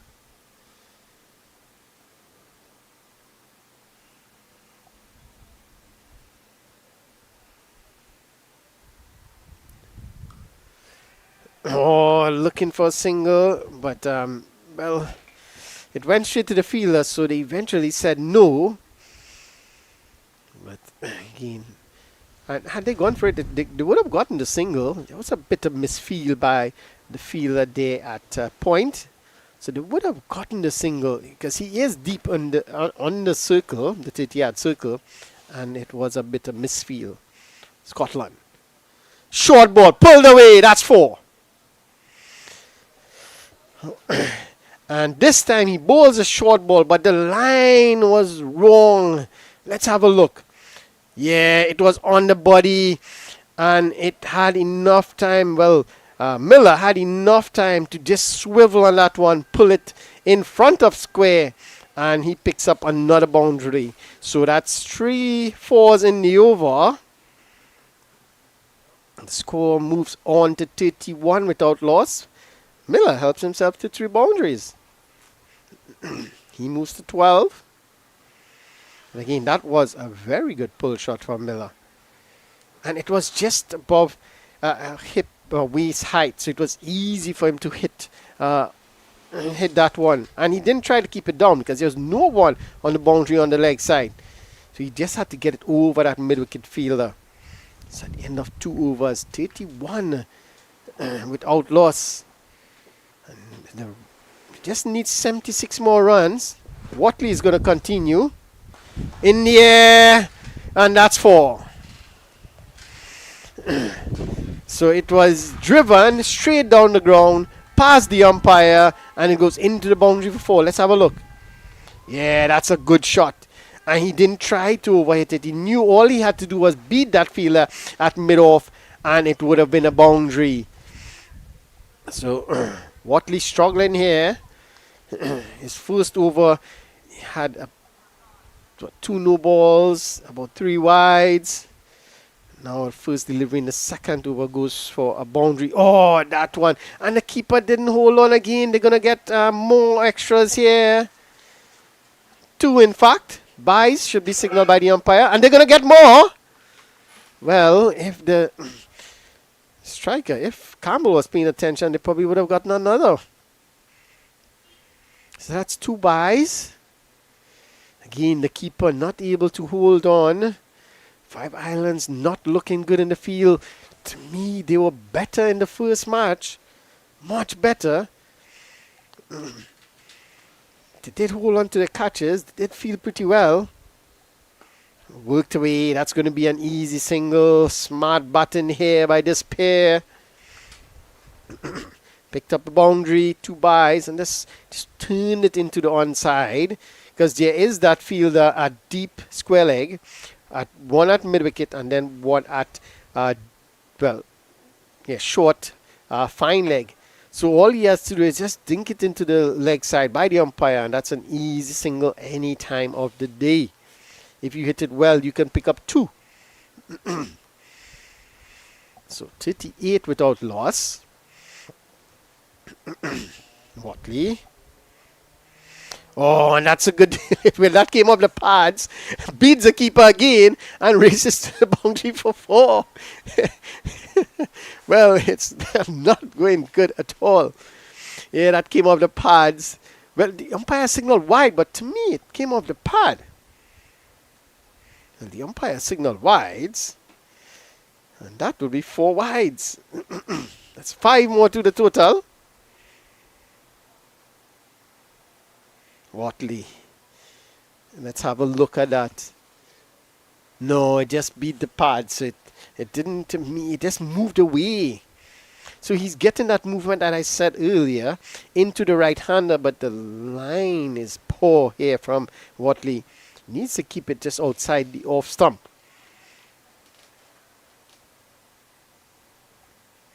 That's better. So when he bowls the one that goes straight on, that's away from the right-hander, it's a beautiful line and length. But every time he goes for that one that come back into the right-hander, it just seems to not get the line right, and it goes down the leg side for either wides or runs. So he's just not consistently getting it right. So maybe just keep it outside the off stump. Just get it going past the butt of the right hander and not try for that one that coming back in. Maybe bowl a few outside the off stump, set yourself, get your rhythm, and then you can just try that one back that's coming into the right hander. Short delivery. Not comfortable. Miller, he played a beautiful pull shot in the previous over. This time, probably a bit quicker. Watley seemed to be a bit quicker than that's, can't remember the bowler's name, the previous bowler, and Scotland. So Watley seemed to be a bit quicker than Scotland. So the pull shot, he was unable to really time it, and lucky for him, it just lobbed up and fell just to the side of him.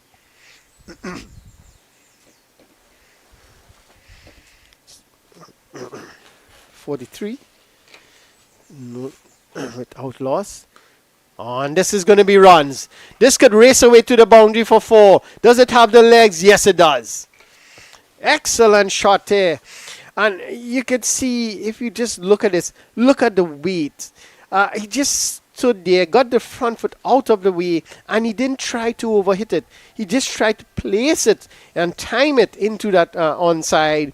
And he placed it well, timed it well, and picks up a boundary. So Miller moves along. He's on 16. And if I'm right, I think that 16 is 4 boundaries he scored. So he's moving along nicely.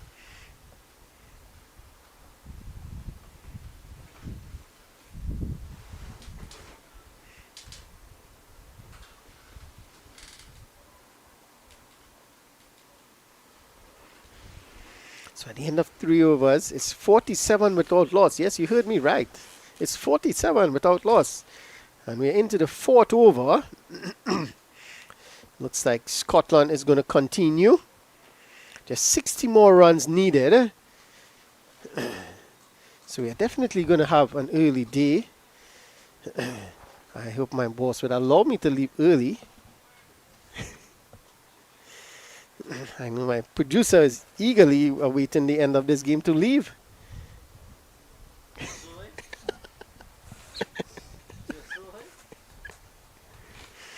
47 without loss. And we're in the 4th over. Just 60 more runs needed. And the way these two are batting, probably might get that in about 3 or 4 overs. So it's going to be Scotland. 13 runs came off his first over. This one is cut away. And brilliant piece of work by the fielder. And they just restrict them to a single. So we saw early on 2 fours going in that similar direction. And the fielder that was there, he was immediately replaced. And now this fielder, I'm not sure his name, but he immediately saved 3 runs. So again, short and wide from Scotland. This time the fielder did well. So Miller picking up 2 boundaries in that very sad area. Scotland. Pulled away. That will be 4 more. Well, he didn't seem to time it well. It looked like it was going to run away into the boundary for 4. But it just held up close to the boundary, and the fielder did well. So 2 more to the total. 2 more to Campbell. That should be 2 runs. That one was outside the off stump. Left alone. So Campbell leaving that one alone.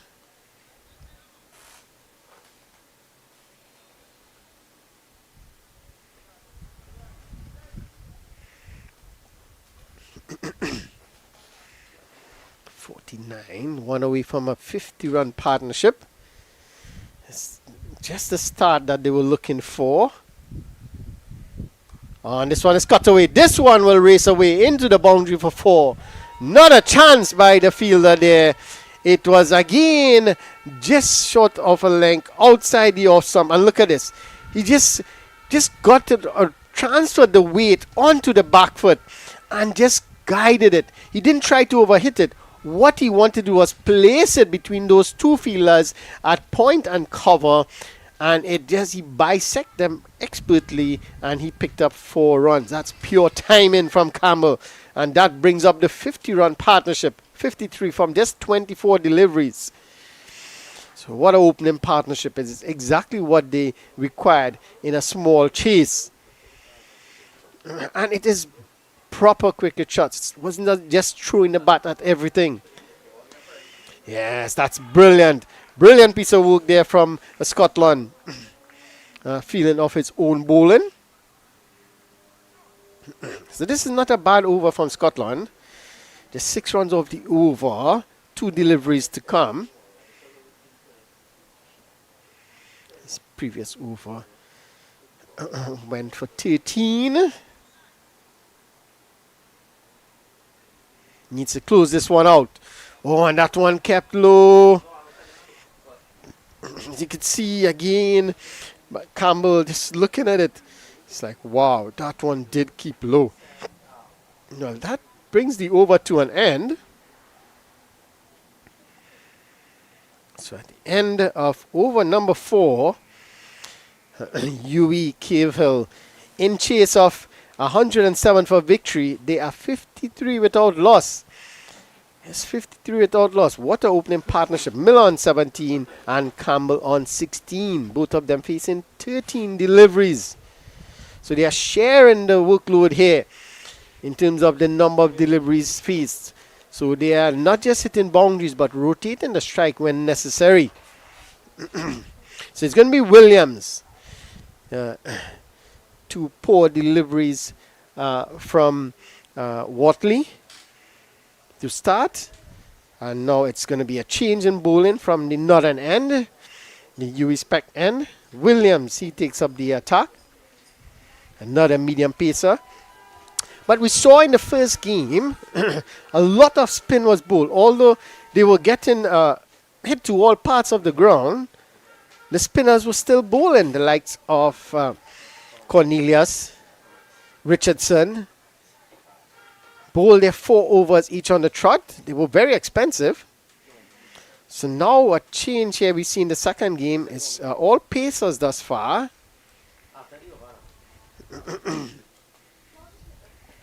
Williams, another medium pacer, to Miller.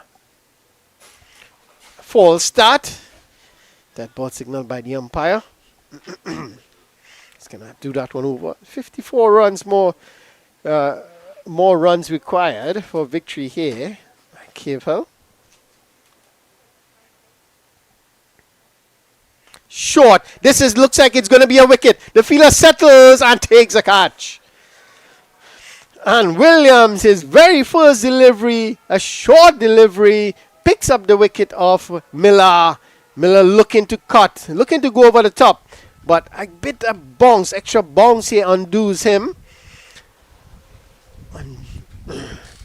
So Miller has to go for 17 from 13 deliveries.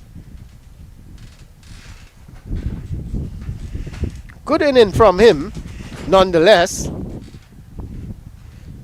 But he has to go. Williams gets the breakthrough that they really were looking for.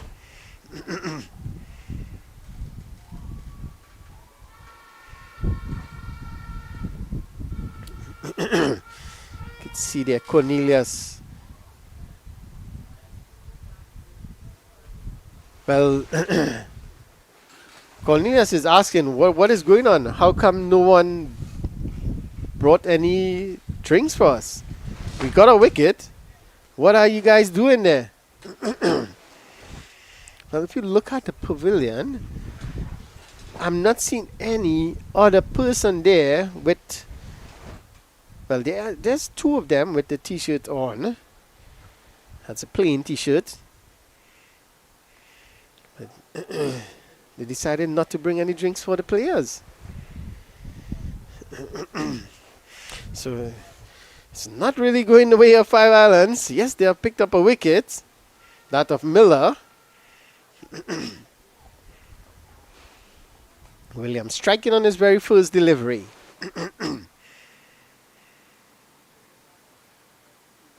It's a new batter. Looks like the keeper.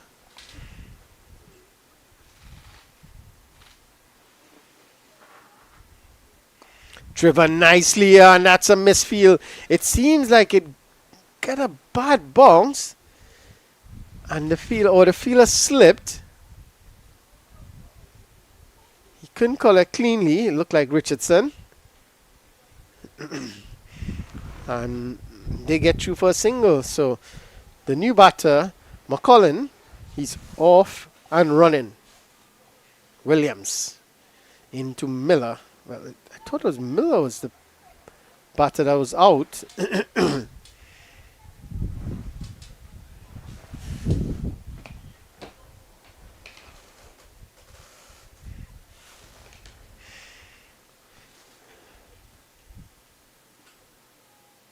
So it was actually Campbell that was out.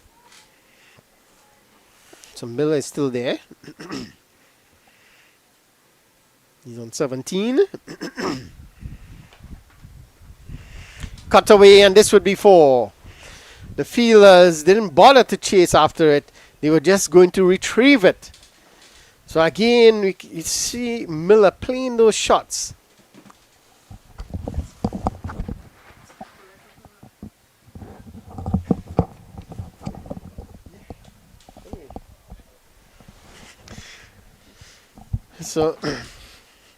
So it's another cut shot there from Miller. And seem to love that shot, and they seem to be bowling it every time to him. And he's just cutting it away. This time he's pushing it into the offside. No run. He moves to 21 from 16 deliveries, Miller. 59 for 1. Excellent start here by UWI Games. Remember, they're in pursuit of 107 for victory. Shorter game, but a bit straighter. So he didn't have the room to cut. It was on the back foot, just punching it to the fielder at point to get a single. So at the end of 5 overs, UWI Games, they are 60 for 1. And yes, you made me right. Miller, he's on 22. Campbell, he was out for 17. Williams, an excellent over from him, picking up that wicket of Campbell, as well as just going for 6 runs. When we saw the bowlers, the other bowlers going for like 9-10 runs per over. So this is excellent from Williams. This is the start of the 5 Islands fielders team. Have been woken up by that wicket.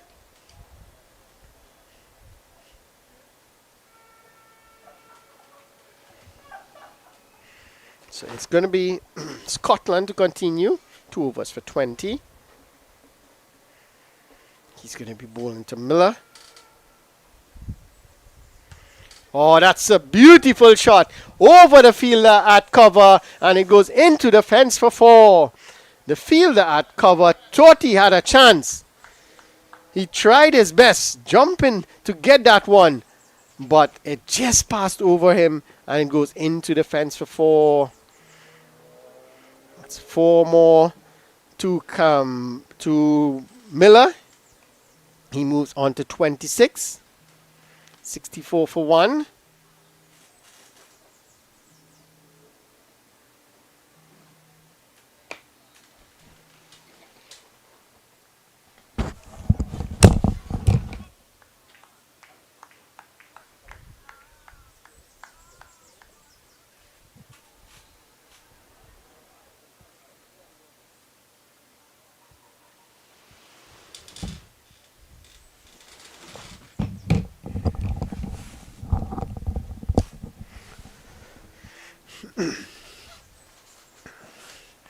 So a good comeback there from Scotland, a dot delivery. It's driven straight to the fielder. Miller, he's in the mood. 26 from 20 deliveries. He looks a classic player. He's playing the ball on the merit. If it's on the offside, he will cut. If it's there to pull, he will pull. If it's on the drive, he will drive. So he's not just trying to pull everything onto the leg side. Oh. Appeal, but I'm not sure what the appeal is for, because it was definitely high and going down the leg side. More in hope than anything. So good from Scotland after going for a boundary of the very first delivery. He has come back with 3 dot deliveries. 64 for 1. Drive in. Straight to the fielder. This is good. This is good from the 5 Islands. They are fighting back here. They are not just going to allow Cavill to score at will. This is good. So we had a good over previously by Williams. Now Scotland is following up with another good over. Just 5 runs off the over. Well, actually, it should just be 4. Because I don't think they score a run after the boundary.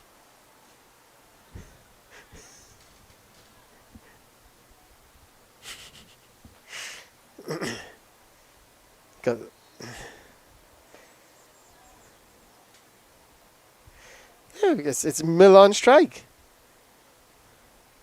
McCullin is at the non-striker's end. Well, at the end of the over, at the end of 6 overs, 65 for 1.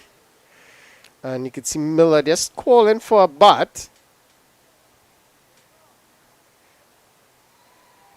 So that brings us to the end of the power play. After 6 overs, 65 for 1. That's an excellent power play for the UWI campus. Just going at 10.8 runs per over. The required run rate is just at 3. So just requiring 42 more runs from 84 deliveries. So it's going to be quite easy here for Cahill. What Five Islands need is to take wickets. They need to take wickets, and they need to take a lot of them. If they can get like 2 or 3 quick wickets, just put some pressure back onto the batters, then it will give them belief, 1, that they can try and defend this total, and 2, it will put some pressure on the incoming batters, thinking that now they have to score that runs. And how are we going to do it? Are we just going to just push the ball around, try to get the runs easily, or are we going to just be aggressive and get the runs as quickly as possible? So Williams will continue. A very good first over for him. Cut away. But there is protection at that third man boundary. It's just a single.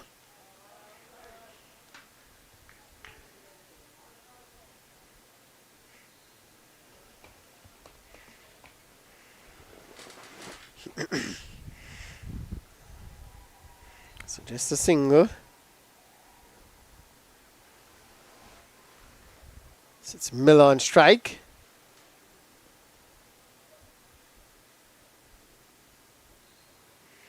Oh, and he is going for his favorite. He was going for a square drive there. It was full and just wide outside the off stump. And there is protection on that cover boundary. And there's also a long on in place. A long off. Extra cover, backward point. There's a mid-wicket square leg, and short fine leg. So there's just pretty much 4 fielders outside the circle. And they're all, well, there's a long on, and then the others are on the off side. So he has to bowl on outside that off stump. Short outside the off stump. That's the plan. He pitched it up. Oh, that's, well, he just had lots of room either side of that field, and he would have gotten at least a single, probably 2 if they push hard. So this is good. This is good pressure here from Five Islands, not allowing the batsman to score quite easily. Push back down the ground for an easy single, and they could afford that because just require 3 runs per over. They've gotten 2 already.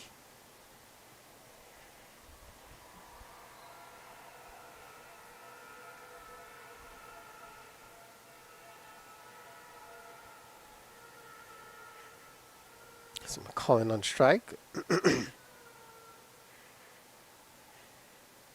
Williams.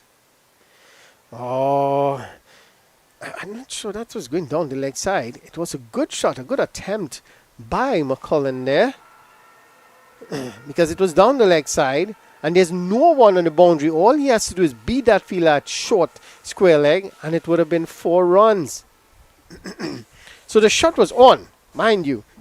Just didn't get the contact or make contact with the bat.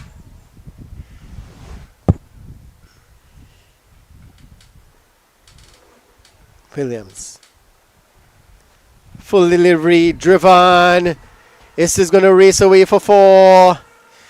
Square of the wicket. It's a full delivery outside the off stump, and all he had to do was just place it in that gap past the point fielder, and that he did. And he picks up 4 runs, so that will get McCullen going.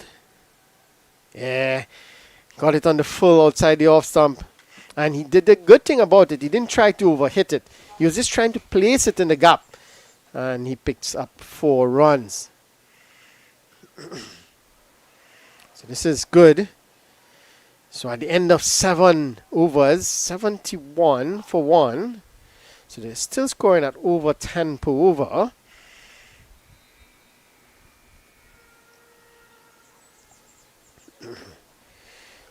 And after a couple, well, it wasn't a bad over. Just 6 runs came off the over. But 6 runs meaning it's 3 over the required run rate. So they needed to get a couple quiet overs. Probably pick up a wicket or 2 in the process. It's going to be spin. Looks like, I'm not sure this waiting, but looks like it's going to be Boston, is it? Just wait on confirmation. Yes, it is Boston. It's very expensive in this first match. His first over actually cost him 19 runs. Second over cost him 15. So it was very expensive. But well, the keeper is getting his helmet on. I'm not sure if he can't take off the glove. But he's getting one of his teammates to put on the helmet for him.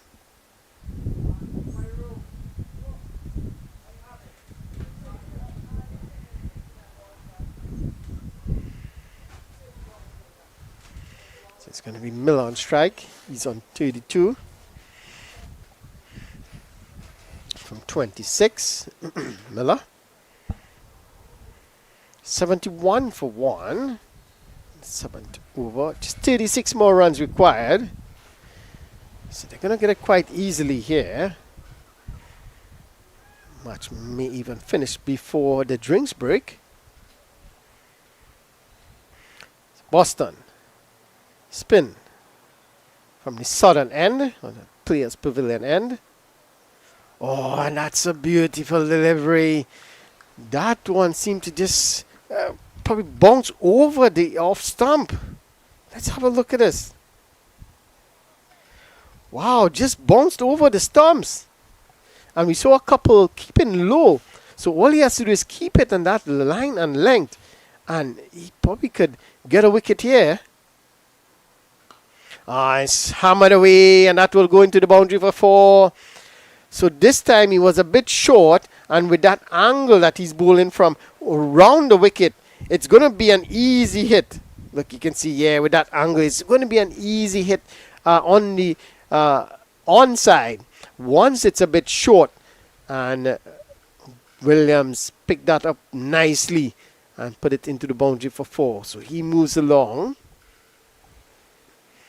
They need to get this wicket of Miller here. If they get Miller, it's going to be quite easy. They're going to put some pressure on the batters to come. 32 more runs required. Boston. And this one is hammered down the ground. And it goes into the boundary for 4. Well, he got everything behind that. It missed his hand, hit his leg, and went into the boundary for 4. So it's really not going the way of 5 islands. This is not good cricket. Let's have a look. Look at this. He got there early, got everything behind it. It missed his hand, hit his thigh, and into the boundary for 4. Driven again by Miller. Straight to the fielder. He does well this time. Just a single. 80 for 1.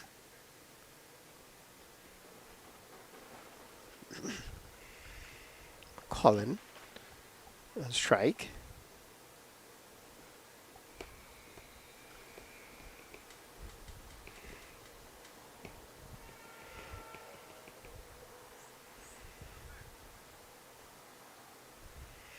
Boston. Oh, and this one is wide. And again, down the leg side. And again, McCullen trying to play that slug sweep. The shot was on because it was down the leg side, so there's no chance of an LBW. But just missed it again.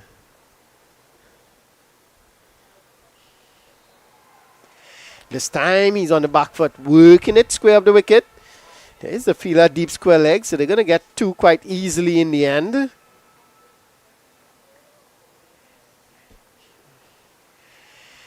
Three for one now. So the umpire is just having a chat with the batters, telling them they are walking across to the danger area. So they just have to be careful. Just run on the sides, not keep crossing. This one is down the ground. The fielder settles on it, bounce in front of him and goes into the boundary for another 4. Well, what is going on with these Five Islands fielders? He was never there to take the catch. And he just allowed it to bounce in front of him, goes through his legs for 4. Well, at the end of 8 overs, another boundary goes. 87 for 1. 20 more runs required. This is not good. This is not good from the Five Islands. They had a couple of 2 or 3 overs. That was good. The fielding was good. The bowling was good. But they're just giving it away again.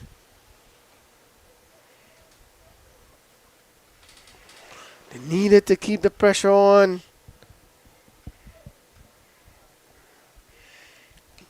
The Cave Hill batters, that is. They need to keep the pressure on the Cave Hill batters, but they're not. They're just relieving the pressure, just giving them runs. The coaches, the management staff, need to have a chat with these players. Need to get a sort of morale boost from somewhere for the remaining games. Williams to continue. Oh, and that's a good delivery. That one bounced a bit more. Let's see if it's runs or if it's buys. Seem to get the... Well, it's runs. It seemed to get the bat handle, the top of the bat handle. Let's have a look at this. Or did it get the shoulder of the bat?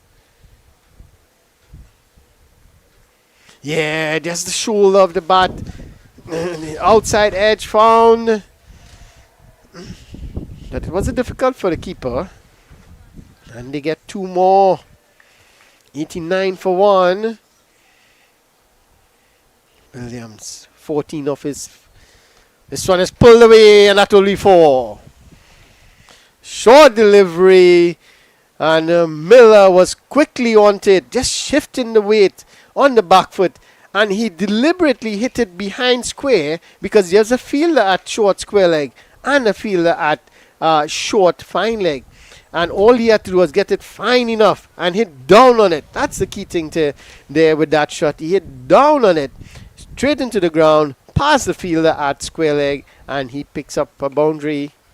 So the fielder now goes down into that square leg boundary. There is still the fielder inside the circle at short fine leg. There's a fielder at short mid wicket.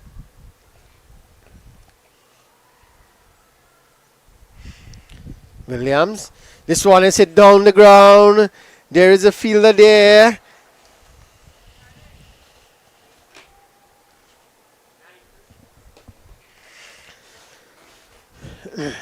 And it's just a single. It's 94 for 1 now. 13 more runs required. And this is an excellent knock from Miller. Open the pattern.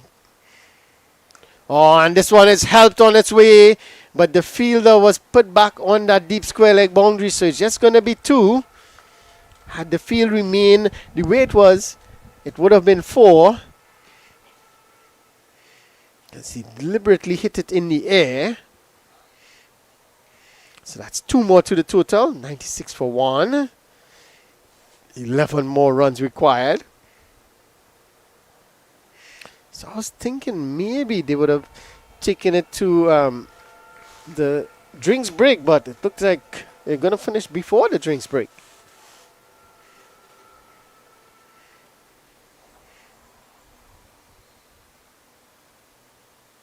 Oh, that's a good delivery from Williams.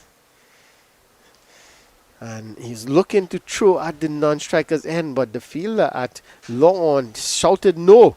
There's no need. Because had he thrown it and it missed, it would have been an easy single. 96 for 1. We're in the 9th over. So they're still scoring at 9 runs per over. 10 runs per over, I should say. Oh, and he tried to repeat the shot. He played it very well, but this time it was a bit fuller. So it was difficult for him to get underneath it to hit it in that square leg region. But nevertheless, it was down the leg side. Wide signal by the umpire. 97 for 1.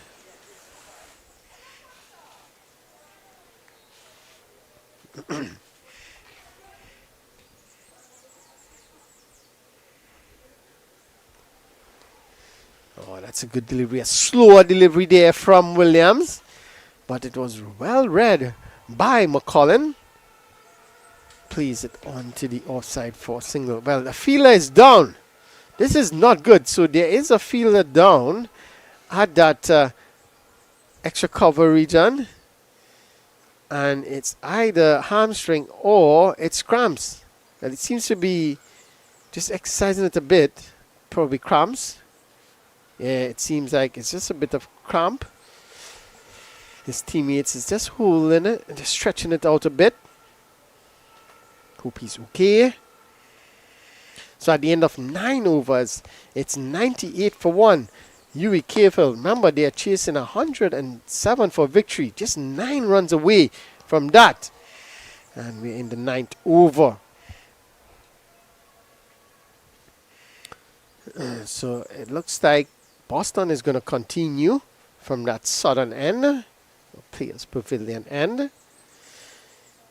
And with just 9 more runs required for victory, it's all but over. Just losing 1 wicket in the chase so far, Cavehill.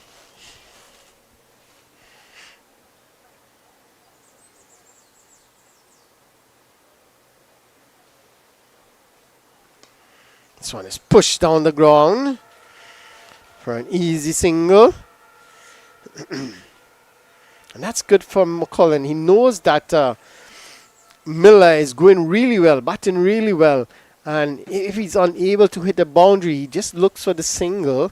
So at least he can rotate the strike 1 and get the set batter Miller back on strike. This one is hammered down the ground. It's just going to be a single. A bit of misfield again. And they're going to come back for 2. So it's really not going the way of 5 Islands at the moment. And you can see McCollum just acknowledging that call from Miller to get back for 2. That's brilliant from Boston. Bang on target. First over was a bit expensive, but he has come back well.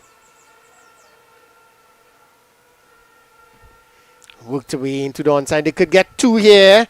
They're going to get 1, and they're going to come back for 2 quite easily in the end. That's brilliant running there by the spear. Brilliant piece of running. And it's 101. 101 for 103 now for 1. So they're just 4 runs away, 1 hit away from victory here.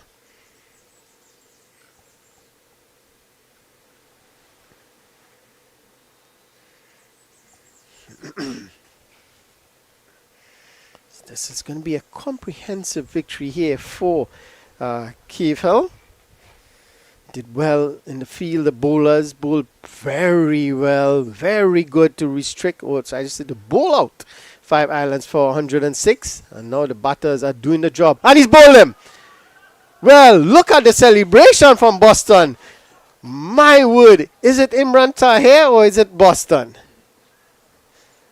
Well, the celebration says it all. Look at it. Look at him go. Look at him go. Good thing for that fielder. He stopped him. Right, we must still be waiting on him to come back. But so Miller has to go. A very good knock from him. And well, they are going to take the drinks break. So 1 delivery to go in this over. And they are going to take the drinks break with 4 runs needed for victory. UWI Games, they are 103 for 2. We are into the 10th over. We will take a break as well. Join us in a few minutes as we see the completion of this game.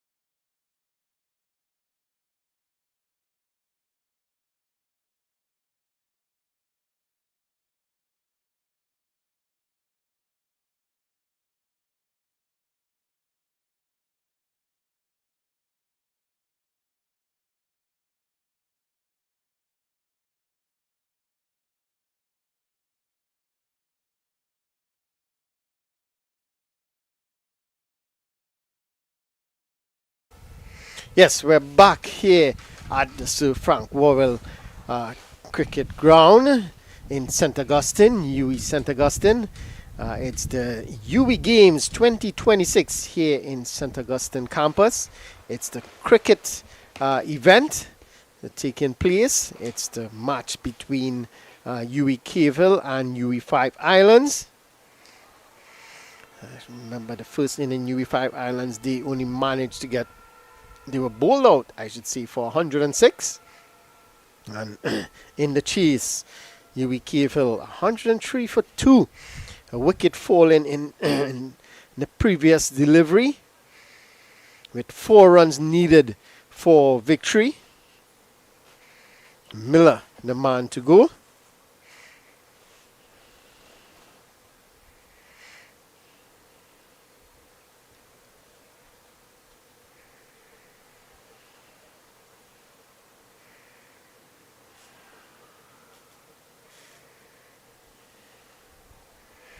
So new batter Morris.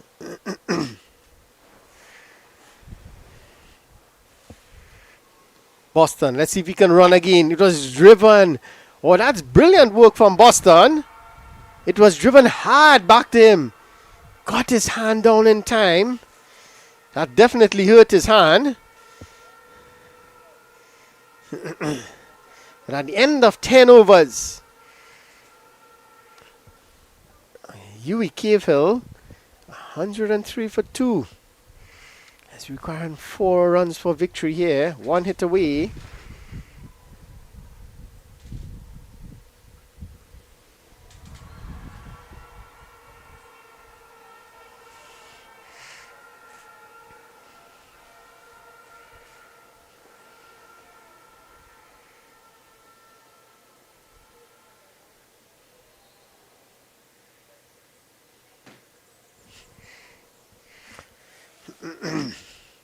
So a bit of discussion as to who's going to bowl this over.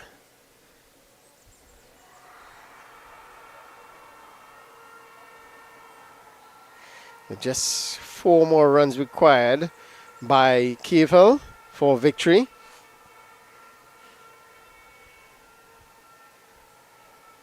So I've not seen Cornelius nor Richardson bowl as yet. In the previous match, both of them bowled their 4 overs on the trot. Very expensive though.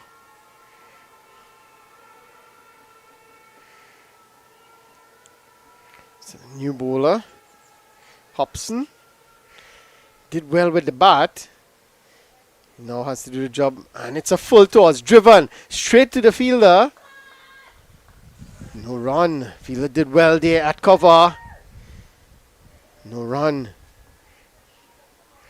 So they're trying their best to hit a boundary here to finish this match, but they're finding the fielders at the moment.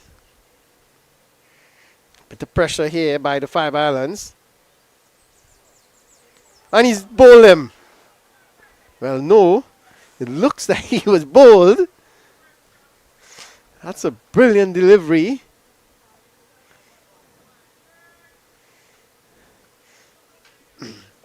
So this is good here from UWI 5 Islands. Putting some pressure on.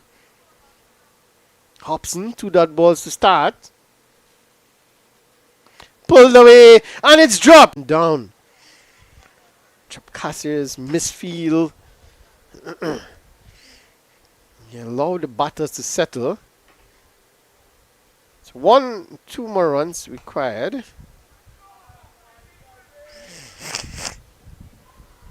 Should have been 1 more run required, but it was a short run. So it's just 2 more runs required now. 105 for 2. Morris on strike. Oh, that was slow. And Morris was down the leg side looking for a short ball, looking to pull that one into the onside. But it took an age to get to him. He had to wait, and he eventually reached out and hit it down the ground for a single. So scores are leveled. 1 more run required here. Oh, and that's a good delivery again. This is good from Hobson. That brings the over to an end.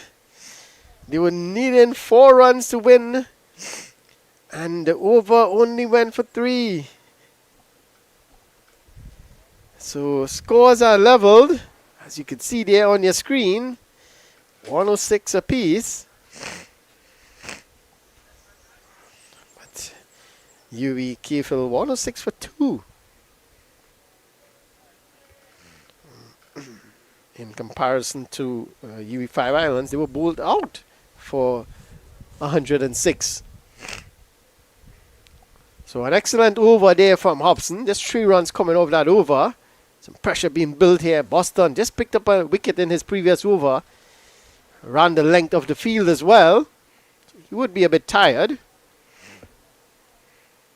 So he's going to bowl to Morris. Morris can finish the game here. With a bit of gamesmanship. Didn't deliver the ball. He was expecting Morris to do something different. Morris just stood there and looked at him. He's like, what are you doing?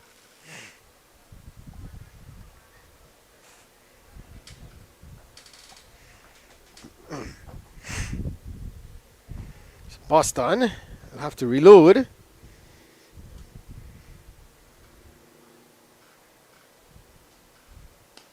Pulled away, and that will be the single. And that will be the game. And that's the end of the match. So 107 for 2. Victory for UWI Cave Hill. And what a victory. A comprehensive victory in the end. Miller, the standout. Well, you can see there, Preston Clark. 4 wickets for 18 runs. What a bowling performance from him. 4 overs, 4 wickets for 18 runs, and he is deemed clear of the match. But the bowlers from Cave Hill have really set things up with some excellent bowling. Bowling out 5 islands for 106, and then the batters did their job. But they got some help from the fielders of the 5 islands. A couple of drop catches, misfield, and they were off in a flash. They got to victory in 12 overs. And they got to that victory target, 107, losing 2 wickets in the process. Miller played an excellent hand. He had to go eventually. So, UWI Cave Hill, they win this match by 8 wickets. And UWI 5 Islands, that's 2 loss on the bounce for them. So, thank you for joining us. On behalf of the 360 team here, I'm Ronnie Bikramdas, thanking you for joining us. And do join us as we continue coverage of this UWI Games 2026. This is the cricket aspect, and we have other games being broadcast for you as well. So do join us as we bring you another cricket match tomorrow. And as we leave, we say thank you for joining us. Have a good evening, and we'll see you again tomorrow.